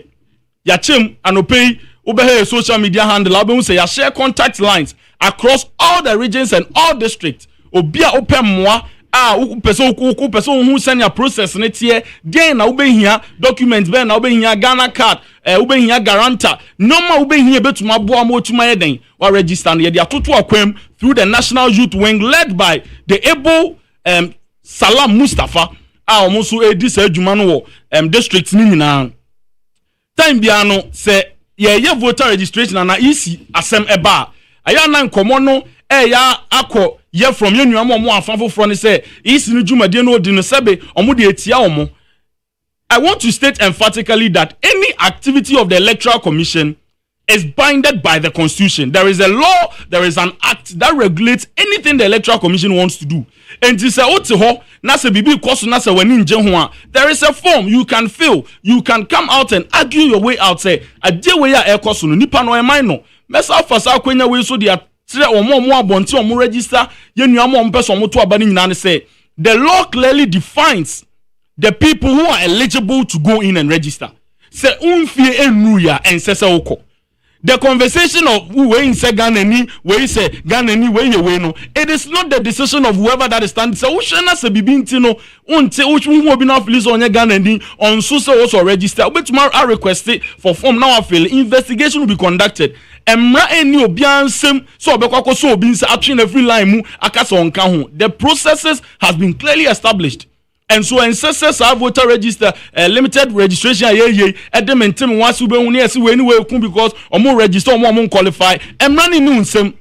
I am also pleading with the police unit and the security agencies ne say they will be apt and then present at every particular unit as this exercise is ongoing. Senebeya so be anything that should disrupt the process, the person can be arrested and dealt with. Senebeya be hu se demra and MPP we respect the law, we respect the Constitution, we respect rules and regulations, and we respect the activities and actions of the Electoral Commission. Baby, I know the existence of the Electoral Commission is based on the stakeholders that make them relevant, and that is the political parties, that is the citizens, myself, and you listening to me. And so we all have a key role to play in ensuring that you be protected the ballot, you be protected the register, na the kotu abano, you be protected and run a guide the electoral process now. You go through the akwakoye an election. No, we have already designated people. Every particular place be koso. So district be na bibi koso na won tiasia. You have the right point of call. Obi owa reach out to the person. So we shall not say won tiasia media for you available. You can also reach out to them. Mark, one topic one my young come some person me the end here. Ranking ayenya freedom of speech, you know. I'm say what here? Press freedom index. Me patron why? Oh, Sunday you can was last week you did well. Mate. When you say yes, bosso na you baby. Aban emwa any some laws be or there to akwem. Rights to information. The Ministry of Information Engagement the guidelines are building the capacity of the media space for everybody to have that freedom of speech. And the most of what estate for no more muye, Manase Azure any team no more muye. It is as a result of Salon Act now, yediaba out no, into a company no access to information now, based on that act now or access to it. And all these measures were put in place by a government that wants to operate transparently and ensure that Obia will access to an information that would inform you on Inkomobia Opesa Udi. And so it is something that we must applaud the government on. It is something that we must applaud the Ministry of Information and all key stakeholders who have been who have played a significant role in ensuring that any Ghana rank near 60th position was saying we have moved down to 50 or 5th position. First 62 nice to back to the 50th. That is a significant improvement in your ranking now. That when it has to do with freedom of speech and your right to speak freely and engage people freely. And I think that is one thing that we also need to constantly applaud the government on, because media obi ante okay media ni wa de obeye bia no enye yi enti we applaud the government on that. Dr. Mahmoud Bawumia nso gusu a oye obona pro or engage the constituent, sharing his message, prioritizing persons with disabilities and ensuring that everybody has a fair share of the national cake. When I'm high need 100.9 Afranto Siba Mark John Dramani Mahama ko Montene so ko edwama so no ne ade Ora Alan Kojo Chiramaten enso ko Montene so na adwadifo ko di hu nkuta ho ena eye Dr. Mahmoud Bawumia so TC form ono so ko Montene so oguso ene amanfo edi nkuta ho so okay kambo mu a eye Ora Alan de oye ne mo other counterpart de o maye say na tie o mo campo so far Mark they ka mema watching na mama Minua Clinton from the other side of the political angle on watching Nama fa kwenya we so NIT FM HIA the current deputy minister for employment and labor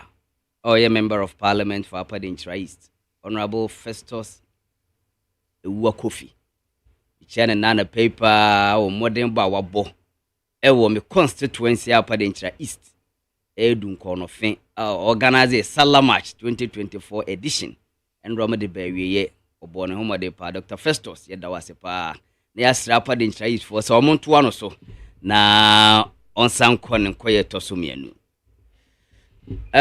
na mafa kwenya we switch here His Excellency the next President of the Republic, a very nice gentleman, very fantastic, eloquent obema na sebe okasana wo hene se Christ oni dida mefa kwenya we switch and a friend Honorable Alan John Kojo Chiramanten, the leader and then the founder of Movement for Change. Bibio wo bia michiano na masanso amana chesno nko na masa the incoming first lady, Her Excellency to be Mrs. Patricia Christabel Chiramanten. Michia momi ene ana paper na michia the tactical tactician and then the Philip Trussy of our time,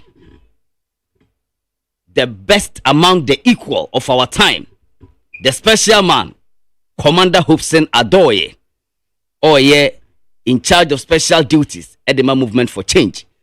And then the Diashata Ghana Memunina. You may dear Pani Jumedia Sononko Kodina Joso. Emma NDC for percentage and no more share. A teacher yes brim Hobson Chan and Nana pay. And the Electoral Commission of the Republic a bien cratema to say Ghana for Muncho Womudinda na woman so mudi in fear doing what echo. Woman call all the polling centers Electoral Commissioner EBA no makotro womudin. Na womu timi atuaba ediama yewura Alan John Kojo Chiramanten 2024 December general elections. Mestre Movement for Change ya for franto. Yempenimfo a free throw eba form. Wono ma womu di atu womu se womba bua yewura Alan John Kojo Chiramanten.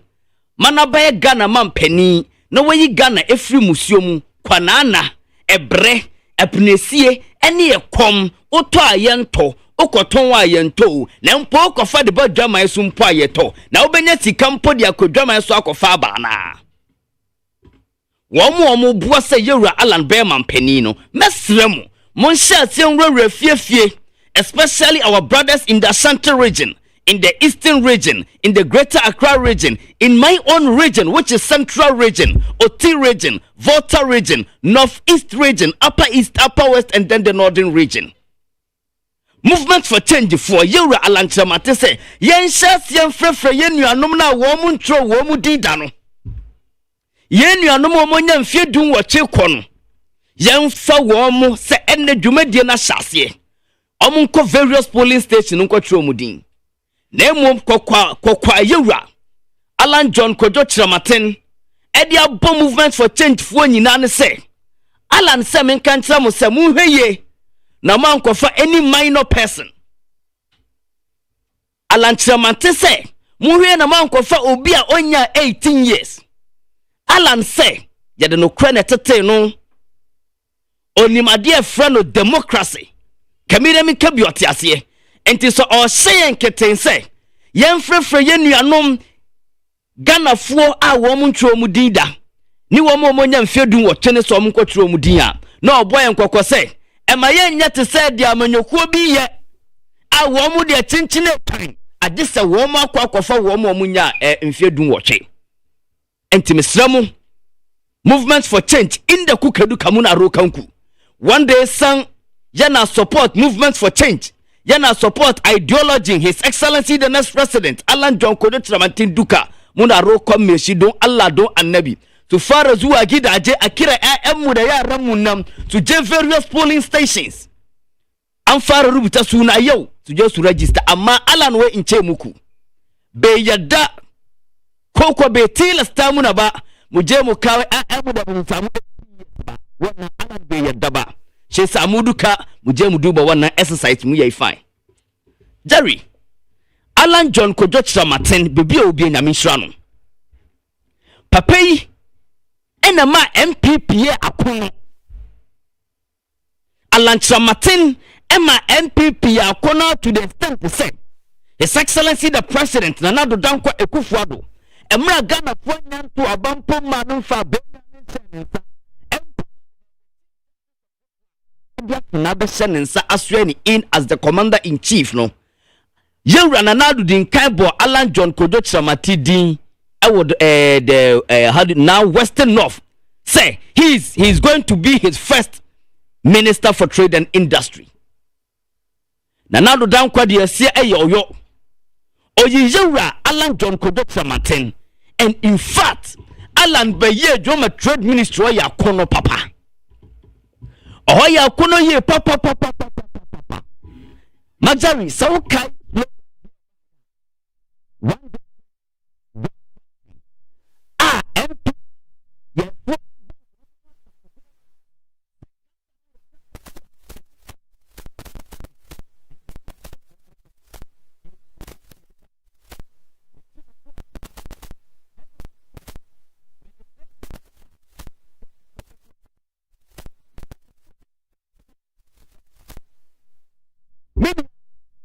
MPP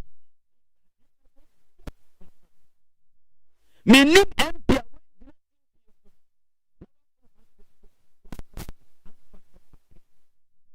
Yesi akoko satra kuma enya ne fe na emom so da to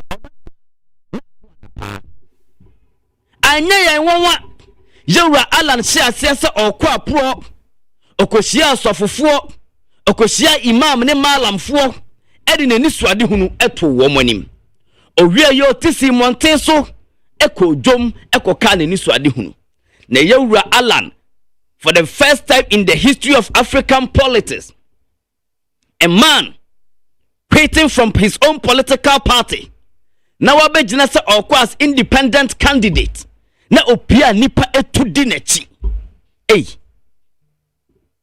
Bruni said for all things ask yourself first you have everything you did never test it minua nipa ye di ala na chimitimi ka se eso into owura we sa na owodom di na chi say even look at his charisma alone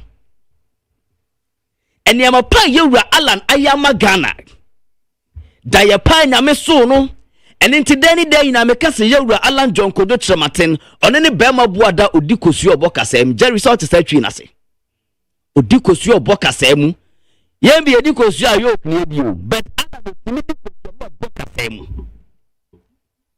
under his leadership as the Minister for Trade and Industry what ama Ghana ye kasi wa ha MPP for ajon asafo hene MPP for ba just one asafo hene because na Alan wo party ni mu akwanya om de ma no na oye den utimedi ye but we have a lot of ministers fairly.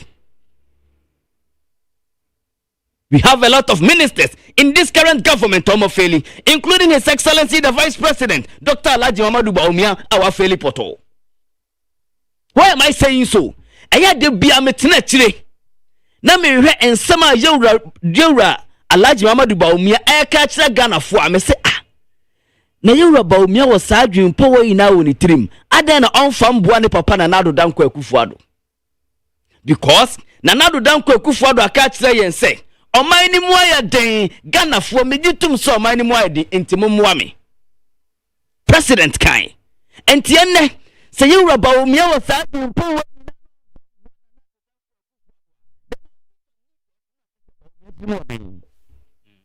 Baumia trimo de papa. Still imagine an answer. You can't also your mate. Okay? Driver papa be no be fake me too. And your family I am family.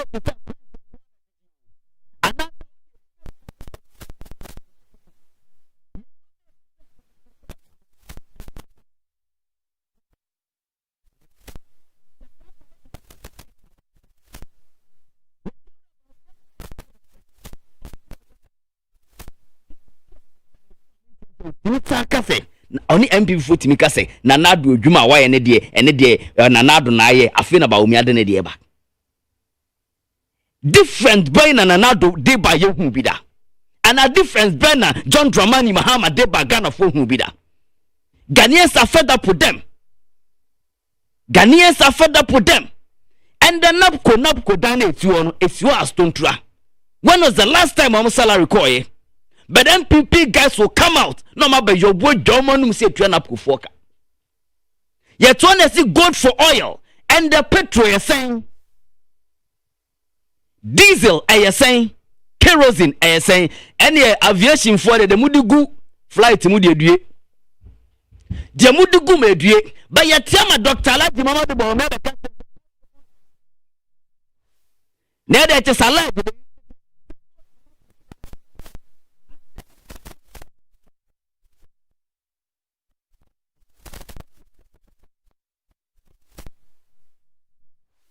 Akwa dina pooling center. A white envelope on the bottom, you will say now say a lunch. That means say be a Kingsley will be a Kingsley restaurant. Meaning so be a Kingsley restaurant. And even I will never add doctor to his name. Now say you away. I a deputy minister in charge of education. Now no corruption over Chirema. We are expecting His Excellency the President, Sir Ombo Dr. Kingsley. Because the Oya will police station and some fata and ye penny die yabianono penny and yasa and tremofra. And besides, for the very first time, Mamimbo Electoral Commissioner Abasu papa. Immediately, as our video trending an electoral commissioner SSR officers on Mohon. And it just said Ghanaians, we are growing as far as democracy is concerned. And Tini Baby say, no, Parliament could not question Tinobium. Yes,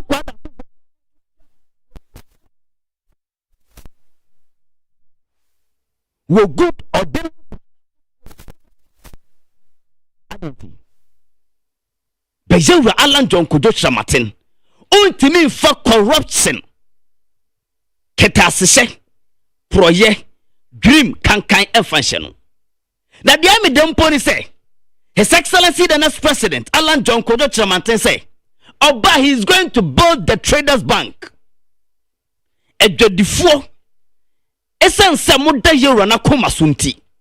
Osi obesi bank kese dia mamu. Said the beya amoko ho a. Monsembego na monye bi edi abomu dotri na monya besia eya ko adwuma mokoto ayato moton so ayato saa de na oye no emra kufu abamu yewra alan ya minister for trade and industry ebi bae on said do baby na GTP entoma etimi twa 1 year one day kufu time na alan na same minister alan say nyame no be ja be nwane tena so a na obega na mampani a ye be sa tontoma 1 Ghana cedi oyamamu ha eya na manfo bia dwen yo mo say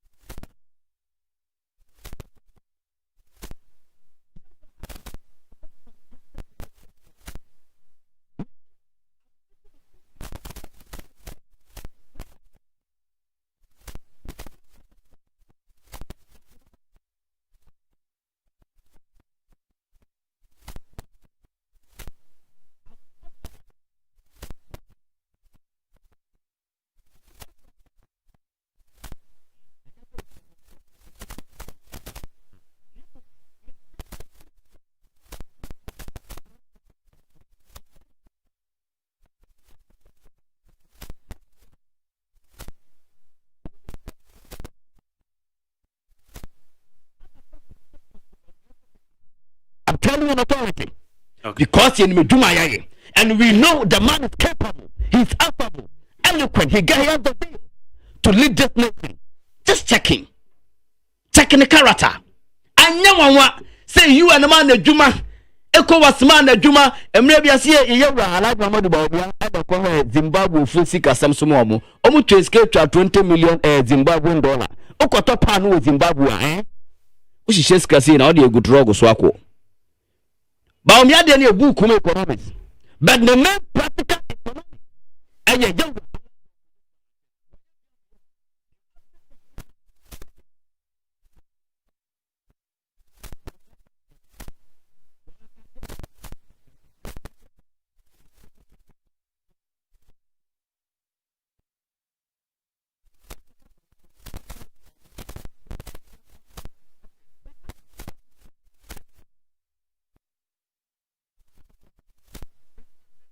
0.9 na HMT for member so quickly member 2 minutes before I make it for Gomez Adomi Pele 2 said Dr. Baumia is the best for Ghana now as a president.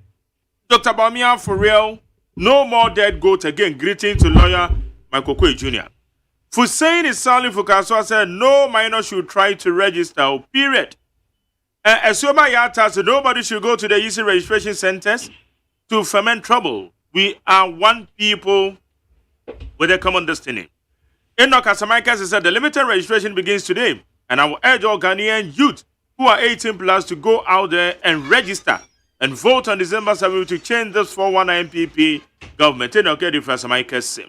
Where's McJerry? Please tell Kwamamafu to tell NDC to apologize to Ghanaians because even Doom CSC look at the way that we are compared to 2015-2016. And Frank Nero Abazu Kazi Doom home.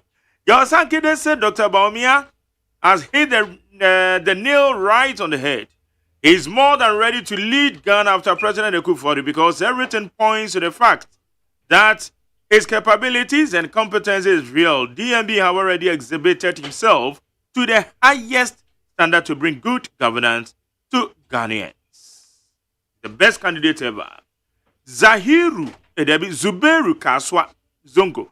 Let's encourage all 18 years and above to take part of the registration and vote to protect the good works of the MPP government like free SHS, the zip line, and others. Okay, 2 minutes. Clinton. Betio. Hey. My speechless. Are they? I don't know why I'm speechless. Say, Mathieu Minia of free. Hatch. Alan, Abushemu. They come away. And then I'm very disappointed.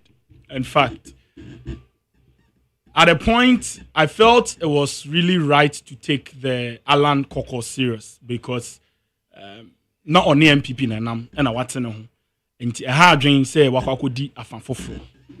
Nanso se sie wo hwe enkomo a yenuan mo free Alan abusuakuo no mu edia.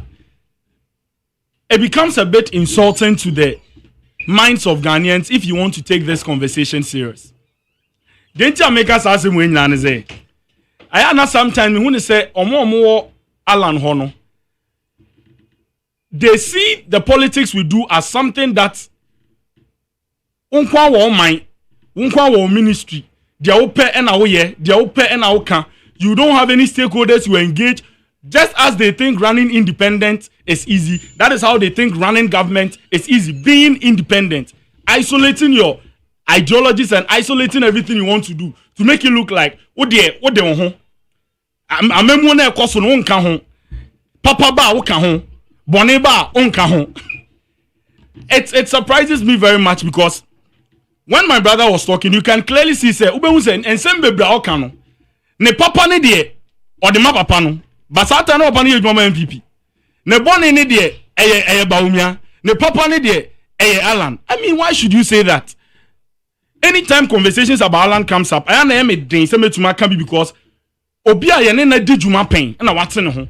Enti ne nsam woni wo ka ne wasem bi o ana e wo se be wo hye onsam keka ne senya obesi bi aka no ni yie. De me wo kan ne say me nuano mo akodi na afa no e politics na ye. se uji na ni so ade hunu ni di enti udi na chi amesre di won komo fa sa akwanya no na uka se ye de Bawumia si won ye de Alan si obe point na Alan no party ni mu kra ye internal party election say no nyan ye ti hankofo text ye frefre he spoke for almost 15 minutes not even a single text message acknowledge the presence of Alan and you tell me that this is a man who is ready to become the next president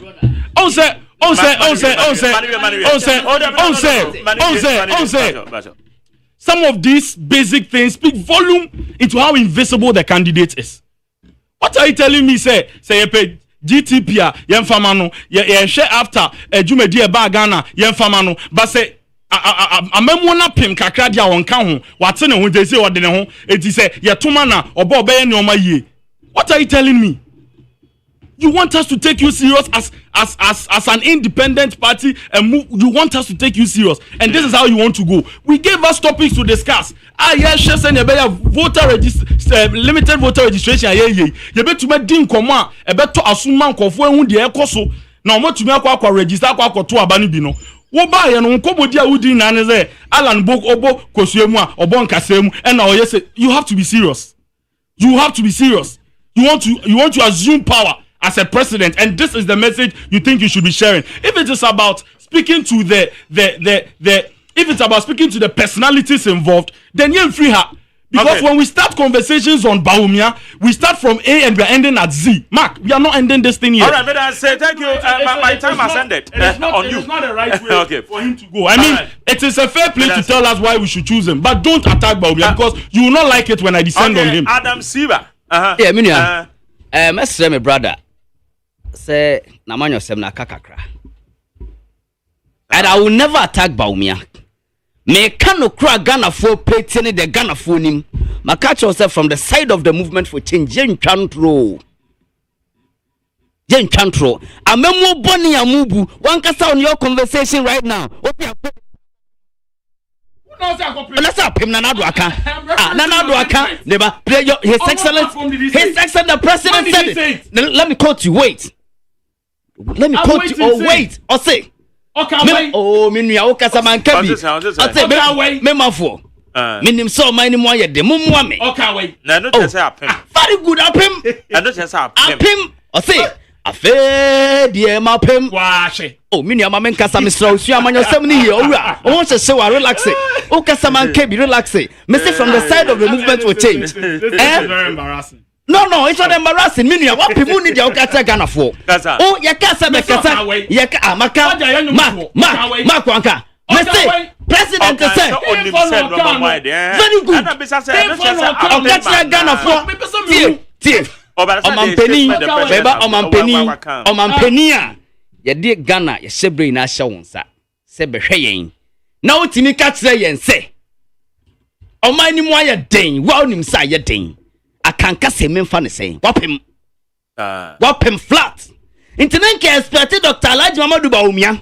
Say nyansapo na ekita na adan na won fam bua na nado ne. Okay. I just want to be mampeni. Ma, what you say? Enti misino. Misino. Na mesro bibiara. Yeah. So bia movement for change bia mesro. Mesro huna. Ye na ya Ghana for. Right. Ye nim say amanfo be huna mo. Na so mun gira mo nai so. Yes, the Bible says when the time is right, I the Lord shall make it happen. Better say. Okay. Allahumma al-malik al-mulk tu'til mulk man tasha. Ya ba ya sana mo te aro ahoma so party. Mo dia sana mo te. All right. Challenge better say. Ma me come at you for 0302243540 03022579002. Right, happy birthday to Mrs. Rita Safo. The managing director of the RSA Enterprise. Mauko Aboso Kaim. Nanaya Safo. Or get part of your social media platform. No me manage mine. Nanaya Safo ne mami ne udina wada. Enti Ante Rita. I'll buy my Rita Safo. Happy birthday from the team. Nina, yama happy birthday. Especially when you ba Nanaya Safo. Yeneno. A year juma ewa ha. Okay, Mami kwa mane so na menye wadwe nkyere. Mache. Champion Maxwell. Yes man, yenko. Where well near Bema, Nana Amwa, the Catasi Special Boy, or I think on the corner story. The kind of incoming president, Yura, Dr. Mahmoud Baumia, the digital man, over the beginning of Magna America, Mageni, the After Tony Gaya Baumia, Ephilia, no uncle with the era, and I'm talking to Ephilia. Because I cannot see a trade minister, or yes, Haima, I'm running for our effective Ghana, before a few moments of our station and mobile and found. Oh, no, she a good year so. In Shabban, or yeah, the book and I get it before buying. Madame, my second of answer, then tell you about me, chief, about our class here, any odor, any alpha, any dear when our among woman, that your organization is among organization is that, can a bear cap, because policies are. You look for the good from them. You about me, I'm back to what. And yet, ever see you because 1 P 1 okay. You about me in the movie. And then 1 1. Better say. Beba Chomache. Machine, and good Morgan and the Mazday. Zone, you're quite. Yo. Unstoppable, unpredictable, unthinkable, Mark J1. I'm going to down. None of pay. Why we see about Cope? The King Kong, or Queen Mother. Honorable myself, how commission, the Sibren was vitamin, also Chemuinam. Bra, Mammy, wait, the Sakason, but me and Yana can yakura. Shampoo to human and what the Olio Casua, Mommy, I mean, Shroud. You executive room paying for Nala. Share Yan can one day. If it is coincidence to do it to him, I do it care, and we can never escape an eagle's eye. Baumia on any part, you would make the abo of my Ghana. The best candidate, the best personality of which my woman of my Ghana, yet me acquiring, see emancipation and a justice and a development. Baumenako, yes, my I know once a night, ya can. Ye na say, Bra, ye me pay bin is my free, you pay bin the yeshe, if getting cheap, and the same friend said, Yalana Bannis, you may quay, lay a miadu Yamasu Babaka. Alankaji side song and Tasum Jombra again MPP. Name to me a more mangana. Okay. Better say Tazone. Beba Chomache. Yes, I yet your uncle. But Ben Oyarfa. Obeying, but what's the border? What's the matter? Football, what should be that? What should be that? When you say, defender who to meet you now, no, my back pass. Otimisha wongo na nyanya mewa. Enu mina bauniani ye fense ala waye disia won. Bauniani pan eni ala ni pan bo se wo to wo wo kun topa. Wo nya so pa ba ku. Ene no ba ku wa to no. Tuminu wo mi ni nyan ko bi ansa. Gana fu ba tu aba 2024 we. Ije tie na na do ni baunia. Eni ala. Emo wo mi wo Gana. Amemwe onye buo Gana ha eje nwucha be Gana fo na ba onye tia to obaman no emit ala nzi tia to obaman wa to no no obi enu we tumi be ka wonsa okay because ya bre papa for 8 years ya be Gana fo be ye papa na do the creators in the Gana fo in ya nwuchiri yan na wonu me be ko school apart from school say we change school fees me change school fees dey bi na wo nye wo Gana ha dey bi na wo nye wo Gana ha in ba so wo ma. Madam, say no what you child you about me pa cho me want you. Yes sir. Okay, yeah go ahead. Yeah, me friend check it see more na bo la college mati. Ghana. They no. So we all the same party. And the ni buate na bacho Ghana di. If is there the na boy. And not just behind in the house. Not there no problem there. But yeah, because when we start working, become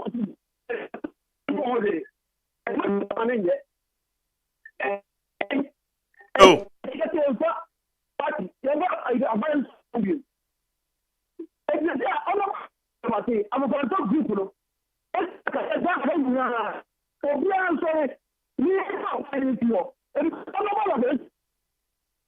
Okay, Madam, say me for last one. Mache.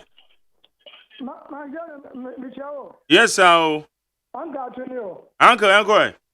Yo. Mr. Africa, Simichia, Honorable Kennedy, a complex point.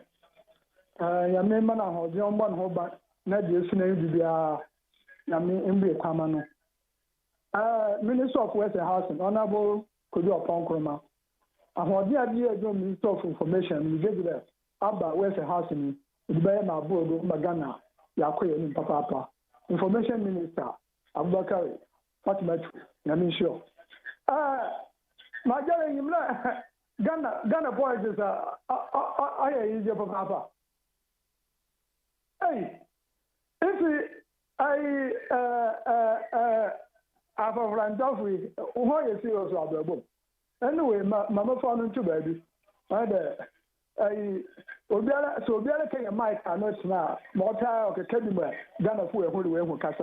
Into all the phone into Nanka, Obia want to say calm down. It was them we were by 7 years. Nanka, Sabana failure. Nanka, we were by now Ghana. So one can say get to me. Abana, it will be for 7 years. No fun there. 7 years simple. It will be for 8 years, another 15 years. Let the minister. But Abana will fail. Let the man uncle buy the Nanko. What that's some uncle. Ghana for one country. In one part, yes, I'm thinking. Number country and people for that. What we need to for Mr. As the Toronto and this, they are capable of doing anything.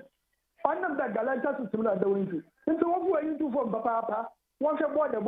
Okay. Madam say, thank you. Hana, the AC. Now, Opesa, we are shopping about what they say. What do I do better? Yeah, SIC Life More. And now, be a hassle free shop and be a baby a pack of car. My catch was a major home. SIC Life More. One more restaurant to open a baby at Tennessee. Bridal and African fabric shops. Beauty and cosmetic shops. Who be normal the best. Inkune body spray, body splashes are what we call SIC Life More.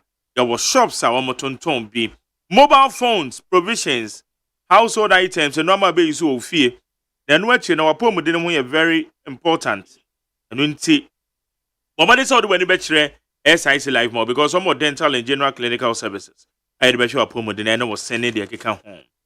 One more color, one money a year Presbyterian bookshop. Any didn't share anymore. Fresh 0244 98 33 36 0244 98 33 36. SIC Life More. When shopping, has a free shopping. Na bibia enko ye. Clinton also with you because Mr. Minister Renason. My main o platform you so na main find Chakesi any happy birthday in advance. Yeah. Emma the CEO of Ghana Enterprises Agency, my own mother and boss. Mama Kosi Yankee. Aye. Oye Juma Bebe na me anima 12. Any birthday, and you know me happy birthday in advance. For her, their man or Bojuma Pan or GE. And message here, me am a boss. My godfather, lawyer Henry Nana watching. All right. Me then chairman, my Dr. Tando, Deputy Director General GGS. Rejoice Tete, my boss. I mean, Ghana Enterprise Agency. And I about say, do me I will listen to mommy. Okay. And say, I'm coupon for mommy cry. ACE. Me that's baby. Me that's Ziba. Yeah. Me ya quick heavy wada roma obi ka message about Botiano Kaswa stretch no yes Minister for Roads and Highways na dama yenim say president aka asenso so aka asenso say ono independent bi no obeboa no but esremu Kaswa fo enipa all right minister esremu sa kwan na oh Charlie get way to my region na mama sa netia kwa munya maye madaruma ye nsa mu de resem munya Kaswa kwan na maye na traffic atin ano de Kaswa Yedi aseda MOBB a wuti mo am send messages mo am frɛ yeda ma se na mi akasa me baba ba ko bi edi ni birthday ye friend ye Gabriel Ayeyi Owusu. You are celebrating your birthday today, so Gabriel Ayeyi Owusu, happy birthday to you. From your mom, from the family, everybody, we are wishing you happy birthday. May the rest of your years be best years. God bless you. I will say, need super sports. And a day to also. Africa Joe. That thing, here, alongside Spanky. One of the 12 is here.